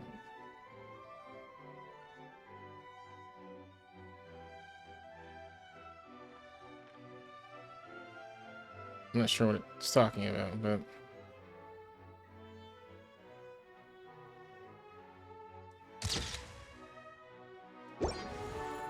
Is that what you want?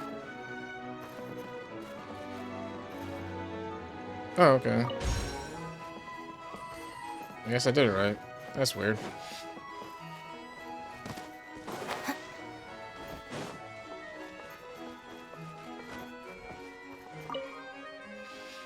Great view from the bell tower, don't you think? Head to the top and follow the sound of the bell. It'll lead you into my treasure.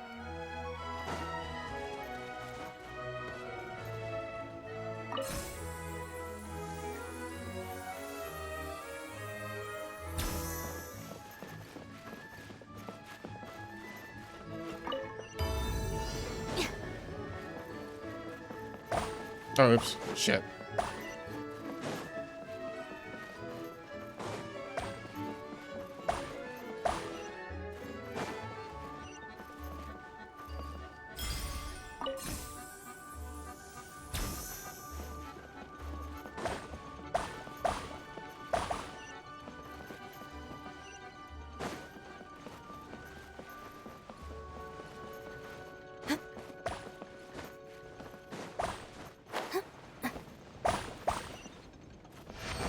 Okay. Interesting. All right, this'll do. Oh, I guess I can interact with this paper. Very impressive. Looks like you got the hint. Next, please go to the pendulum lane in northeast of the city. Getting your hands on the next piece of treasure isn't going to be easy. Northeast part of the city? You got it. Hold on there. There was a chest I saw when I was going over this. Yeah! Skyward! Scatter! Sorry. These could be salvaged for parts.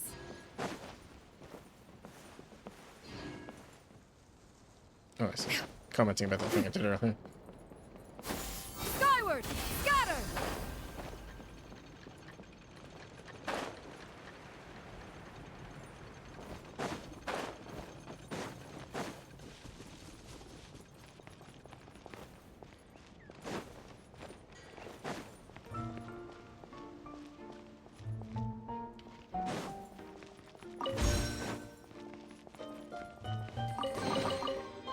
Ah, what trinkets have we here?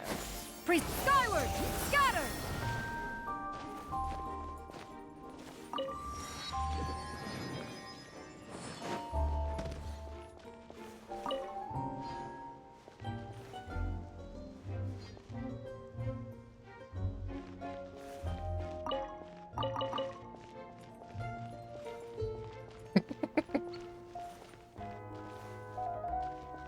Alright, let's go do this mission, I guess. Oh.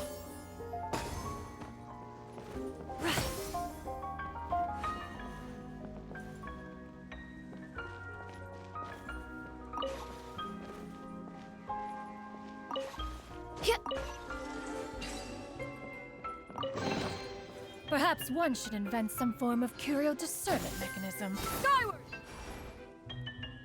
The party finds no pedestal in which to place the great clockwork key, only a locked door. Where's your clan's pedestal? Oh, let me guess, you hid it away in advance to save yourself the embarrassment of having it exposed as a fake? You done? Okay. Now, since my clan's main claim to fame is... Misinformation, half-truths, and fabrication. Ah, shut up, Cape. Shut up, Cape. I swear, if I wind up dead one day, the murderer was Boberano. Let those be my last words. My clan's claim to fame is that we outwitted the dragon of old and stole its treasure. Ergo, all articles of value that we own, including the pedestal for the clockwork key, lie behind that door. So, next step is open the door? Almost. There's one step before that. The door is protected by a smart interrogation system. We have to answer its questions, and if we get them wrong, we will alert law enforcement. Jeez. Well, do you at least know the answers? The correction fluid of time has dyed white the pages of the Book of Wisdom. No, I don't know the answers. But worry not. I had a quick word with the constabulary in advance. They'll ignore the alarm if we get the questions wrong, so answer without fear. There's no response from the door. Nothing unusual about it. Knock on the door. Question 1. Who is it?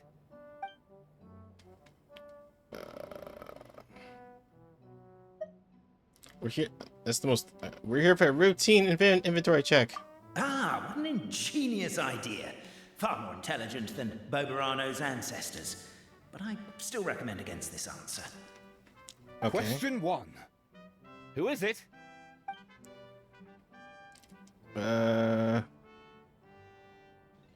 Utino Marquis and a retinue.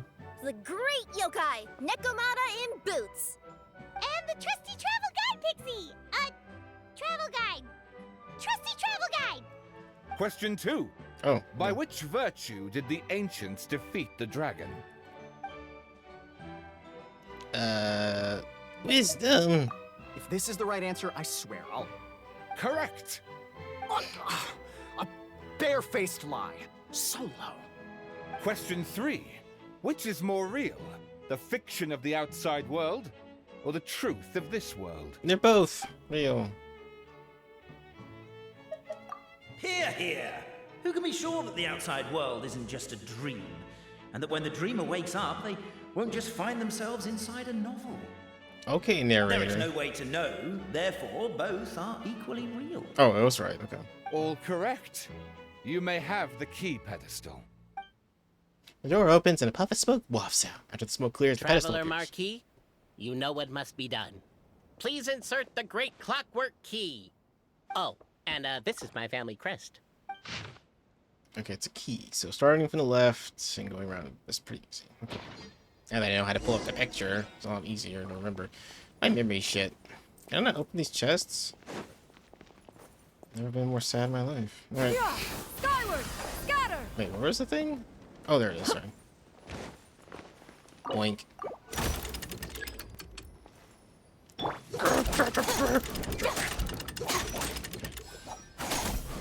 Starts there, huh? So...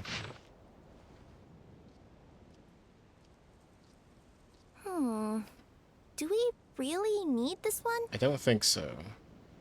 So... Gotta be looking at it. That's why these didn't work before. I realized that until now. There you go. Now, let me see what elaborate fiction the Clan of Wisdom was able to conjure up. If anyone's listening, I would like to submit these as my last words. I surrender. I'm the one who murdered Cape. Wise Antonio, in the basement of the crumbling house, began reading the ancient book he had found. His oil lamp shook from time to time as the swaying structure above ground collapsed. The village was to be symbolically raised by the dragon. He had been chosen by the dragon, for he had not returned home, but Antonio did not care. He only wished to study the book the old lady had given him on the bridge he had passed today. This book was titled The Radiant Charter, and within was recorded all the rules that every being in Samalanka must follow. It was written in the language of the world's creation at the very start, and if Antonio was not possessed of extraordinary wisdom to decipher this primordial text, there would have been no study to be had. This book recorded no solutions as to resolving the difficulty that Constellation Satellite presently faced, nor did it contain any hexes that could aid Antonio in repairing his own home. But he knew that wisdom was the mightiest thing in the world. The morning light shone through the ruins of his home, and the neighboring blacksmith and chubby chief took great pains to get rid of the house's wreckage, which blocked the basement hatch. With dark circles about his eyes, Antonio said to the chubby chief, "I shall defeat the dragon. I will return soon." Are you sure you're alright? You don't look like you got any sleep. Let us sleep. Just smoke from the oil lamp. Don't worry about it. The dragon sat atop a mountain of treasures, gazing down at insignificant little Antonio walking closer. Flames gathered in his throat, preparing to burn the one area 1 centimeter before him, all the better to scare this puny, foolish creature away. Oh, I'm a qualified second-class Meister. The Radiant Charter states that should I refuse it, you cannot use force. This restriction did indeed exist, and so the wicked dragon swallowed his flame whole. How it dreaded going down the toilet tomorrow. Antonio, for his part, had not expected the second-class rust-clearing Meister qualification exam he had taken on the lark would come in useful. And since I am your second-class Meister, I suppose a duel of riddles you cannot refuse. Now Simalka had just one law, mainly for the benefit of sphinxes, older sages, and princesses who wished to make life hard for others. The evil dragon had not expected this rule to catch up with it. I shall ask the first question in my household for 8,000 more yesterday, but I thought there was a room to raise the price, so I bought it back for 9,000, plain and sell for 10,000. How much more did I lose in the end? The dragon laughed in contempt. What's so hard about that? You could have waited until I hit 10,000 to make your move, but you sold for 8 and bought for 9, so you lost 1,000 more that you could have earned instead. Wrong. You burned my house down yesterday. I could sell the time, so I lost far more. Sorry, I mean, I do have to burn a house, and you happen not to be home, so I might as well hit one that doesn't result in any loss of life. Please consider it. Now that you lost this contest, I have the right to live with the same value as your life, minus 1 more. And considering that you burned my house, I can seek damages. Let's assume that my house is worth just 1 more. Well then, wicked dragon, you know what to do with yourself. Please spare me. I'll give you anything. Your words, not mine, Antonio said as he pulled out a contract he'd written long ago. Thus did Antonio use wisdom to take all the evil dragon's treasures. The dragon, devastated, would never again return to attack Constellation Satellite, where Antonio lived. Many years later, a child asked Antonio, "You sold your place for 8,000 and spent 9,000 buying it back, so it looks like you actually did lose 1,000 more." Oh. Look! My clan's history is true as well! There's that same unforgeable signature again, right here! What? Oh, does this mean that my clan is the only odd one out? Given that my clan's wisdom is such a subject of ridicule in your eyes, I will now appeal to my own personal intelligence, which I believe far surpasses that of my clan at large, and make a prediction. It seems likely that the claims made by each of our clans regarding their history and virtue are all true. Boberano? How can that be? Oh, I get what's going on. Once, when I was drinking with Gujiyai, she bet me a round of dried fish that I couldn't guess which cup the umeboshi was under. Whichever one I guessed, I was always wrong, and Gujiyai would lift a different cup to reveal the umeboshi. But then, I learned later from one of the shrine maidens, Miyuki, that all of the cups had an umeboshi under them. Just goes to show, I still got a long way to go before I become a great yokai. Oh, don't mind Fox Lady. That's just her way of teasing you. Actually, that reminds me. We can now open these 3 treasure chests. And unlike the guessing game you mentioned, this one's not a trick. Cool. Well, once you've plundered the last of Boberano's family wealth, we can go to my clan's place. Okay, you can actually loot these things now? Guess I'll take Oh, a hell look at you yeah. again, then. Yoink! Fuck yours, Jessup! Give it to me. Oh. No! It's the worst possible thing that could happen. That's like getting a reverse chest. Oh god, okay. I don't know what to do. Why can I just grind? Hold on. Is there a way, like in Honkai and Zenless, to grind down artifacts into like a paste that I can use for later? No? Is that another thing I can do? I thought there were like things you upgrade art. I guess not. All right. Well, hold on a second. While I figure out what the fuck I'm gonna do. Looky here, Farina. You got a lucky day today. I'm gonna enhance your thing. Don't you just feel privileged?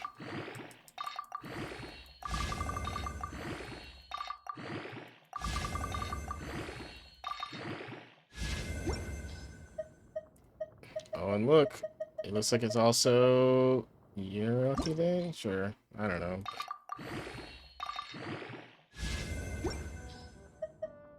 Okay, I'm just gonna keep doing this till I run out of shit. We'll do it! Alright, sorry, I'll be patient.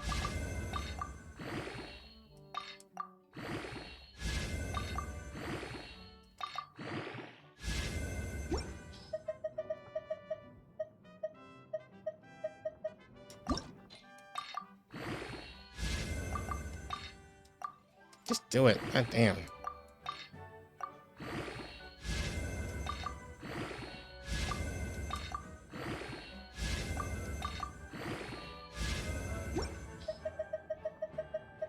I don't even know if these artifacts are good. They're on a character, so I must have had some reason to put them on there.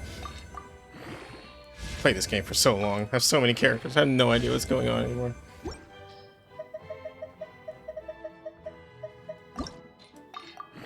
Oh, oops. Well, that's fine. Alright. Find yourself in a pinch. I can help you out. Alright, let's head up then.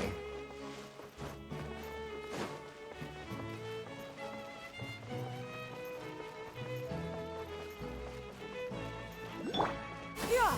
Skyward! Scatter! Oh, is this another one of those fabricators?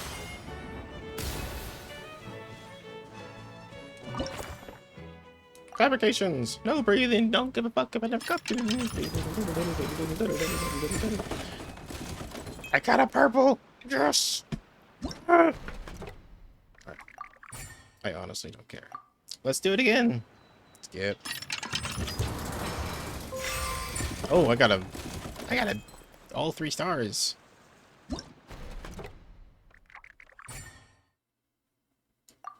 I don't know where I got all these coins from, but whatever.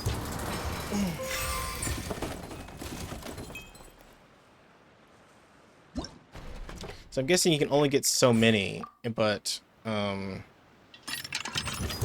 that's when you have to start trading with other people to get the last few if you don't get all of them.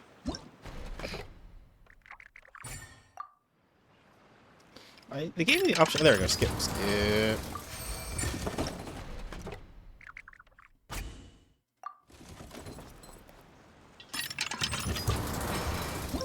Okay, so that's completely spent. Alright. Let's throw this shit up. Boink.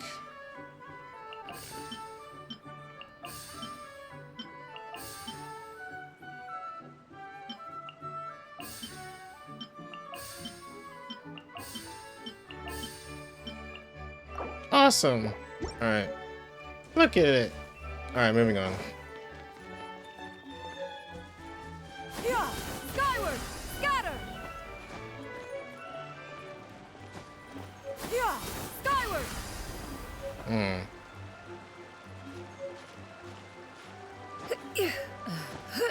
No, it's gonna work.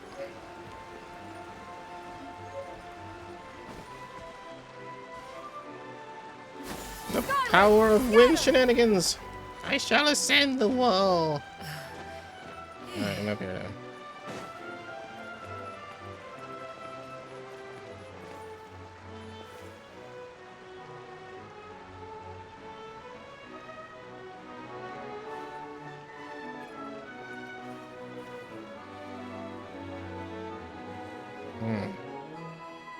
I'm just looking in the background. Okay.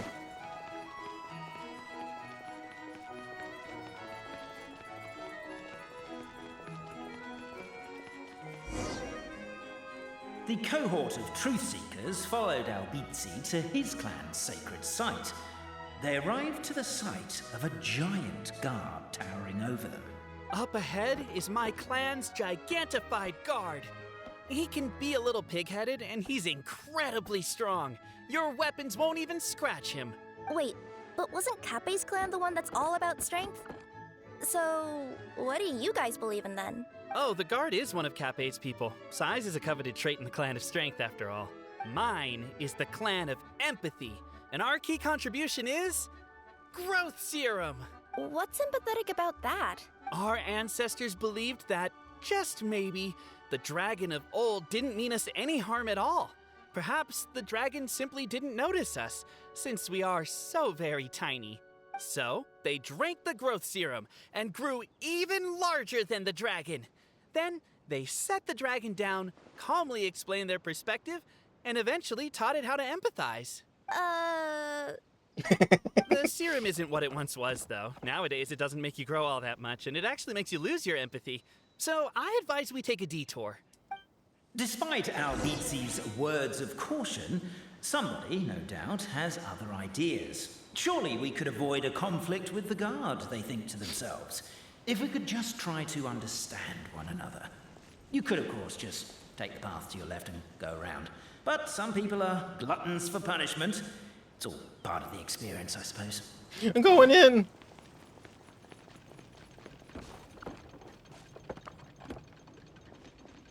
Uh-oh. Everyone, I have returned. I come with the long-awaited Marquis and their followers to search for the lost origins of our clan.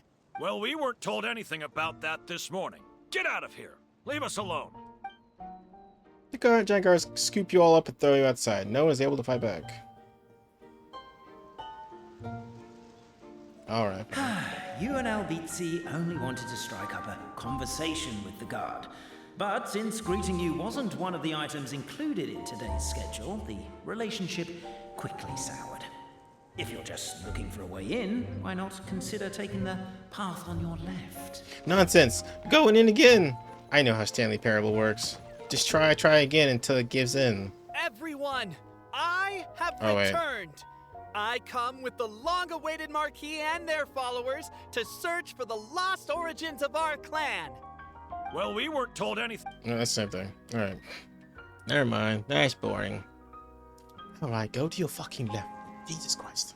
You didn't say anything. You and Albizzi only wanted to strike up a conversation with the guard. But since greeting you wasn't one of the items... Why is my own clan treating me like a villain? You've been away too long. We all have. Feels like we've been waiting forever. Yeah! Skyward! Scatter! Over here! I found it! We should be getting close. Why is this place so full of junk? Are you the kind of people who never throw away the box when you buy something because you're worried you won't be able to return it without the original packaging? We'll never find the Oracle Pillars in all this mess. Never mind that. We have a more pressing issue. It seems there's a slight problem with my clan's family crest. The Marquis may need to utilize their wisdom to solve the issue. Oh, I see. No, it's easy. Down to the left, up, right, middle. Wisdom too, huh? Well, you guys have a bit of everything, don't you? Except empathy. How ironic.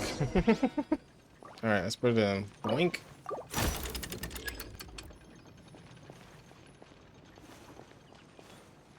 I need to break all this shit, don't I? Our bond is strong. Can't you destroy the boxes a little more quickly? Nonsense! Alright. I'll go keep watch.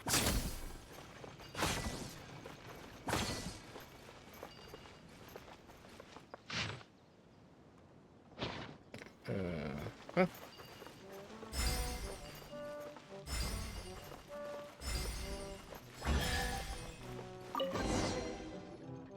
This is the last one. Galileo and Alberto did many good deeds again today, though it was most tiring to help the old lady on the bridge move her barrels of hard apple cider. They each got a small barrel as a reward. The moonlight was unobstructed and beautiful. The two good friends climbed up high the wall that had been built to stave the evil dragon off. Alberto lost the rock, paper, scissors match, so he had to hold the barrel of cider under the crook of his arm as they climbed the ladder. Look, this is the big house that our chubby chief was so proud of. Doesn't look so big from here, huh? Said Alberto as he looked at the house. You're wrong. That's my home, said Galileo. The chief's house is that one. Alberto's night vision was not all that good, and moonlight could never compare to daylight. If one were to close one's eyes, the light could not be seen at all. He tried a little harder, but could discern nothing more. But it's also really small. Oh, really small, Galileo continued. So there's nothing wrong with your statement. Galileo and Alberto were both rather perceptive people. Galileo's reply covered for Alberto's discomfort regarding his poor vision, while Alberto has also lost the rock, paper, scissors match on purpose, so that he could carry the cider barrel because the gears under Galileo's ribs were injured. Here's to you. The two friends raised a toast once Alberto stuffed a cork back into the barrel. The next day, the two gathered everyone in the village plaza. First, they apologized for the collapse of the anti-dragon wall and told all the people that they were preparing to have a talk with the evil dragon. I know it's a lot of work for everyone to fix that bar, but we're not that fussed about it anyway, the chubby chief said. But are you sure you're not bragging when you say you knocked it down yourselves? Of course that was not the chief's point. He was still a good person. He continued. Also, it's too good she's dragging out. Don't worry about us. And so the two best friends in the whole world departed. The evil dragon trembled before Alberto and Galileo. For some reason, the old lady's liquor could make people grow very, very large. That was also how they incidentally squashed the high walls the previous night. As they gazed down at the ground far below, they more or less understood how the dragon thought. No wonder it could accidentally destroy the village at its feet. So as long as they could get the dragon to nose people, they could surely come to an understanding. The two friends thus drank all the remaining magic cider, becoming even larger than the dragon by a good margin. Reeking of alcohol, they sandwiched the dragon between them and drunkenly tried reasoning with it. The dragon shriveled up in terror, all of its musty and fell aura forever gone indeed. I don't know. if even looked kind of pitiful. Alberto attempted to pick dirt off the scales of his dragon's back, but wound up picking off an entire scale. The dragon sought to flee, but the Galileo, fearing the crisis might persist for 10,000 more years, and if the understanding was not cleared up, tugged its tail and dragged it back. To be honest, we've always lived on your feet, but we are far too small, so you may have never seen us. Now we're transformed to become big, Galileo said. So now you surely must know that we dwell at your feet. The dragon nodded repeatedly, and thus did the two and the dragon chat all night. Believing the goal of mutual understanding achieved, the two set off along the road home. The signature. So it's true. Empathy is one of the founding virtues of Constellation Metropole, too. Just as we suspected, all three are the truth. Okay. Well, this is a lot to process. I feel a little empty inside. Yes, we found the truth, but there's too much truth. I get you. It's like in Inazuma, when there were only 6 books in the Mirage Warrior series, it was really popular. But by the time book number 88 came out, nobody wanted to read it.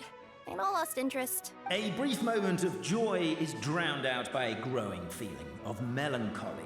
But perhaps there is a glimmer of hope to be found too? Anyone? Anyone? All right, I'll say it.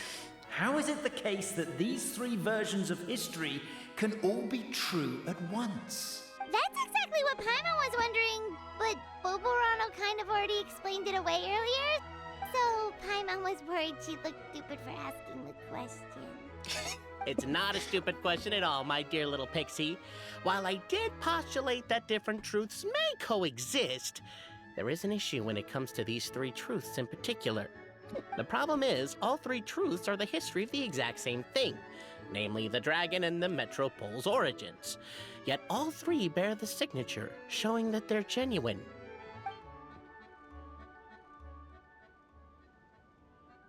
Suddenly, the sound of a bell rings out. Okay. The bell! It rang once! What does that mean again? Ah, yes! Highest level of emergency! Everyone, to the main entrance! Stat! Bring all the glue traps and place them outside the gates! The whole city is on the lookout, and there's only one way out. It's the path right in front of you. Why'd they ring the bell anyway? Also, why is 1 ring the highest level of emergency? Obviously because you have to respond fast when it's an emergency. It'd be a bit too late if they waited till the 99th ring. Skyward! They're outside! After them! Oh god! Oh good.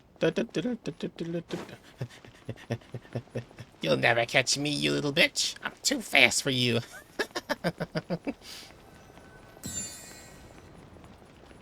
Plus I can fly. Skyward! Oh, gotta use the thing.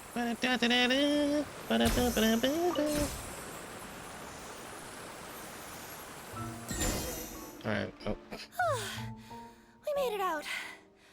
Don't know if we'll still be needing this clockwork key, but I yoinked it out before we ran, just in case. Okay, but back to the truth problem. There are 3 conflicting versions of the truth, and somehow they're all still true. What is that supposed to mean? I don't know. I doubt anyone here in Simulanka could make sense of it. All we do know is that any manuscript bearing her signature has to be valid. Well, She is the goddess of fate, the creator of all this. And all these manuscripts are her grand design. The reason we argued about who was right was that we didn't know enough about the truth of the past. But now we have the truth, so we just have to accept it. As surely as we will follow the clockwork path designed for us, so is this the course that history has taken. It is clear and incontrovertible. We will never argue again. Thank you all. You're welcome. Is that all there is to it? Guess so. Is this where the decision made at the first crossroads of destiny has led us to?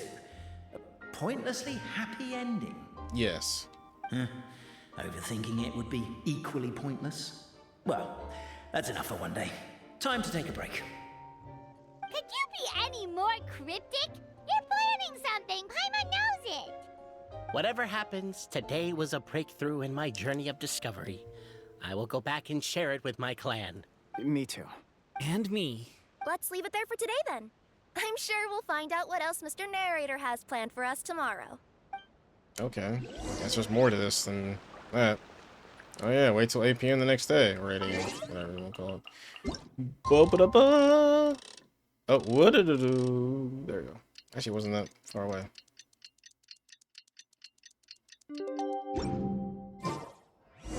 What a beautiful day, thought the traveller, before she was overcome by a creeping sense of foreboding. The voice in her head grew louder. Must go to Pendulum Lane. Oh, something took over. Huh? What's this? Wait. This looks like the star I found earlier. I told the guards to place it near the goddess statue. Maybe they ran into some trouble up there. Guess we'd better hurry. The Pendulum Lane. Yeah, I'll go up there. Wait, actually, is that where I'm going? Yeah, it might actually be. Well, hold on, let's go this way then. Pendulum Lane is just up ahead. Something must have happened here after all. Everyone's crowded around.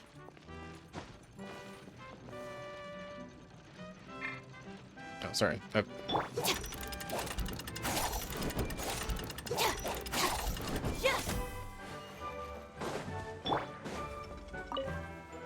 Oh god. Ah.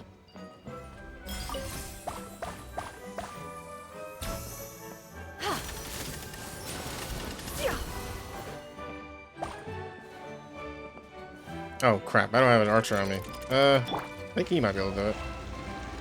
Water beam, go! That works, yep. Oh shit. Oh. One more time for daddy. Boom! Explosions! Oh, there.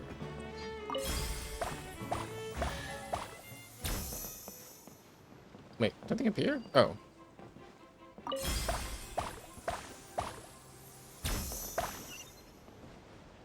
Fuck.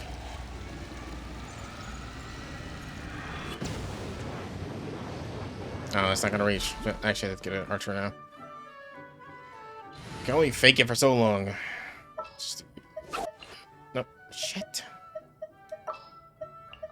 Let's do it. Let's go gather some samples. You got it.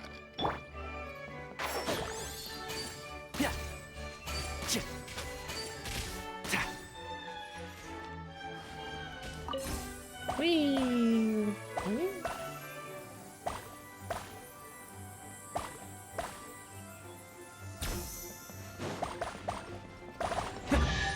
Yay! Okay. Yeah! Skyward! Scatter!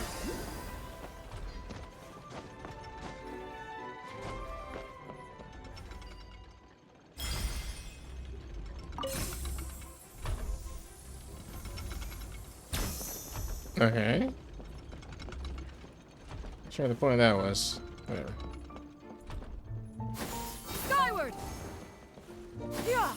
Skyward!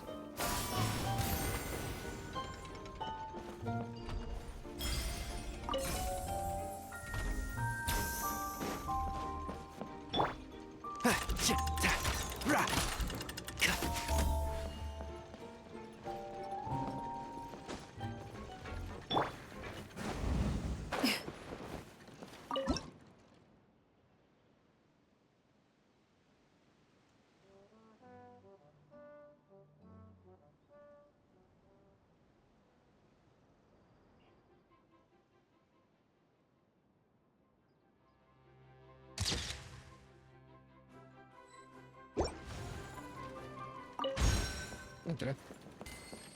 Alright, I overshot mine. No, I don't want to be in a detective thing. I don't want. Oh my god, this is terrible! I don't want to do I a don't detective thing. understand. The three great clans of Constellation Metropole have finally made peace with each other. Who could have done this? What happened? Oh no, someone's lying on the ground. Cappy! How did this happen? Cappy, you idiot! Wake up! You need to revise your last words or everyone's gonna start suspecting me! Last words? What did he say? If I wind up dead one day, the murderer was Boberano. Ugh, you could have at least pretended to not remember it. I'm sorry, Boberano, but this is an interrogation. I have to give the detective straight answers. Don't worry, Boberano. I don't consider you a suspect, nor do I have the authority to charge anyone with a crime.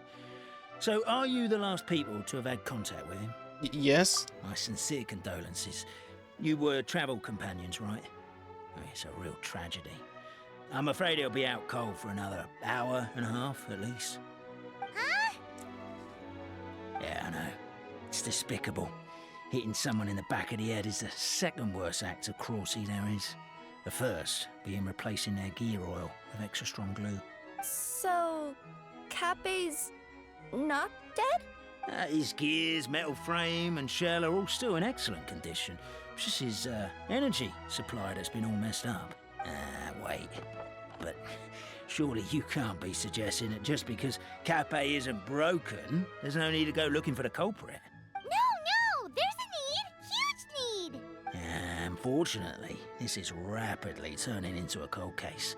There's no evidence and no witnesses. Unless there's an official clockwork pedestal, the goddess of prophecy around here somewhere. Excuse me. Then suddenly the long-lost dragon of old Wait, he's the flew across the sky. Wait, what?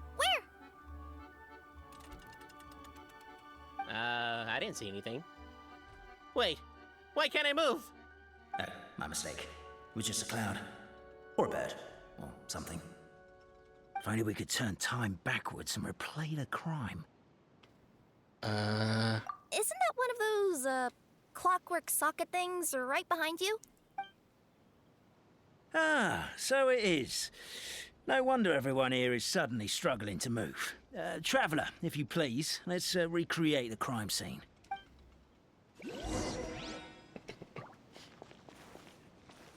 You got it. The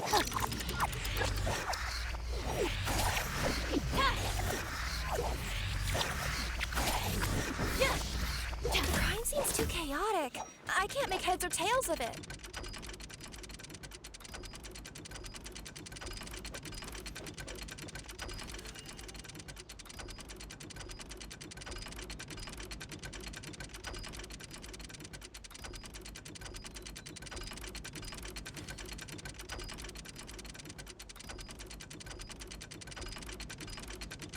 If the Arataki gang stirs up any trouble,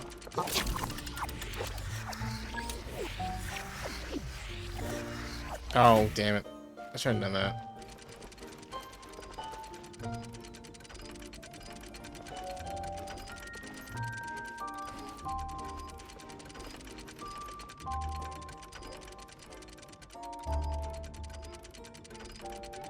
I shouldn't have hit it again. I should just let it keep playing. I think I need to watch it all the way to the end, so.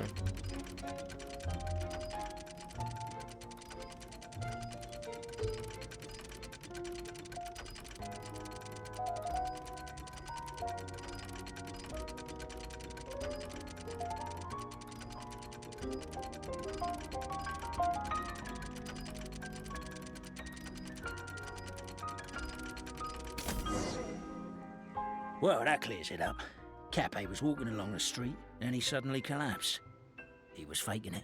What? So case closed? Aren't you supposed to investigate a little more first? Well, we literally replayed the crime scene and saw it with our own eyes. There's no need for any evidence gathering or powers of deduction now. And besides, maybe the truth is inherently strange by nature. Like how Constellation Metropole has 3 histories, each of which is the truth. But didn't you say Cappy was struck in the back of the head and knocked unconscious? For all I know, he could have bashed his head against a toilet bowl before leaving the house, then walked here in a daze before finally passing out. As for why he might have done that, my guess is...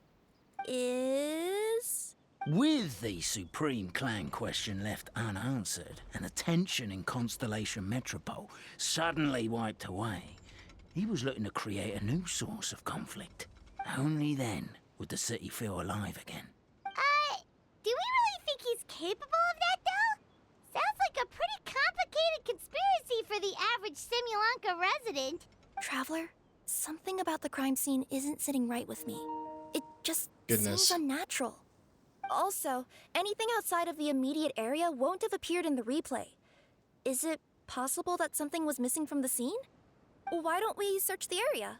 Wait, what are you doing? Oh, we're gonna head to Catbay's house to check the toilet bowl for signs of an impact. Alright, so I'm going to continue this quest until we complete this whole thing with Kirara, and then I'm going to stop and then do a two-parter for... There's a spear here. It looks so mysterious. Let's take it. the last half of this, so... Skyward! Scatter!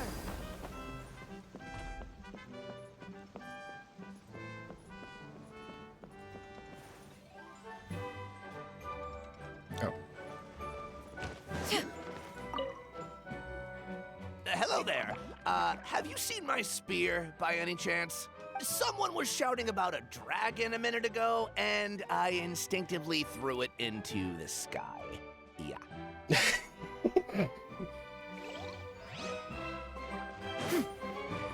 Yeah! Skyward! Scatter!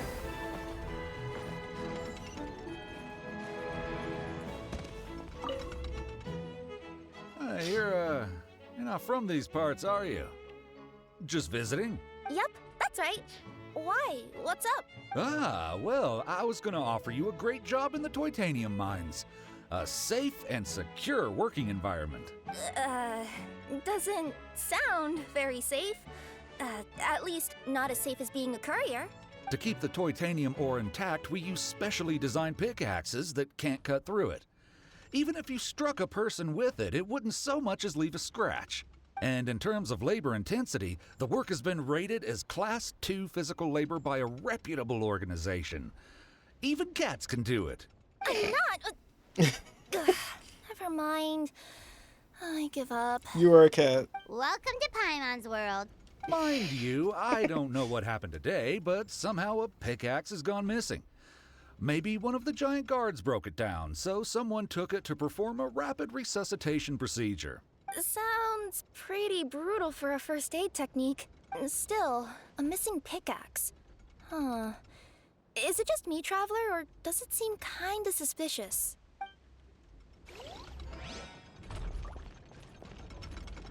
Okay. There's a strange potion bottle here. Looks so weird. Let's take it.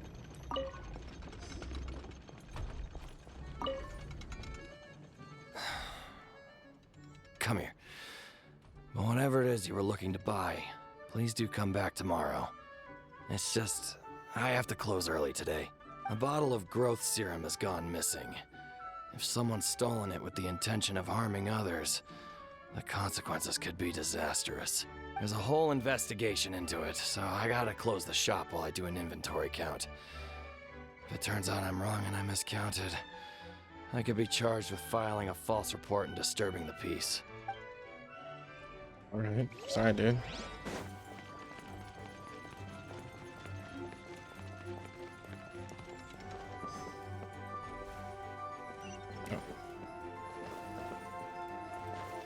A pickaxe? What is it doing all the way down here? There's gotta be a story behind it. Let's take it. Let's say one of these was the weapon used in the assault. Which one do you think it is? The guard spear was thrown after. That was way after, so that's not it. Pickaxe was used on a giant.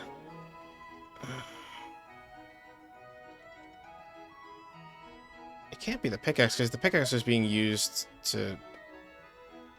I don't know. I'd say the growth serum. The bottle. If it was the growth serum, Cape would have been turned into a giant. Also, the bottle probably would have shattered when it hit him. We would have seen the debris on the ground. Let's say one of these was the weapon used in the assault. Which one do you think it is? Yeah, it has to be the pickaxe, though. If it was the pickaxe, Cape sure is lucky it's not still lodged in his head. Actually, you're wrong there, Paimon. The foreman at the mine was just saying, this kind of pickaxe is designed not to damage titanium, so it couldn't cause any superficial damage to residents here. But you could probably knock someone out if you hit them hard enough, and it wouldn't leave a scratch. Let's take this back to the crime scene and replay it one more time. Ah, you're back. How was the toilet at Cape's house? Toilet? What about it? Oh, yeah, forget that. What's this about? What are you trying to say? We thought the way Cape fell looked odd, so we searched the area for suspicious items and found this. It could have been deliberately placed out of range of the crime scene so it wouldn't show up when we replayed it. Now we've retrieved it, we were gonna replay it again. You don't mind, do you? Oh, I just remembered I forgot to turn off the clockwork switch in my kitchen. Yeah, I think I'll just, Oh, no, you stay right there.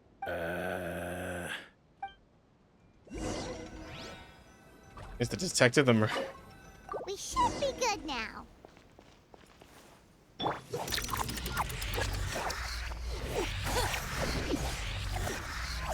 It was the detective.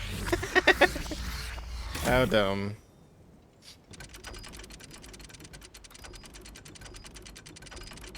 Did he like freaking boomerang throw that shit? Cause how did it end up behind him?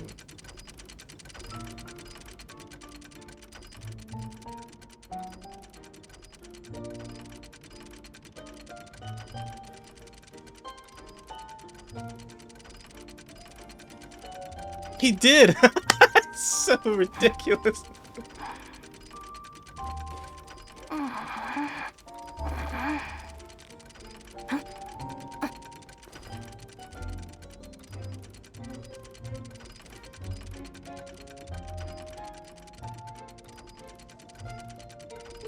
So you're the attacker!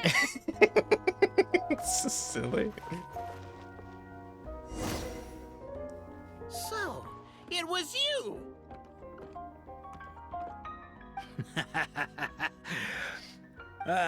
I would congratulate you for cracking the case, but since I did such an abysmal job of covering my tracks, didn't exactly have your work cut out for you. So, all I can say is... Catch me if you can! Okay. We have a runner! That's it! Let me at him! The would-be Marquis of Caramas dispatched the Necromata in boots, who ran off in pursuit of the poor little minion. I'm coming for you, little bitch. The minion's poor little lower back was protesting painfully against the intense physical activity. He decided to take the elevator, giving him a moment to catch his breath.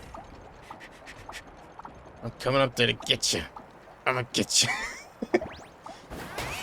Really? His lower back asked. But the minion had no other choice. He resolved to make the jump down.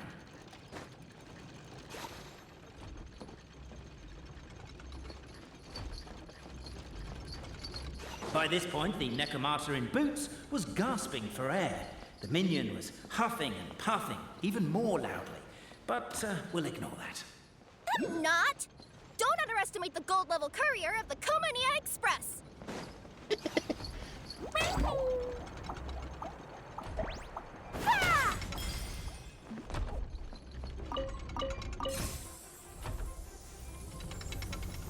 A characteristically catty response from the Necromata. Tell me, what do you hope to gain from bullying me? I get to let off some steam!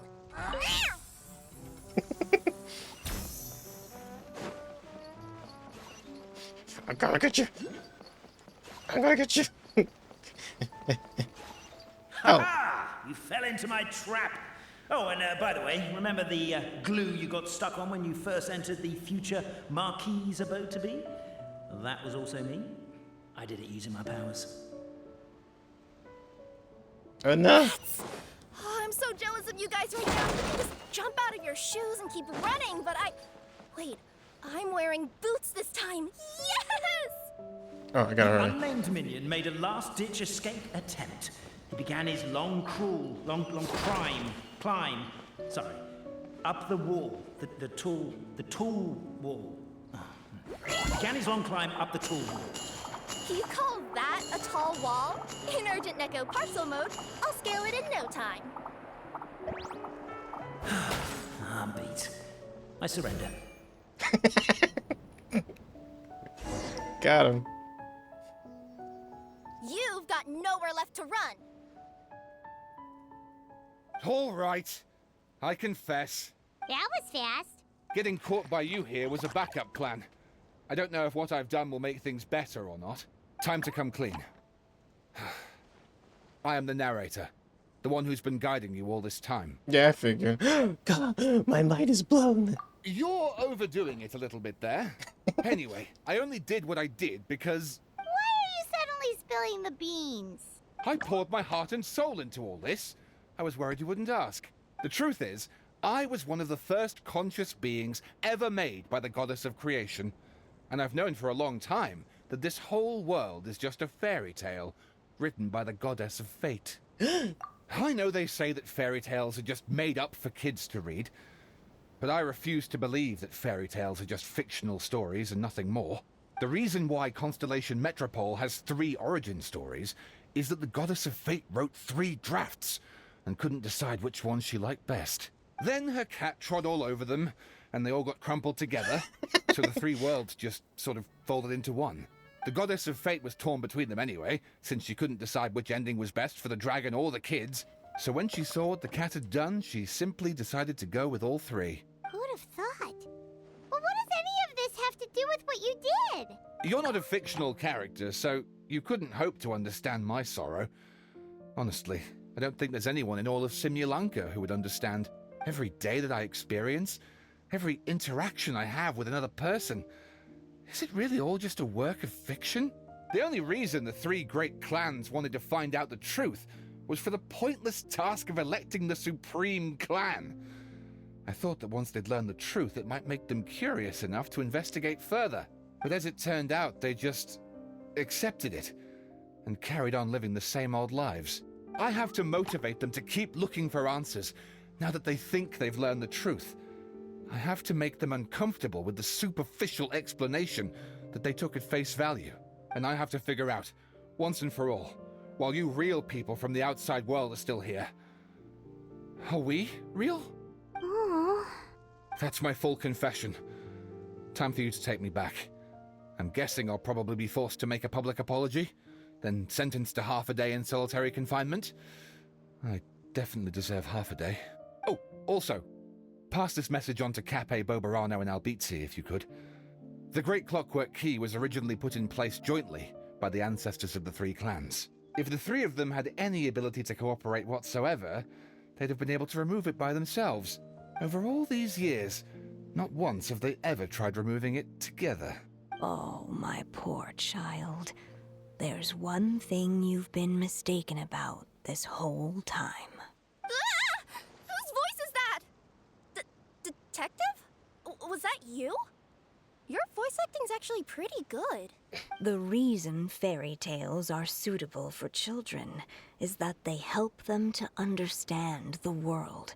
Fairy tales may be works of fiction, but at their heart lies an internal logic that is undoubtedly real-world truth in a condensed form.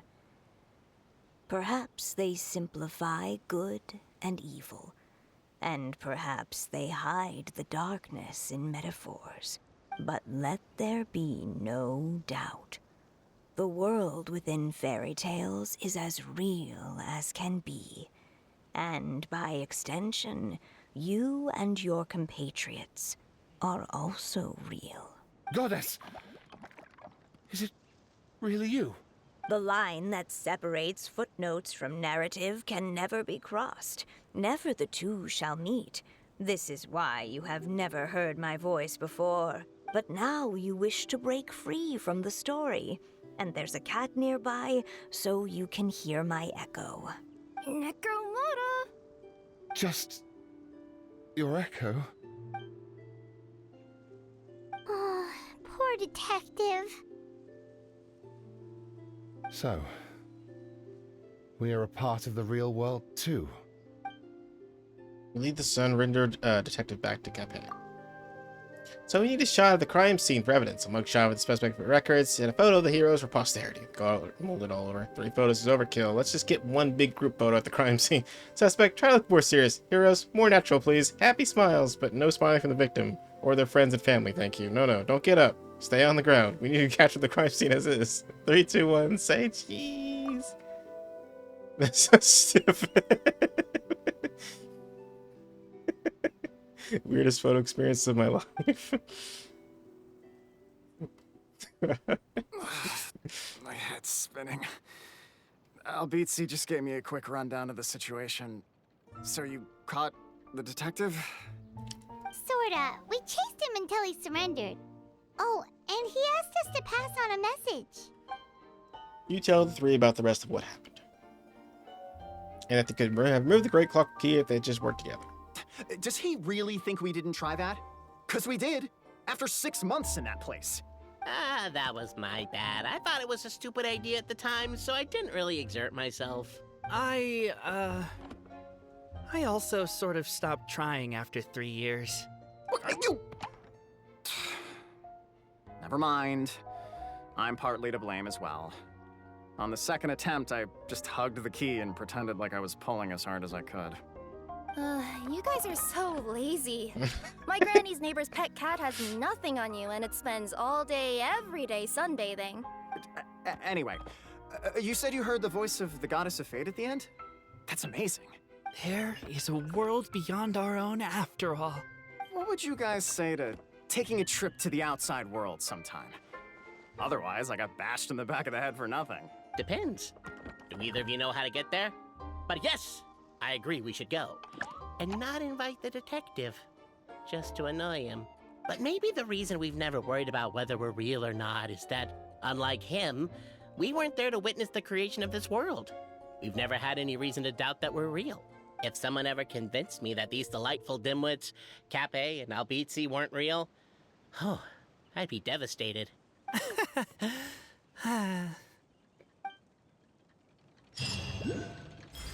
Alright, I guess that's it for that.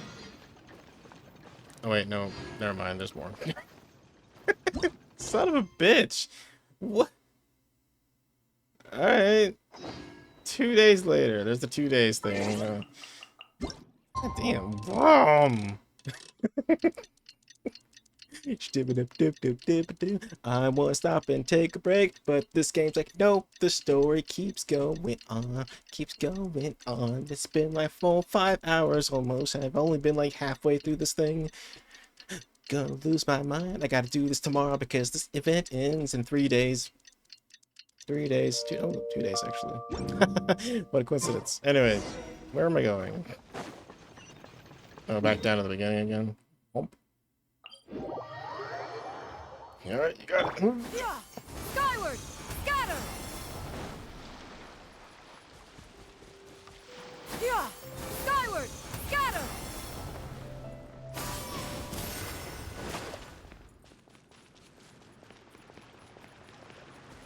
Yeah! Skyward! Scatter! And Chaplain. Wait, what? That's it?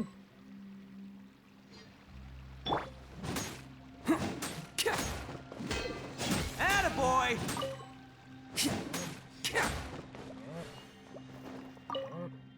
I say something? Well, if it isn't the Marquis of Carabas, along with her cat, little fairy. I think we should probably stop this now. Surely it's time that you and I drop these rolls? In theory, it should all be over now, but I remember hearing that the point of the ceremony was to help people, to bid farewell to the title of Marquis of Carabas once and for all, you could bring things or clothes with a touch of formality. As the Nicomatta best traveled her boots, through the reflection or be wiser than that nature of the truth. Wow. Okay. My brain hurts, and I think it's a good time to stop. We shall continue the quest to go up the tower and see the statue next time when I'm a little bit more energized, because I'm actually exhausted. So thank you all for joining. I'll see you guys later, okay? Goodbye. See ya.